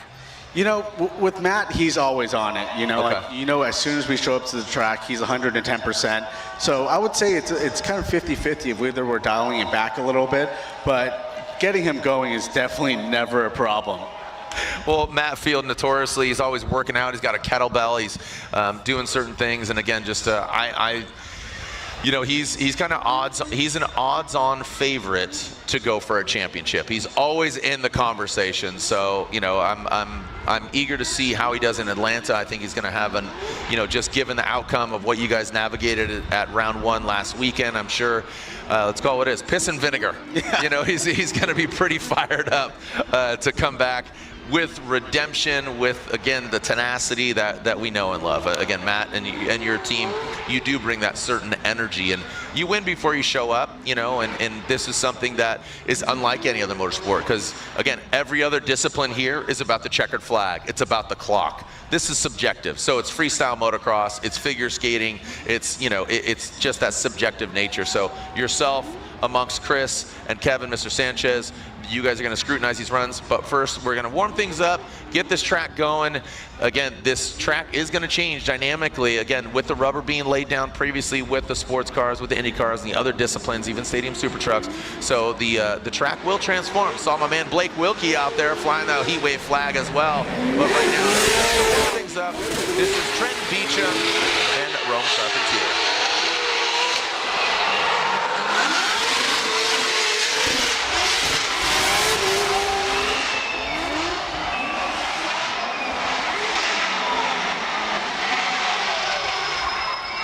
What do you say, Long Beach? Not too shabby. So again, quite contrary to what we've seen earlier in the day and throughout the weekend as far as traditional racing. Hey, first time, how many people out there first time seeing drifting? Show of hands, show of hands. A lot of y'all out there, don't be shy, it's okay. It's all right. This is my first time too. I've never seen it before. Never seen this. What is this? Formula drift? Something like that. Formula you almost drift. got it. Huh. Okay. Sounds cool. Pretty cool. Yeah. Yeah. I caught the train here. I thought I was drifting on my way here. I'm a drifter. All right. Coming down. This is, again, Drift Doctor. This is, again, Katsanidis. He scratched that back bumper, but now running through the course. Look at this coming into view. Phones are out. Down there on the ground, it's such a different feeling, such a different perspective. So Margaritis Katsanidis just rolls off the tongue like that, rolled his way into the wall. And now, again, this is Odie Bakshi's. For Odie fans out there, this is quite different. Talking to his spotter, actually, which is his wife. He's got his daughter and son out here cheering him on, having a day out here, going to bounce houses. Now he's going to bounce his way, hopefully not off the walls, because, again, this V12, beautiful sounding. I mean, it's such a good orchestra of a vehicle. This was piloted by a Kiwi before, Darren Kelly. They parked the car, and Heart of Racing reached out to Odie and said, hey, you want to drive this thing? Yeah. Let's do that. Let's do exactly that. So he's been doing some testing up at Apple Valley, Streets of Willow. So he's been getting some seat time in it. It is very different from what he's been piloting. He's been in an S chassis, he's been in Genesis, and most recently, he's behind the wheel of his field suspension Subaru BRZ. So a very familiar chassis, which it is similar to the AE86 or previously the FRS, or not the FRS, but obviously the other vehicle. But yeah, so the 86, the BRZ, identical chassis, just different headlights, a little bit of fender trim pieces here and there. So Odie has put an LS under the hood, but this V12 vehicle is rip-roaring and ready to go. Who do we have there? Is that Casey Cole next? That is Casey Cole. All right, so Casey Cole, a Pro Spec driver. You can see it there on the windscreen, the Link Engine Management Pro Spec Championship. Again, that round 1 of 4 within the 8 of the Pro Championship will be in Atlanta. So we have a few of those rounds here this year, and excited to see what transpires for the Pro Spec and the Pro drivers. Keep your hands inside the ride at all times. The ride being, you're not on the roller coaster, they're on the roller coaster. So I want to make sure whatever limbs and appendages you came here with, you go home with. So, right? Oh man, dude, that was sick. You know, I'll sacrifice a finger. No, don't do that. Not worth it. Not worth it, bro. Well, I would have given it a 10, but I only have 9. So, 9.5. Yeah, 9.5. Let's not lose that point there.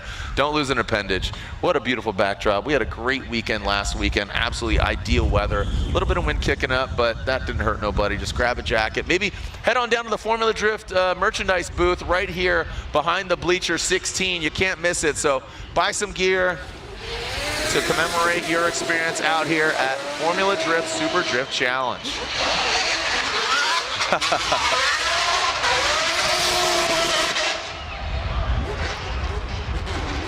Oh yeah, there we go. Pretty cool. Yeah, I see you kind of like, you gave a little head shake right there. What's up? I mean, you look at that thing go around the track, it definitely doesn't look like it belongs out on the drift track, but holy cow, it looks great. It sounds good. That's what I get pretty torqued up, dude. And one shout out to Odie too. I mean, you can watch this guy change chassis a couple times throughout his career, and he's always been pretty successful. Great point. I mean, through the S chassis to the Genesis, now the BRZ, it's pretty cool to see him compete in this now. Connor O'Sully out here in his U.S. Army BMW. I think this is, what do you make of this? You know, here's Connor O'Sullivan. He is in his sophomore season, the Formula Drift Pro Championship, Casey Cole again, Pro Spec. Is that advantageous or is it sketchy? You're the spotter from Matt Field, but he's driving his pro car. Like you said, in a month, we're gonna be in Atlanta. Yeah. You know, we've been put in the same similar situation before, and unfortunately, it didn't work out for us. And we had a little bit of an incident here at this event. Yep. That's why a lot of pro drivers do dial it back with bringing their pro cars out here. But I mean, this is the more laps that you can turn on a Formula Drift track, it's just going to be better for you moving forward. Okay. You know, regardless of whatever track you're on. And this is such an unforgiving track. You know, as Jeff Jones makes his way, the Kumo Tire Nissan 370Z. I believe that's Sam McMummy. It is Sam McMummy bringing out his E36. So Sam, again, I feel like he's got a fleet of BMWs over in his garage, because you get a BMW, you get a BMW. He's like the Oprah of BMWs, give them to everybody. He seems to have a few different vehicles in the stable that he's been loaning to cars. So again, Jeff Jones in the Nissan Z. This is where you place your bets, kids. You know, elbow your homies, be like, all right, I got money on the red. Red pill or blue pill? Which pill are you taking? McMovie very shallow. You saw Jeff not getting all the way out there. So again, there are outside zones. So Chow, as we go through this and go counter course, the crowd is erupting. My man Nick from Taxi Garage saying he's loving it. They're watching at home. And getting texts from a lot of people. Again, Nick at Taxi Garage, Hansel at Lean Customs. If you haven't picked up your limited edition Acura Grand Prix of Long Beach pin, they only have a limited amount. Lean Customs enamel pin maker. They make these really cool limited edition. If you haven't heard of them, Lean, L-E-E-N. Shout out to Hansel, he's over in the vendor row. So one more lap of practice, and we will be turning and burning here. Chow, what do you think, dude? Great. First time on the headset? This is definitely my first time on a headset. Definitely, as opposed to maybe? Absolutely. Are you at home like role playing? Were you nervous? Are you nervous at all? I didn't get an opportunity to practice, to be honest. Yeah, you just got thrown a headset like 5 minutes ago? I would say about 10, but yeah. So I had 5 minutes to practice. No, I love it. I have nothing but respect for you and your team, and again, the knowledge. It's good to get different perspectives. I always bring that up as far as, you know, I've never been down the line. You're up here in the spotters tower, you know, during Formula Drift competition. So it's good to just see all that different perspective. Absolutely. All right, how we doing out there? Yeah, say what's up, homeboy. There you go. Put your hands up loud and proud. See more eyes could see. Bust the rhymes. Busting clutches. Well, let's not bust clutches, okay? All right. We got the cowboy hat. Heck yeah, that Panama Jack right there, brother. Hold that thing up there, homeboy. Thanks for joining us out here, sticking around. A beautiful weekend. Acura Grand Prix of Long Beach, 51st, been going on. So again, this track has transformed. It's up on Ocean Avenue. That's where Formula One cars would slam down over near the Irish pub on the far side. They'd go up and around. This is where you saw the 6-wheeled Lotus F1 car. You saw IndyCar, Champ Car, and now Formula Drift. Again, one more practice lap for turning and burning. Look at this. Looking like Lisa Frank. Looking like an outfit here, as you can see the Drift Doctor utilizing all the course. You saw him get out to the outside zone, under the bridge to another zone. That is a big zone right there. And then there is an inside clip or a zone, and then bringing it around and across the finish line. That's what we want. So again, the lead car needs to utilize, the chase car needs to utilize the lead car as a moving clipping point. The lead car needs to hit the outside zones with angle, with fluidity. Don't disrupt the vehicle and disrupt your line. And we'll break it down throughout. Again, when they come into view, that is an outside zone. You can see that green wall. So right here, they need to initiate past that point. There's an inside clip right there. Get out to that wall where it's green, right there. The sun belt, another outside zone right there under the bridge. There's an outside zone on this wall right in front of the main big grandstand. There's an inside clip as they come around that peninsula and then just drifted across the finish line, trying to get to that outside wall. So again, those are the outside zones, inside clips. That's what they are looking to do.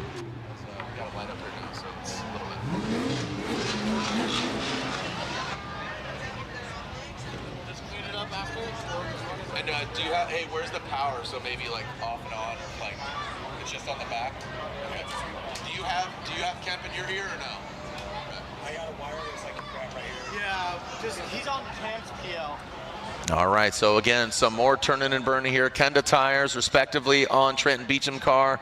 The GT radials underneath the Heart of Racing Aston Martin of Odi Bakshi. So again, Odi Bakshi's campaigns that field BRZ. The keys were thrown to him. Said if you could start it, you can run it. So here he is. He got to start it. So he's good. Who's your money on, dude?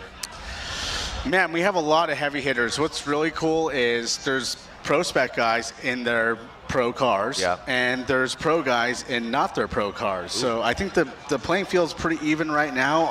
I'm definitely keeping an eye on Connor. Connor Rosoli is definitely a heavy hitter in this one, and never can count out Odi. I'm gonna watch Beecham. Beecham does really well here. He, sometimes the pressure gets to him. Yeah. And here it's like a casual, fun event. I think this event feeds him really well. It complements like his energy. His dad's here, his brother's in the building. He's got a new sponsor. Beecham has had success here. I'm thinking Beecham. Obviously, Magmumi, he's been bouncing around so many different BMWs, the 1 Series, the 3 Series, the E36, the E39. He's got so many different vehicles. But again, Jeff Jones, he's in his backup car, nothing to lose, right? So if like, I'm bashing into the wall, oh, well, man, that big drift energy, he's kind of got a shrug his shoulders kind of attitude, like, oh, well, we had fun. Last year he definitely was able to drive 110% and put on a heck of a show. So he's definitely one to keep an eye out on. Certain drivers, I mean, you bring up a good point like Kevin Beecham.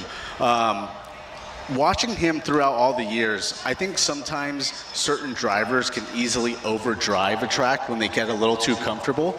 And this format actually fits them really well because it's limited practice. They have to ramp up through competition, and not having the opportunity to turn 12, 13 practice laps, it allows him to ramp into the competition properly. And also consider this, as you're talking, I'm thinking about it, it's condensed. There's not a lot of waiting, right? So like, again, in traditional sports, in football specifically, you get iced. Call timeout, kicker's about to kick this game-winning field goal, timeout. That happens a lot in Formula Drift in pro competition, like last weekend, you saw it. Or even just naturally how it flows, a 32, a 16. You're sitting there sometimes an hour, hour and a half, maybe there's delays. If you're deep in the brackets, you're twiddling your thumbs thinking about what can I do, what am I gonna potentially do wrong, how can I fix it? Here it's like bang, bang, bang, bang, all thriller, no filler. Absolutely. I mean, there's a lot of times where you're just kind of sitting around and, 20, 30 minutes can go by before you actually were drifting again. So, having the opportunity just to turn laps and go right into competition, these guys are going to be fired up going into it. Turning and burning. We got a little lull in the crowd right now. Looks like maybe making sure there's no debris out there on track. My name's Jared Dienda, by the way, announcer of Formula Drift. Again, Chow stepping up and jumping here in the booth. He's going to be doing double duty. He's going to be talking to me, giving some insight as far as his role being a spotter for Matt Field, one of the, again, real contenders in the championship. Has escaped him. You guys have finished second twice? I think 3 times now. 3 times, okay. 3 times too many. You guys are right there, man. And look, James Dean, 5-time champion, the first ever 4-time champion. He betters it by being 5-time champion. Target is definitely on his back. James Dean, he is our defending champion. Tall drink of water. And it's crazy. Would you agree with me that James Dean, it's like, gosh, you can't hate him, You can't hate him. He's just nice about it. He's like, he's professional. He's kind. He's grateful. He's thankful. He's a damn good driver. Unarguably the best drifter in the world. He's got a weapon of a vehicle. I mean, what can you say bad about him other than he beat you? That's about it, really. You know, he's obviously a heck of a driver, a hell of a competitor, and you know, just being able to go up against him, it's definitely very exciting every single time. And you know, he's one driver that you know we can give 110%. Yeah. So again, we're talking about James the Machine Dean as the sun is setting here in the background. You can see just the smokestacks of the Queen Mary back here. Which, have you ever stayed in the Queen Mary? Yeah. Did you stay in the haunted room? Ooh, I'm gonna be living in your dreams there, Chow. I'm gonna haunt your nightmares right now. We did a tour last year. Yeah, let's get weird. All right, when we come back, we will clutch kick our way into your screen, and here in the building, make some noise, Long Beach. This is Formula Drift Super Drift Challenge. When we come back, let's see At some the limit, performance tells the truth. From the drift track to off-road, to the open road, Kenda engineers its tires where failure is not an option. Vesda Performance, Cleaver all-terrain, one engineering standard, professional grade, from the podium to the pavement. Kenda, find your retailer at kendatire.com. Through this lens, I catch details others might pass right by. Some might see a car. I see tuners taking care of what they love. The care poured into every engine. The trust in Pennzoil to keep it running strong. This moment, these drivers, the machine under this hood, that's what lasts.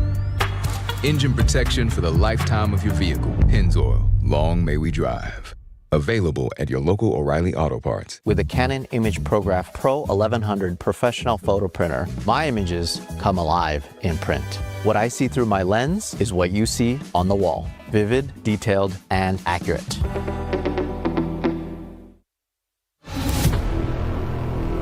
Something has awakened. The horsepower and torque you always knew was there. Just waiting to make every drive thrilling. Track tested, off-road proven. Performance for everything you drive.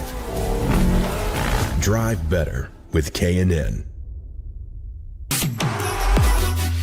BC Forged Wheels. Custom built per order, offering extensive design, finish, and machining options. Strength, style, and precision come standard. Track proven, street ready.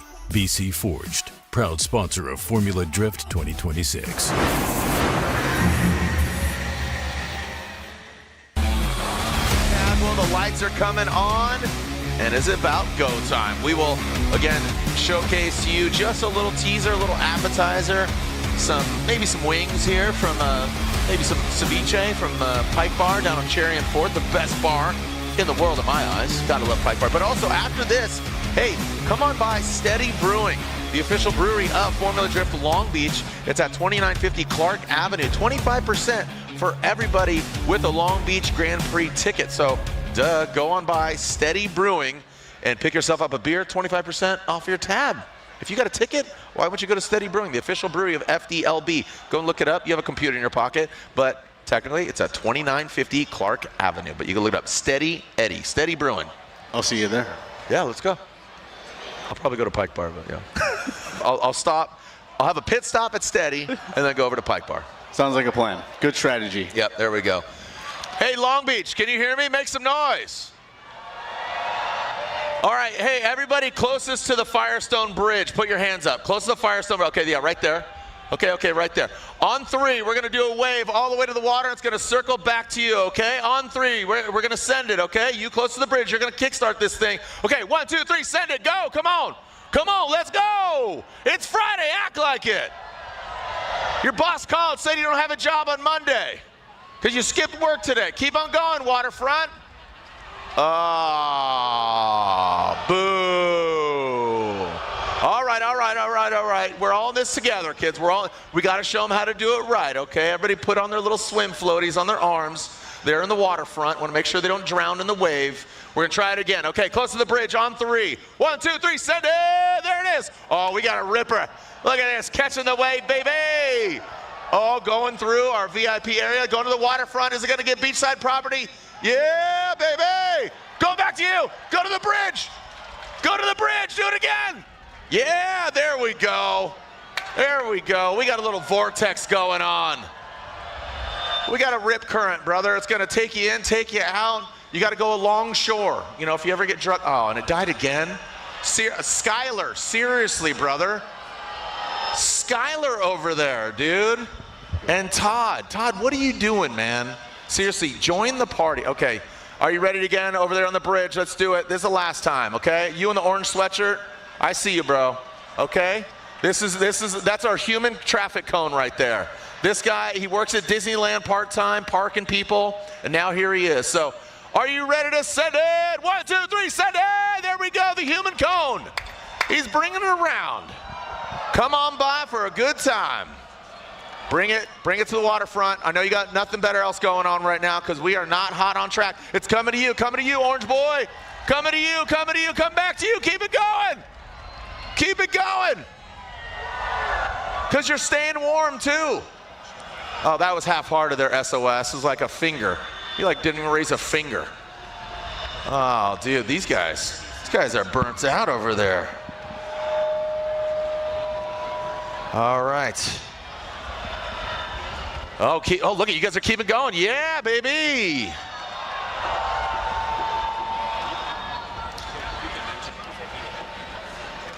All right, so there it is. So just an FYI, a little lull in the action because we had a security breach. So we need to make sure that it's clear by the start. So, you know, somebody's like, I don't want to drive. Give me the keys, brother. I got this thing. No, you can't. Chow. You can't drive right now. I need you to announce. I was trying to get a lap in the Aston. No. I said no. Andy, Kevin, Ryan, they all said no. You can't drive, dude. You got to stay up here with me. I'll stay up. I need an emotional support human. And you are that. You got to wear this vest, though. Fair enough. No leashes. No leashes. Yeah, let's not make it weird. Let's not make it weird. All right, my man Ron Baugh in the building. Yes, sir. All right. And let's see if we can get Ron Baugh in the building. All right, we're gonna do what's called the sound wave. Okay, so orange sweatshirt guys, stand up again. Orange sweatshirt. Okay, so instead of standing up, instead of doing your arms, this is the sound wave. So everybody on 3, go woo. Okay, everybody on 3, go woo. That's a sound check. Okay, on 3, go woo as loud as possible. Ready? 1, 2, 3. All right, that was pretty good. That was pretty good. So now we're gonna do the sound wave. So it's gonna, instead of getting up and putting your hands up, you're just gonna yell woo, but it's gonna make its way around again. So orange boy, you're gonna start this thing, okay? So on send it, you're gonna start and it's gonna progressively go. On 3, 1, 2, 3, send it!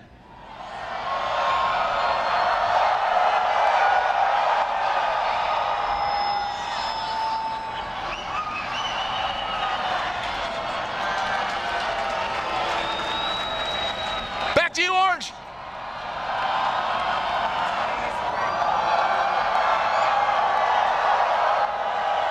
Yes, let it into your body. How does it feel? 10,000 souls. You merely adopted. I was born in it. Yes. Chow, you like that one? The sound wave? Was that good? That was great. All right, now we're going to do the roller coaster. So on 3, everybody's going to put their hands up like they're going down that crazy ride at Magic Mountain that I will not ride because I'm too scared. You're going to put your hands up and do woo at the same time. Everybody at the same dang time, okay? On 3, 1, 2, 3. See, that's the roller coaster. You did it. Congratulations, kids. You guys are. All right, let's do it again because Mr. Tanaka was not impressed, okay? So on 3, 1, 2, 3. Bro, this crowd is Richter. I'm about to throw this chair. You guys are absolutely amazing right now. So again, security breach right now. Make sure we clear the area. Chow is back in the building. Sanchez, Lickup, you are ready to go. Some great racing here earlier and now going into tonight. Ryan, where are we at? Did we clear them out? Are we good? Did Lupe Fiasco maybe storm the tower right now? Is Lupe Fiasco performing on track, Chow? That'd be pretty cool. Where's he at? Yeah, kick, push, and coast. That's what we're doing. Kick, push, and then there's the coast. We're just coasting, literally. All right, so again, we are getting set, just getting settled. The lights are on, all thriller, no filler, top 16. Want to make sure everybody is safe because, again, you would not want to meet the front end or the side end of one of these hot rods. On average, what are the cars that we're dealing with now? And both here, Pro Spec, Pro, what kind of horsepower are you guys dealing with, like you and your Corvette? I mean, I think cars are averaging anywhere in between the 800 to 1200 horsepower range now. Our car personally makes 1100 horsepower, but I mean, most guys are up there. And are you guys maxed out as far as weight and tire combo? Because that's what everybody always asks is like, okay, is it spec? What's this? What's that? The big factor is how much you weigh, how much your car weighs. Yep. Dictates your tire size. Where are you guys at in the weight category? I think, so we run a 295 tire, so our car weighs around 2950. Okay. I think everyone kind of builds their car as light as possible, and then they try to add weight where they really need it. And unfortunately, sometimes you kind of build the car and it's a little too heavy, but you try to make it as light as possible. Yeah, you start with this drift pig and start going to the gym, but like you said, so moving weight, some people think that, all right, you want the slickest, nastiest tires. That's not the case. So not for anybody always. that's new to it, side bite, that's the big one. Yeah, I mean, we talk about side bite and forward bite a lot. I mean, that's a combination of different suspension packages that you're putting on the car, whether it's qualifying or going into competition, but you're also ramping up your setup as well, depending who you're battling. You know, some guys run a different pace who are still absolutely killing it out there, and you need to be able to dial the car back or ramp it up.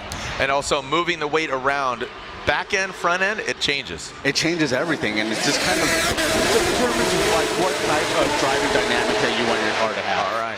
So again, another practice here for Odie Voxley, Trent Beecham. This is a practice run for these gentlemen. Again, just a little security issue there. Sorry, it's like somebody going streaking at a baseball game or something. So it looks like, I mean, fortunately, they had their clothes on, I think. But hopefully. I mean, let's get weird, dude. It's Friday. Like I said, your boss called. You're fired. You don't have to show up on Monday.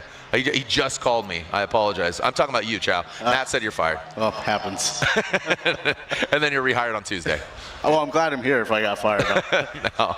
All right, so again, this is practice. Still just a few more practice runs, and then we will get into competition. As far as the bracket is shaped up, we didn't have qualifying. It's randomized, and then just slid into the bracket spots. And you can see right there, that's Casey Cole in the lead run. He's in that M-Spec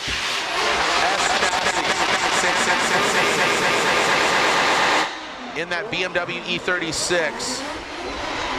And it's crazy, Chow, it's interesting how the progression of drifting has been. It was like E86s, Hachirokus as they're known in Japan, and S chassis. Now a lot of it has shifted over to BMWs, man. Like they have a drift tax on them, dude. E36, E46. Yeah, they're getting more and more expensive, that's for sure, if you want to get one. But I mean, the field is so diverse now. It's not just S chassis anymore. I mean, S chassis is almost a minority in the field now. Absolutely. You see so many FRSs, BRZs, GTs, and then, you know, we have the one Corvette out in the field as well. But a ton of BMWs. Ooh. All right. Sully, that is Connor O'Sullivan, that U.S. Army BMW. He was backing it in, and you saw him almost rotate. So this, again, the track condition is changing. The temperature is dropping very quickly. Will that loosen up the track or make the track grippier? You know, I personally feel that it makes the track a little bit grippier, especially with there not being a ton of rubber laid down. It's going to be supporting on the more raw concrete that we're running on. All right, so again, I appreciate all the insight, and Chow, I'm going to lean on you, but not too much because, again, you know, you're a spotter, you're judging here this weekend, so have some fun. It's casual, but at the end of the day, somebody's going to win here tonight and tomorrow night. Top 8 coming up when we come back. Formula Drift Super Drift Challenge here on the streets of Long Beach, the Acura Grand Prix of Long Beach.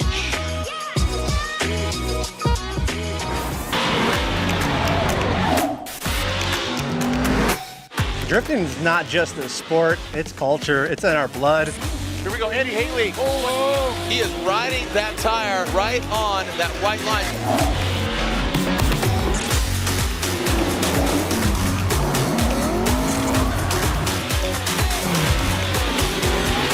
Tires are what we live and breathe in Formula D. We couldn't do this without them.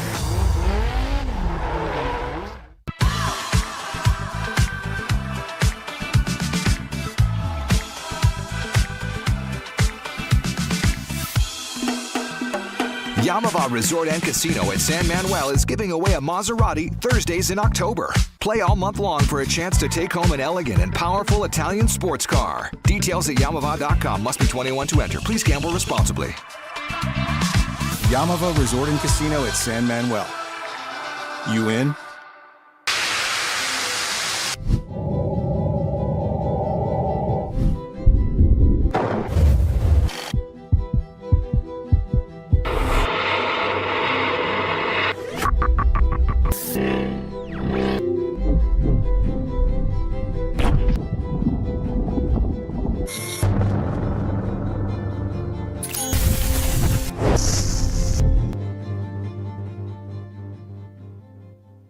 Adam LZ here to tell you that motorsports has taken me just about everywhere. And no matter the scenario, Link ECU is the answer. The flexibility Link gives me for drifting, the precision I need on track, the durability to handle off the track, and the reliability you want in a daily driver. Even when pushing an entire motorsport to a bigger level, Link ECU has been with me every step of the way.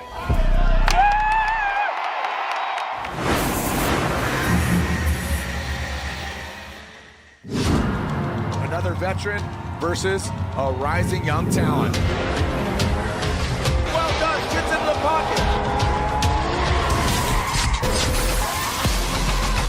Flames are shooting at the back.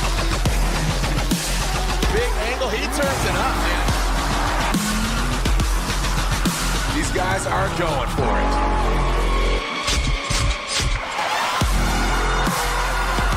That final inside clip. Lurking in the smoke, well done. Round of applause.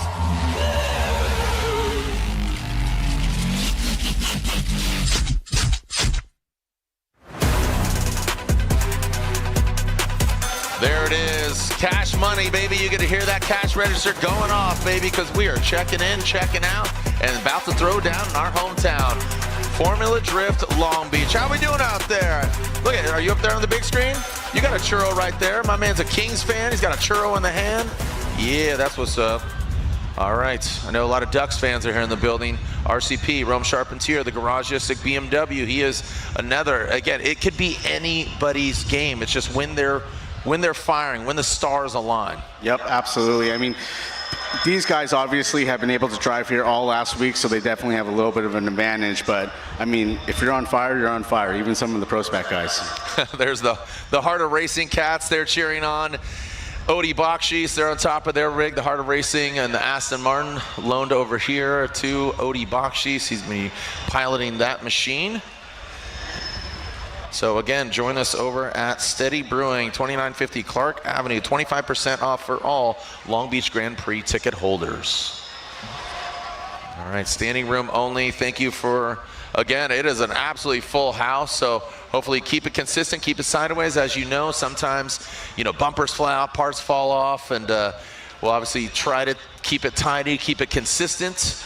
And of course, accidents do happen, so might be a little lull in the action, but again, we will keep the party going. But right now, looks like there is how the bracket is staging up. Margaritas Katsanidis, aka the Drift Doctor, versus O'Sully. Connor O'Sullivan is his full name, but simply goes by O'Sully. He will be our first battle here in our top 16. We'll whittle it down to the 8, the 4, and then we'll find out who gets the win. And again, we do have I'm assuming, did we clarify that if we have a third place battle? I'm assuming we do because qualifying was randomized. It wasn't. I don't believe so. We're just going for, all right, just however it was drawn. Luck of the draw. Go for the draw, luck of the draw. All right, a little feedback there, baby. All right, Rome Charpentier pulling his way back up to the start line. We'll get them in pre-grid as they make their way up.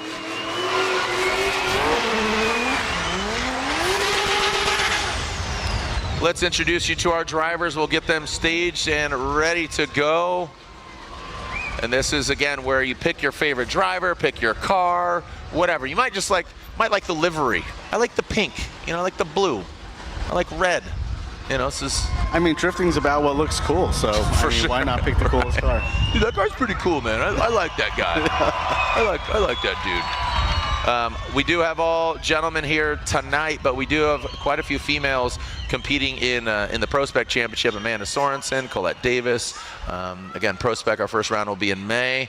Ryan, third place battle or just by randomized? All right, so again, pulling up here. It looks like we got 4 of the cars. Where are the other 4, baby?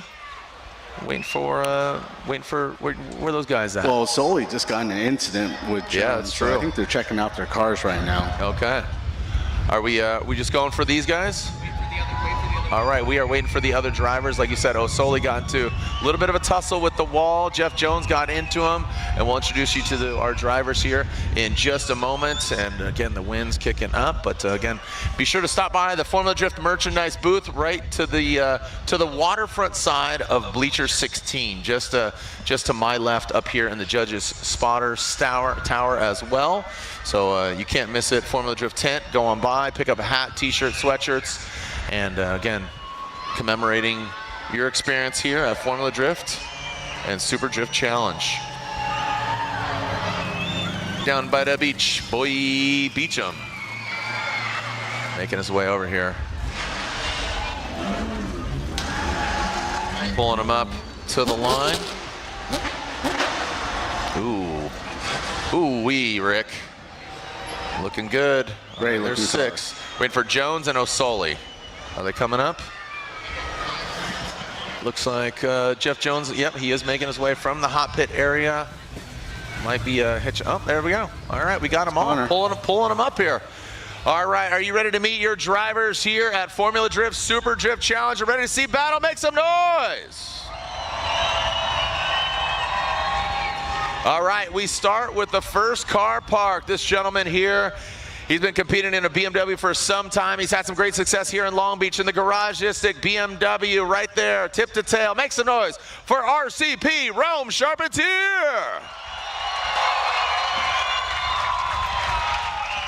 Moving on down the line, it's great to see him back here. And he might not be a doctor, but he plays one on TV, like I said. This gentleman, the LS Engine Drift Doctor, it is Margaritas Katsanidis. Make some noise.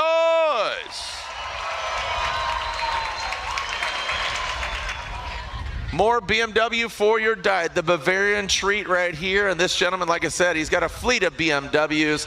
Say hello to the E36 pilot, Sam Magmumi.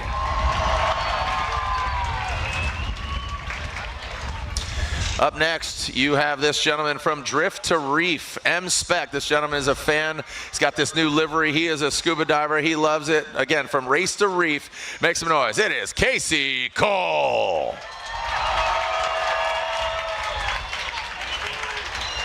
Another driver that's had a lot of success, new livery, new look, same tenacity, more energy.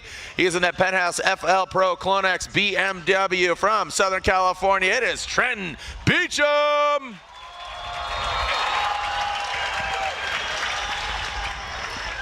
And this vehicle has a beautiful symphony with that V12 Aston Martin, the heart of racing vehicle. This gentleman is going for a championship this year. He pilots the Field Suspension GT radio vehicle, BRZ, in competition, but now has his Aston Martin. Make some noise for Odie Bakshish.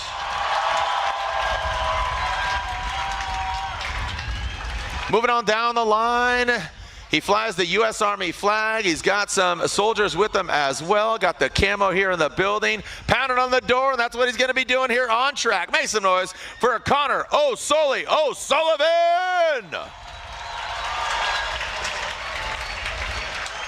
And last but definitely not least, he throws his own events. Hot Pit Auto Fest out there at Orange Show, Las Vegas. He does it all. Big Drift Energy. Make some noise. He's on Kumo Tires. It is Jeff Jones. Still doing the Bernie. Watch, he's gonna dab on him. Dab on him, brother. Dab. Oh, dang. Oh, he's throwing it back. He's gonna floss next. Can he floss still? I don't know if he can floss. Let's see if he can floss. No. Oh, he is. There it is. Oh, he's bringing them all back. Are you ready to see some head-to-head battles, Long Beach? I said, are you ready to see some battles, Long Beach? All right, gentlemen, make your way to pre-grids and let's see some head-to-head action here. Evening 1 of 2 of Formula Drift Super Drift Challenge. Again, Rome, Drift Doctor, Sam, Casey, Trenton, Odie, Connor O'Sullivan, and Jeff Jones. Double J, Jeff Jones.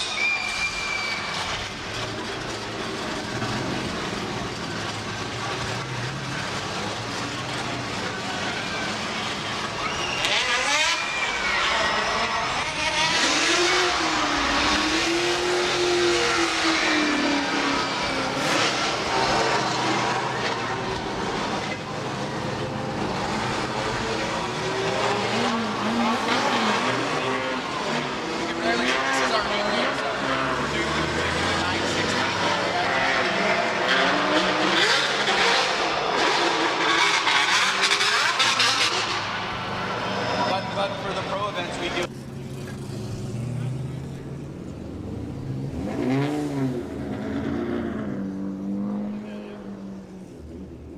Good. All right. We are streaming live, so your friends can tune in if need be. So tell them, tune in.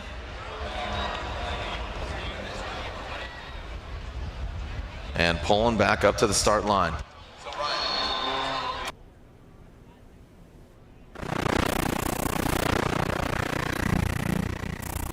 Just getting clarification here that there is not a third place battle. It is due to the randomization of their qualifying stance. So.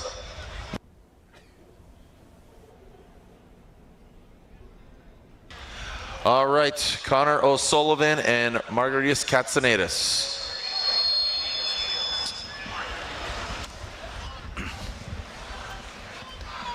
From Fairfield, Connecticut, and again, Margaritas, the drift doctor, lurks in the shadows. Look at his headshot, just hanging out. He's like Bane of the drifting world. Just, I failed you, Mr. Wayne. Looks like Batman. Okay, and let's get eyes on him. Again, just not a cloud in the sky, but we're gonna make clouds of our own. What a fantastic evening. Just a little lull in the action, but we will clutch kick our way in your face in just a moment. So Connor, I wonder, Connor, okay? Look, he was able to drive back it in. Yeah. Could have been a lot worse. Definitely just a grazer, but you know, you never know when another car touches your car how bad it can actually be. Yeah. Jeff almost got to the side of him, but backed off just in time. Both got lucky. Yes. Okay, waiting, sitting, waiting, wishing. Getting hyped up, feeling the energy, feeling the flow.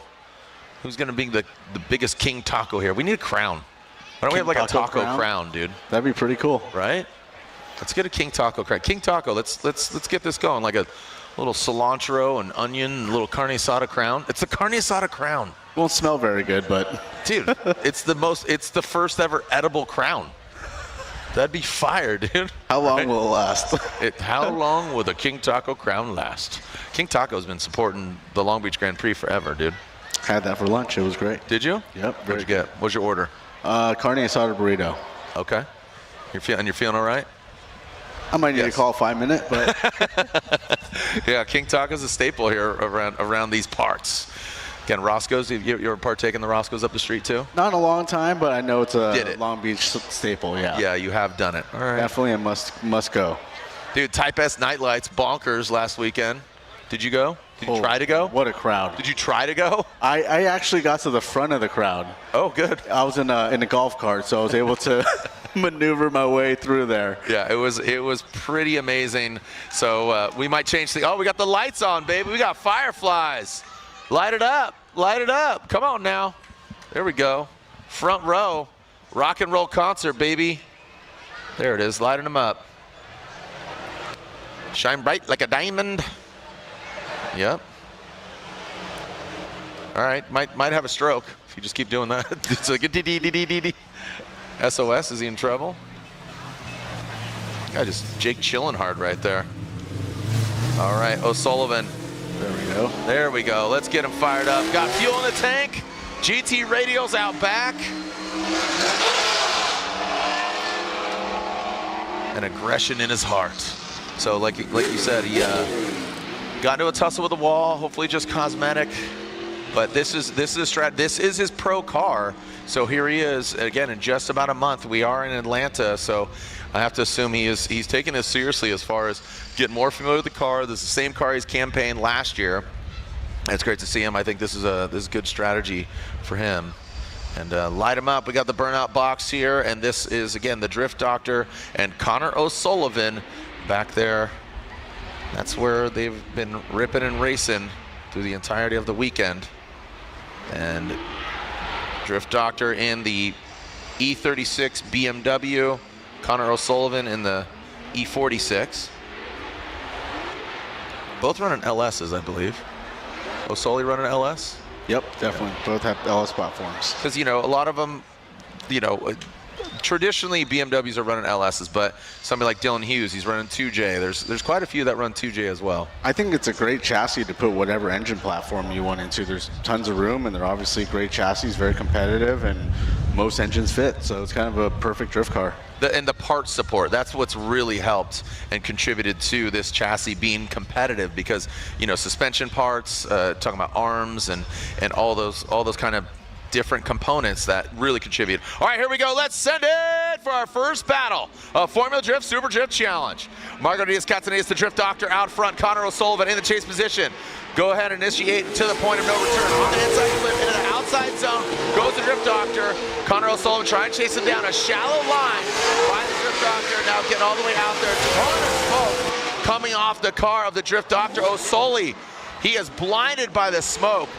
Now keep in mind, from last weekend to this weekend, we drifted before nighttime. So keep in mind that, you know, here they are, Chow. I'll let you analyze it because you are judging as well. But the smoke, the lights, the combo, it is blinding. Am I correct? Yeah, I mean, I think it being dark, the smoke with how bright the lights are definitely doesn't help. I mean, Margaritas had a great initiation there, got all the way out to zone 1.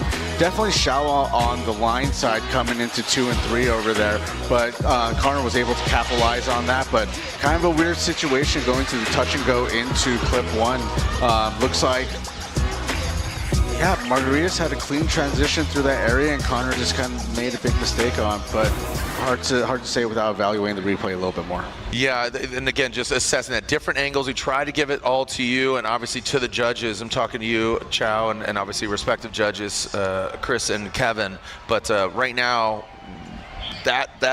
there were some things that I would say that the Drift Doctor in lead position could have tightened up, but O'Sully, I really think a combination of the lights and how much smoke was coming off of the Drift Doctor's BMW in the lead position, that is blinding, and you will get absolutely smoke blinded and unable to navigate to the point of you can't see anything. So that's why, you know, going to that last inside clip, I believe O'Sully definitely got blinded by the smoke. Here we go. O'Sullivan now initiates. Let's see if he's going to be more aggressive here, leaving nothing for chance. Comes up a little bit short. That allows the Drift Doctor. Trunk falls off. It flies off. Now Drift Doctor very shallow into that outside zone. Now tighten it back up. So some mistakes on either side. With the trunk blowing off, I don't think that'll be an issue. It is obviously something that flew off that might come into play, but you know, it gets pretty tough there. So was it the white and black BMW or is it the pink BMW?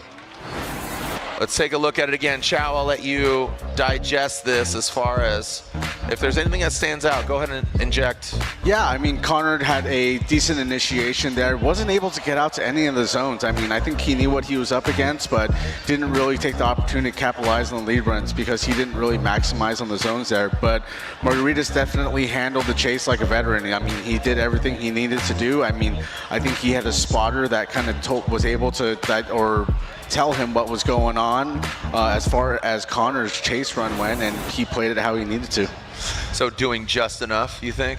Sometimes that's what it takes to win. Yeah, just keep it within the lines, and yeah, that you know, there are some margins for corrections there for both the drivers. So whoever comes out on top here going into tomorrow night, again, an early night here tonight, you know, we'll get you home by dessert time, not by dinner time. But our judges scrutinizing the runs, gonna see who is gonna advance on. All right, so again, if you don't know the names, Connor O'Sullivan in the white and black Army BMW and the Drift Doctor in the pink BMW. Who thinks the white and black BMW got the win? Who thinks the Drift Doctor got the win in the pink BMW? Well, it's saying that Connor O'Sullivan got it done. So O'Sullivan gets the win, and it was unanimous. That's the United States Army BMW. So again, Connor O'Sullivan gets the win. Katsanitas, Chow, you were in your two peers over here. Your judges are down a couple rows away from you, but elaborate on your decision. Yeah, so I think ultimately what it came down to was on the fluidity side of Connor. I think he flowed through the course just as good as Margaritas did, but I think what Margaritas did that ended up having us vote in Connor's direction was his approach leaving zone 3, and I think it didn't really give Connor a good opportunity. And which one's 3, just so the people know? The Sun Belt, the green one? Zone 3 is going to be the judges' wall, so right across from the King Taco. Okay. And I think exiting there, I don't think he gave Connor a great opportunity to transition. All right, here we go. Moving on to our next battle, Jeff Jones and Sam Magmubi. Jeff Jones in the Kumo tire.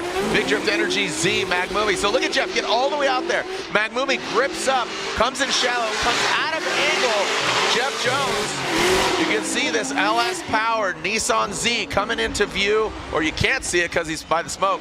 And Magmubi makes a major mistake, not once but twice, unfortunately. And again, another driver may be lost in the smoke. I know our view is definitely impeded by it. So imagine being a driver right there. All right, so again, Chow, I'll let you digest this, but so watch, Jeff gets out there, Sam very shallow, and watch him straighten out there. Big correction, and Jeff wasn't exactly all the way out there, but he gave an opportunity for Sam to capitalize. I don't think he totally capitalized on those moments, as you said earlier. Yeah, there was definitely a lot of opportunity. I mean, Jeff definitely came with a lot of momentum there.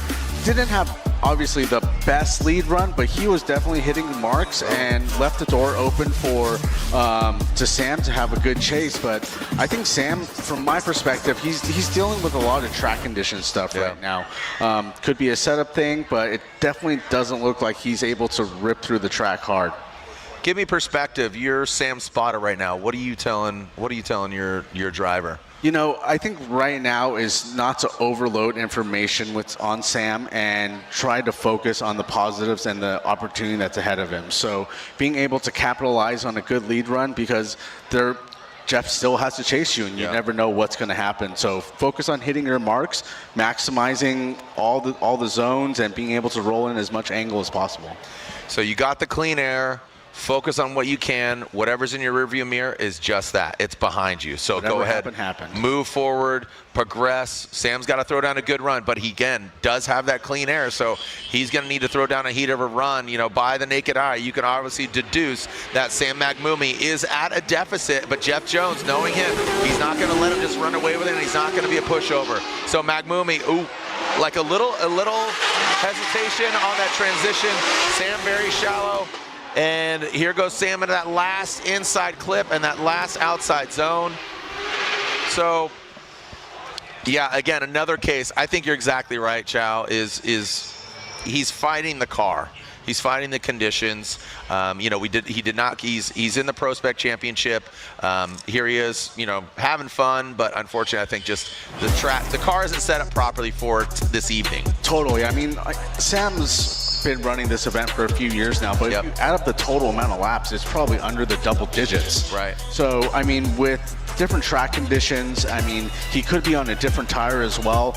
You don't really know what your ranges are after just 2 laps, and then you're going into a battle with Jeff Jones, who's a veteran, who ran probably 20 laps here last weekend.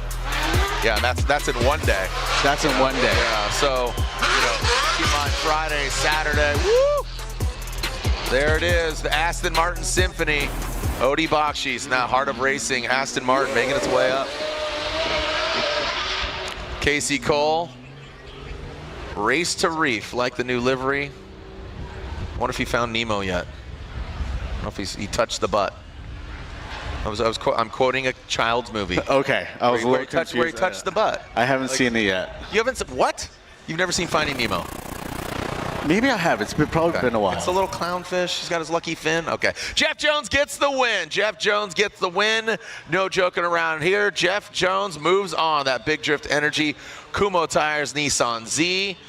Double J. Jeff Jones gets the win. Magmumi unfortunately knocked out. But we'll see everybody back here tomorrow. Again, if they're knocked out, like we said earlier. So there's always tomorrow. There's always tomorrow, baby. So O'Sullivan and Jones will see each other in the Final Four. This is going to be a good battle. This is going to be really good because, I mean, here's Rome. Both these guys, Rome's in the comp car. Unfortunately, didn't have the best weekend last weekend. Failed to qualify and get in the show last weekend, so he's fired up. He's got to be fired up. He's like, all right, dude, what's going on here? Yep. Let's figure this thing out. I'm going to Atlanta. I need to get this thing dialed. And Trent probably is coming off one of his best Long Beach outings yet. I mean, I'm not really positive on his result, but just watching him through practice, I'm going, this guy's a veteran. Yep. All right, so RCP, as you simply know, to Rome Charpentier and Trenton Beecham, built for speed. Always got his hat on backwards. He's ready to do some work, brother. All right, and here goes Rome Charpentier and Trenton Beecham. Once the lights extinguish, we have that start chicane, for those that don't know, so they get paired up. So basically, we're not trying to create a drag race and pulling away from your competitor. So the lead car needs to wait till the lights extinguish, and it's go time. Trenton Beecham in that chase position. RCP gets all the way out there. Trenton Beecham drops into that pocket. Decent execution there.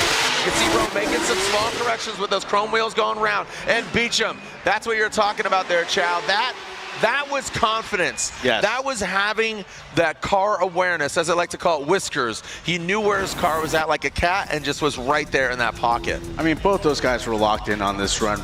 Rome had a great lead run.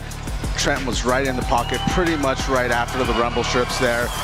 He was able to capitalize on all situations, great transition into zone 2, and was able to stay in the pocket exactly where we want him all the way through 3, and great transition timing coming into the last clip.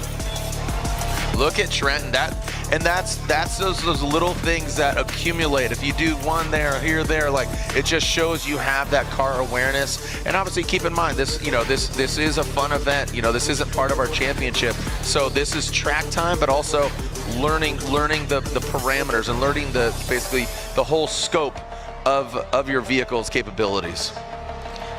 Yeah, one thing we look out for too is just guys' throttle commitments, especially through the power alley here, coming from wall to wall. I mean, just going back, listening to these pro guys' cars and how they drive it, there's so much throttle commitment going straight towards the wall. Hey, want to send a shout out. I saw the gentleman taking a photo. Cal Club, thank you to Cal Club. Corner workers here through the entirety of the weekend. They have the white suits, white hats, the corner workers, the track workers, safety. Thank you to them. Thank you to Long Beach Police Force, Fire Department, everybody. Thank you to the whole city of Long Beach. Here we go. Trenton Beecham now out front. Rome Charpentier, a little failure, like a little delayed to launch there, but that might have been Ooh, Trenton hung it out there quite a bit, but again, Rome combated that no problem. Look at how reserved. You saw Rome really kind of dial it back, and there, he's right there on the door. Correct me if I'm wrong, but it seemed that Trenton hung it out quite a bit before it transitioned into outside zone 2. You're absolutely right. I mean, that's something Matt and I like to call here where you're hanging out the chase drivers to dry. So, yeah. I think it was kind of an odd situation, and Rome having a later initiation. Hang. Yep. See that? Got into zone 3 a little bit late, but great job on 3 over here, all the way up to the wall, just slightly too deep, but I mean, the rest of it was great. Left the door open for Rome, and Rome was able to apply pressure. Yeah, and I think that's Rome sinking in the sword right there. And I think a testimonial to Trenton hanging it out quite a bit is him hitting that wall on outside zone 3. Because, I mean, correct me if I'm wrong, but a lot of the drivers, okay, it's timing, it's feel, when you transition. So if you're that late hanging on the wall, hanging out to dry, that chase driver, that's going to throw your timing off going to outside zone 3. And you saw his dumper, his it's called what it is, big dumper, a big player on the Seattle Mariners. He threw out his big dumper out back there, and he got into a tussle with the wall. Yeah. I mean, he was just kind of one step behind on everything. And when you go to a track like this where issues can come compound.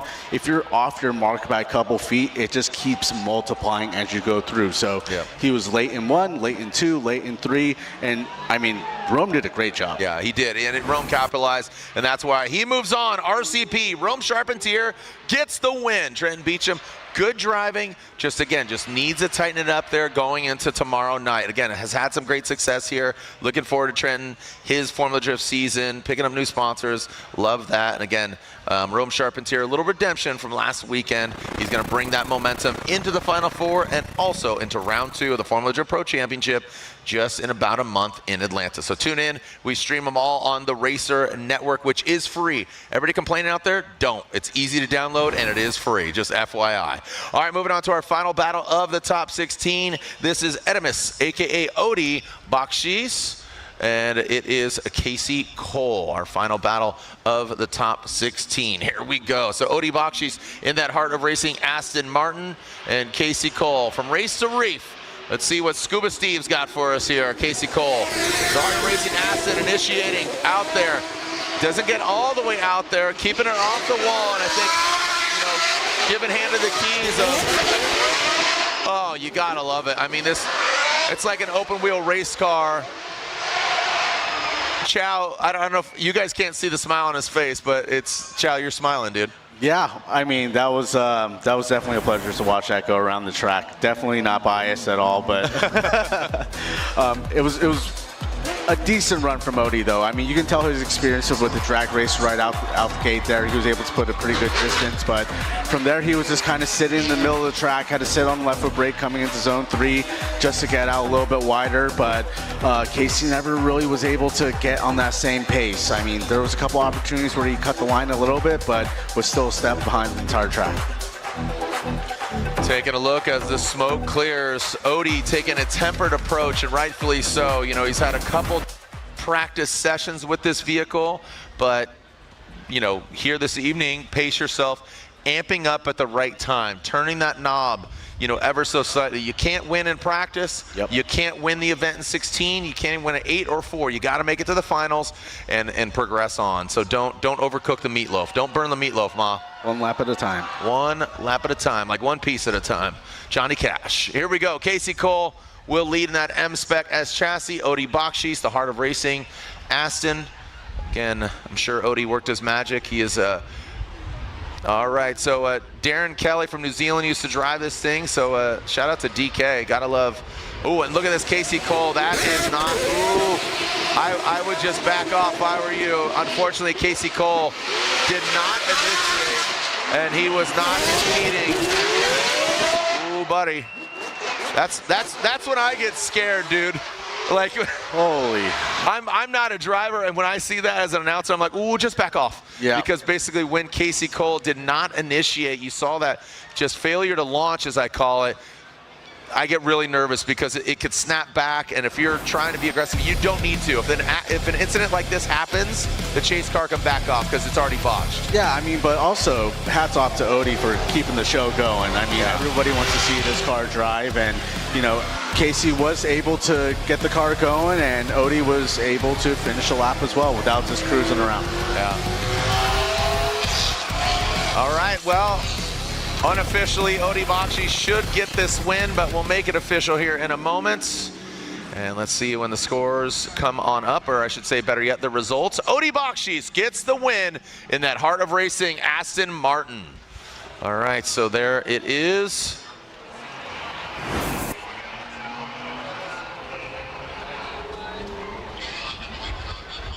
And here is our bracket shaping up as, is that Ed down there on the line? Here's the final four. Connor O'Sullivan, O'Sully versus Jeff Jones, and RCP, Rome Charpentier versus Odie Bakshis. When we come back, the Super Drift Challenge here at the Acura Grand Prix of Long Beach. The final four, don't go anywhere. Might be a little cold, but things are still heating up here on the streets of Long Beach.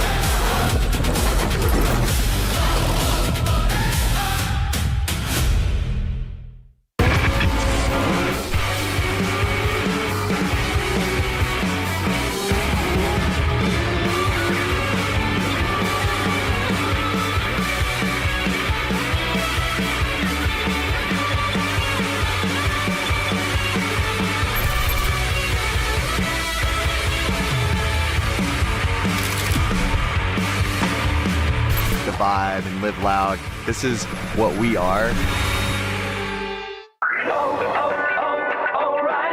Check engine, ABS, or maintenance light on? There's an O'Reilly Auto Parts. Turn left, Tyler. Take the guesswork out of your warning lights with O'Reilly Veriscan. It's free and provides a report with solutions verified by ASE certified master technicians. And if you don't want to do the repair yourself, we can recommend a shop for you. Okay, Tyler, let's go fix your car. Auto Parts.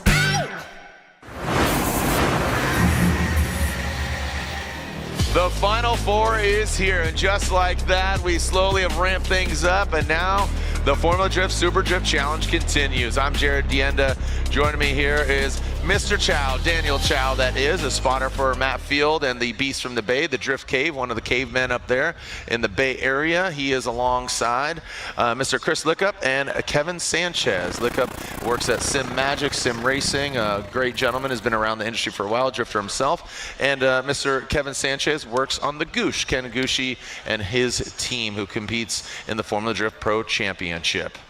All right, so as we are getting ready for our first battle of the Final Four, Jeff Jones and Connor O'Sullivan. So here we go. Out front, Jeff Jones in that Nissan Z, transitions. Let's see how it goes on an outside zone and then transitions under the bridge. Jeff gets all the way out there. O'Sullivan backs off. You saw Connor just kind of wait there with bated breath, but now he drops into formation. Jeff Jones, dragon bumper right in front of the judges stand, and now bringing on home. And there it is. Well done. Wow. I got to tell you, good composure by Connor. Seemed that Jeff he wasn't completely like super fast, and O'Sullivan kept it tempered, and that allowed him to really drop into formation. But good run by both the guys. Yeah, very smart move from Connor right on initiation. He was very patient and put himself in the pocket at the exact perfect time. I would say Jeff is just slightly late on 2 and 3, just kind of the same compounding issues there, but super deep onto 3. Great line, and gave Connor a really good opportunity to get good proximity on the exit. You saw Jeff correct the wheel a little bit coming off outside zone 3 right here. Watch this. So he's countered, and you see the wobble. So he was maxing out that angle. That's when you could really tell the car is snapping back, and it could get upset. But that was well done by Jeff Jones out front. You can see tapping that bumper. But like you said, patient. That's a great word for Connor O'Sullivan in that chase position. So both of them have room for improvement, but they did a pretty good job as again, working the streets out here. Roxanne, turn on the red light, baby, as we're going to party now with Connor O'Sullivan out front, the United States Army BMW, Jeff Jones, and that big drift energy, Nissan Z. Might take Kemp to a karaoke bar later tonight, see what kind of Boy George and the Culture Club song he's going to whip out later. Red, gold, and green, I don't know. What's your go-to karaoke song, Chow? Living on a Sublime. Prayer? Who's it, Sublime? Sublime. You don't practice Santeria, though. You don't have no crystal ball. Here we go. Speaking of the crystal ball, let's see. And look into the future. Who's going to get the win? Connor O'Sullivan or Jeff Jones? Moving on to the finals. Connor O'Sullivan tight on the inside clip. Now into that outside zone. Connor O'Sullivan. He's coming up short, but Jeff needs to get there. O'Sullivan. He's running a safe line, but Jeff, loosey-goosey in that chase position.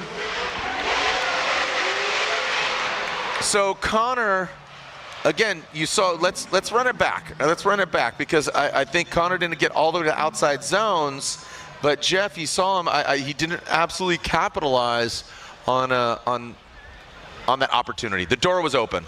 Yeah, you know, I think when I watch a run like this compared to Jeff's lead run, obviously Jeff wasn't perfect in his lead run, and he was just a little bit late on his marks, but that's definitely a lot easier to chase than someone kind of sitting off the line. Yep. Especially with how narrow this track is, it's really easy to get pinched off in the middle, and when someone isn't going from wall to wall and they're sitting heavily on the left foot brake to try to get out into the zone, you're kind of almost stuck in no man's land, and it's really hard to put the pressure on the lead driver. All right, what do you think? Is it going to Jeff Jones in the red Nissan Z, or is it going to Connor O'Sullivan in the U.S. Army BMW? Slide him left, slide him right. Who's moving on to the finals? Is it the BMW of O'Sullivan and the United States Army in the Type S Final Four? Slide him left for Jones. And there it is, Jeff Jones gets the win unanimously. Jeff Jones gets the win. Placement overall, Chow, that was unanimous. What say you? I feel like Jeff didn't exactly capitalize on the chase, but Connor was just that shallow. Yeah, that's where I was kind of mentioning earlier. I think the opportunity that Jeff gave him running wider on the lines, even though he was off his marks, was definitely a little bit easier to chase, and the ability for Connor to capitalize on that. But, you know, when you're a couple feet off the wall, you're kind of not sure if you're going to get stuck in the middle of the track when you're in the pocket.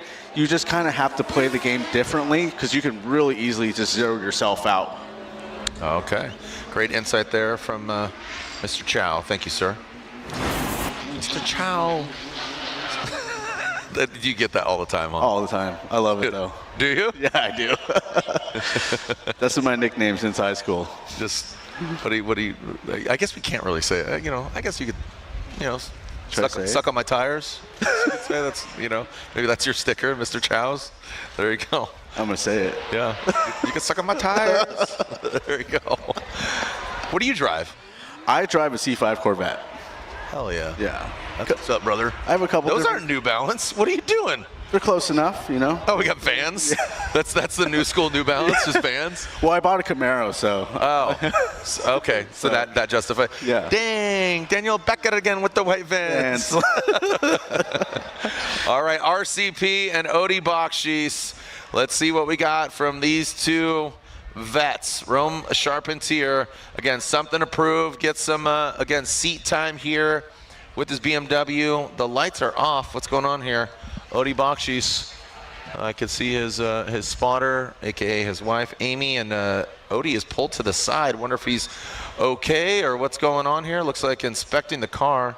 You can see Kevin Wells there just to the side of that Heart of Racing Aston Martin. Rome, like I said, shut off his car. So we'll see what's cooking, hot stuff. Maybe he's icing Rome. Yeah, is he icing him, dude? Playing little head games? No, they wouldn't do that. No, drive him straight up. Yeah. All right. You can see Kevin Wells, competition director there, giving some insight. What's going on? Like I said, just a little delay here. Don't know if Odie's going to be able to run. He's pulled totally to the side, but Odie looked like he was rip-roaring ready to go.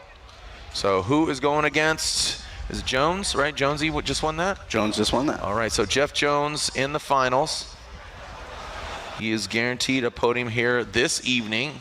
Love to see a win for him. Like he said, he got third place here last year, and he said, dusted off the old faithful. I wanted to bring it out here to the streets of Long Beach. All right, we are finding out from the Bakshish camp and the Heart of Racing Aston to see if he's able to run and up to snuff and see who is advancing on. Be sure to, again, tune in and watch all the Racer Network, Racer Plus. Again, a lot of content going out there. So be sure to download the app, Racer Plus and Racer Network. It looks like saw track official give him the universal light it up, dude. There it is. Light them up, boys. Come on now. Don't know exactly what transpired. We'll find out. All right, taking a look underneath the vehicle. All right, burnout box is now being burnt up. What's your favorite track, Chow, of Formula Drift Championship? Oh, man, I got to say probably Atlanta. Yeah, Atlanta's a whole different vibe. Everything from the fans to the track layout, there's nothing like it. Yeah, just you got the kitty litter, a little more forgiving than it is here. Yeah. And I do not envy you guys. Like, I have the luxury of sitting in the booth talking about it, but you guys spent all this season from October to April. Yep. And let's throw you in the most unforgiving track out the gate. Yep. The guillotine, dude. This is a double-edged sword, and it'll cut you up. I think that's still one of the craziest parts about our series. It's just like all the work and all the prep that goes in. Everyone's car's looking pretty, and you send us right over here. and the walls, nope, they're not having to do it. I don't care if you have your receipt, you're not getting a refund, dog. This wall will eat you alive. All right, so talking about eating alive, Let's go. RCP, Odi Bakshi. Who's moving on? Who is moving to the finals to go against Double J, Jeff Jones? Here we go. RCP, the Garagistic BMW, and the Heart of Racing, Aston Martin chasing him down. RCP goes into that first outside zone. He gets all the way out there. Odi Bakshi tucks in. Look at that. And even though the exoticness of this car, no problem for Odi Bakshi. He dives in on the inside, keeping it tight. Look at that thing. Vroom, vroom. Just that. The revs, just the rev matching and just getting in there, that is not an easy car to drive. And I was just talking to again, his spotter. She was saying that basically, you know, it's really difficult to drive. It's like kind of, you really have to feed the wheel. It's not a throw the wheel kind of scenario. So it's a different weapon. I definitely think like this car can, in a snap of a finger, take you for a ride. I mean, Odi's doing a great job trying to manage the situation, but at the same time, there's very quick situations where it catches a guy like Odi off guard pretty quickly, and you can see his approach to clip one over there. He just got caught under and got in a bad transition area.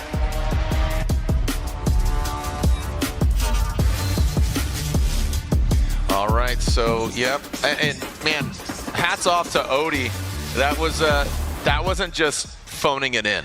That was still pretty aggressive. I'm just always, you know, timid on just seeing these guys and gals driving these cars. And again, this is something new for Odi to drive. He's had, again, 2 sessions respectively at one at Apple Valley, one out at Streets of Willow. So now he's got the clean air. This is kind of a little bit of a sigh of relief. You know, has that chase in the books. Rome Charpentier, I think he's going to be respectful, but obviously still aggressive. So again, want to see him on the door, not literally, but just really mimicking that angle. Maybe might even be a little grind there. So we'll see if Rome Charpentier twists and turns the screws on Odi Bakshi. So we got thumbs up, lights are on. You can see them right there in the middle. Once they extinguish, it is send it time. Lick the stamp and send it. COD, cash on delivery, OD, RCP. Let's go. Heart of Racing, Aston out front. Odi Bakshi's clutch kicks, initiate into the outside zone, under the bridge, gets all the way out there. Odi Bakshi's a quick snap and transition under the bridge, gets out to the outside zone. Yes, sir, dragon taillight. Chow, pick up your chin, brother. Brings it around. RCP gets into formation, but Odi Bakshi's scraping that Aston Martin taillight right in front of the judges. Give that man the King Taco crown just for doing that. He's getting comfortable, that's for sure. I mean, that car is quick. I mean, you see him get out the gate. He puts a couple car lengths right away on Rome. He just gets really good launch and straight line initiation right into zone 1 and picks up a ton of momentum from 1 to 2 over there. That transition was sick. It was a snappy transition. Wasn't able to get all the way out from wall to wall, but still 3 was awesome. Awesome job on Odi, and Rome was semi in the pocket, but really started to apply pressure by the last transition there. That was textbook on 3.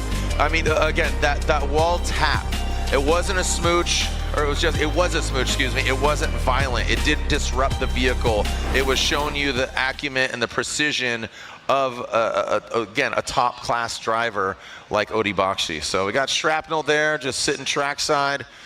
Thank you again to our Cal Club workers. Thank you to Long Beach PD, thank you to Long Beach Fire Department, and again, thank you to all the staff. This is quite an undertaking. You know, it starts getting built out. Thank you to our whole Formula Drift team, of course, Ryan Sage, Andy, Joyce, Cassidy, Kevin, Ed, Teo, everybody. Thank you for all the Formula Drift familia. Thank you so much. That's you. Say what's up. All right, who's moving on? Who's going to the finals against Jeff Jones, RCP or Odi Bakshi's? There's 1 vote for RCP, 1 vote for Odi Bakshi's, and 1 vote for Odi Bakshi's gets the win, and not unanimously. Chow, which one was you? I voted for Rome on that one. Wow, okay.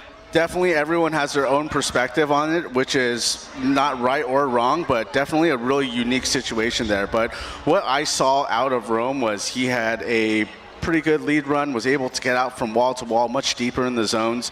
What I didn't like was Odi wasn't able to stay in the pocket with angle, and his momentum and his trajectory, I just wasn't really happy with it throughout his whole chase position, and it definitely caught him off guard on the last transition where his momentum pushed him pretty far driver's right, and he got stuck under on the transition there. And it looks like Rome Charpentier will get third place. RCP has at number 2 spot, so is higher ranking than Connor O'Sullivan. So it's Jeff Jones and Odie Bakshi's in the finals. RCP will get third place. So don't go anywhere. The finals are upon us. Just like that. Switch, bang, boom. The Super Drift Challenge, Acura Grand Prix of Long Beach. The finals when we come back.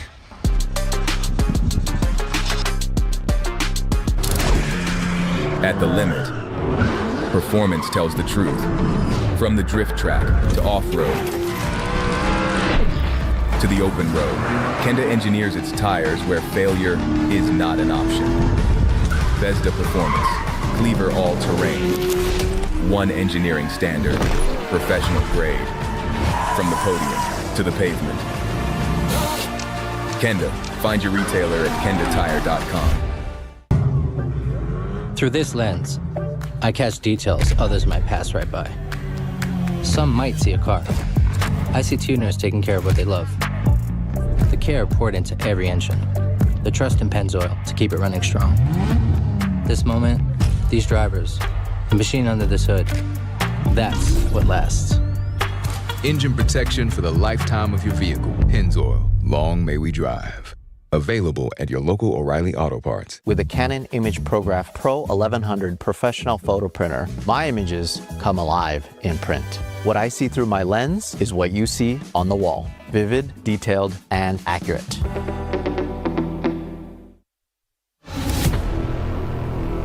Something has awakened. The horsepower and torque you always knew was there. Just waiting to make every drive thrilling. Track tested, off-road proven. Performance for everything you drive.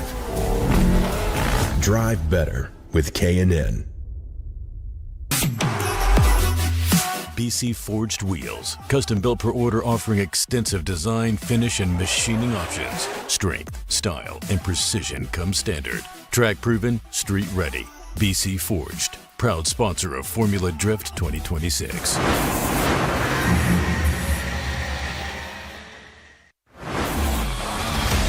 What a beautiful evening, and just like that, with a snap of our fingers, the finals are upon us. We got Jeff Jones and Odie Bakshi's in the finals. So we are going to wash, rinse, repeat, and do it again, as Rome Charpentier will get third place in here this evening. But such a great time. I'm Jared Deanna. Joining me here is Mr. Daniel Chow. Mr. Chow, yes, you sir. have fun? Having a blast. This is really cool to be out here. All thriller, no filler, baby. There's no qualifying, just kind of randomizing. We got our grade 8 whittled down to 4, and now the finals. And we're going to do it again tomorrow night. So, but also, if you want to see more of drifting, be sure to download the Racer app. It is free to download. They have options where you get paid for it, but download it. It's free. Anybody complaining? Shh, be quiet, because we saw a lot of people download the app. It's awesome, super quick, easy, and tune in for every round of the Formula Drift Pro Championship, as in just about a month, we will be at round 2 at Road Atlanta, just outside of Atlanta in Braselton, Georgia, to be specific. It's where they held Petit Le Mans for numerous years. Formula Drift, we celebrate our 23rd year of going there. That's pretty crazy. So come join us online or in the building. And again, it all ends back here once again in October for round 8, the final round, what we call LB2, similar to that of Supercross. They have A1, now they got A3. So right, A1, A2, A3. So join us out here, LB2 in October. Go to formuladee.com, and of course all the social media networks. So be sure to check it out and buy your tickets ASAP. So, and Seattle's, I asked you, thank you for asking me, I appreciate that, Chow. Knee-jerk reaction. Atlanta is my favorite, of course. It kind of just, it's an easy one. It's a dedicated racetrack. But Seattle has quickly become a very close second in my eyes. Absolutely. I mean, same thing here. I was going to say actually Seattle at first, but we won Seattle last year. We kind of checked that one off the box. So now you won Atlanta. I won Atlanta. Atlanta's been hanging over heads for a really, really long time now. As long as Matt and I have been in the series, we haven't been able to win Atlanta. So I'm making it my favorite track because I want to win there. All right. So again, Atlanta has not blessed Matt Field the victory yet, so looking for that. Here's how Jeff Jones got that victory against Connor O'Sullivan. You see Jeff Jones scraping that back bumper, placing the car properly, good precision driving right there. Connor O'Sullivan was definitely a threat, but Jeff Jones just had that little X factor over him. When Connor O'Sullivan led, Jeff, I think, gave just a little more aggressive chase down, as well as Connor wasn't exactly all the way out there. And you can see here's RCP and Odi Bakshis, and this is a close one as well. And Chow, you said, you know, I was voting for RCP, but Odi Bakshis, you were outnumbered there 2-1 as far as majority goes. I was wrong. No, I mean, no, it's not about being wrong. It's just, again, we were just talking off camera here, and you were like, dude, it's a very fun event. There's only one winner, but overall, I think the fans want to win. They want to see, they are winning. They want to see a good show, and just knee-jerk reaction. I think that was a healthy choice. You sided with, again, Rome. The other two sided with Odi Bakshis. Yep, that's the best thing about drifting. You just mentioned, you know, different perspective towards it. I mean, different angles that we're watching, and you know, 3 different minds put together. That's why it takes 3 judges to make a decision. Yeah, you might have more weight in a particular area or facet of drifting. Again, line, angle, style, one zone compared to the others, chase, how you transition, all that. So, you know, statistically speaking, Odi Bakshis has got Jeff Jones' number, but keep in mind, Odi usually behind the wheel of, you know, now more recently the BRZ in competition, but previous to that an S chassis for numerous years. I mean, he has that. He's one of the best chase drivers in the business, just as far as chasing and transitioning. Now in this car, you know, he's in uncharted territory, even with just a few practice sessions. How much do you truly risk it, given that you're throwing the keys?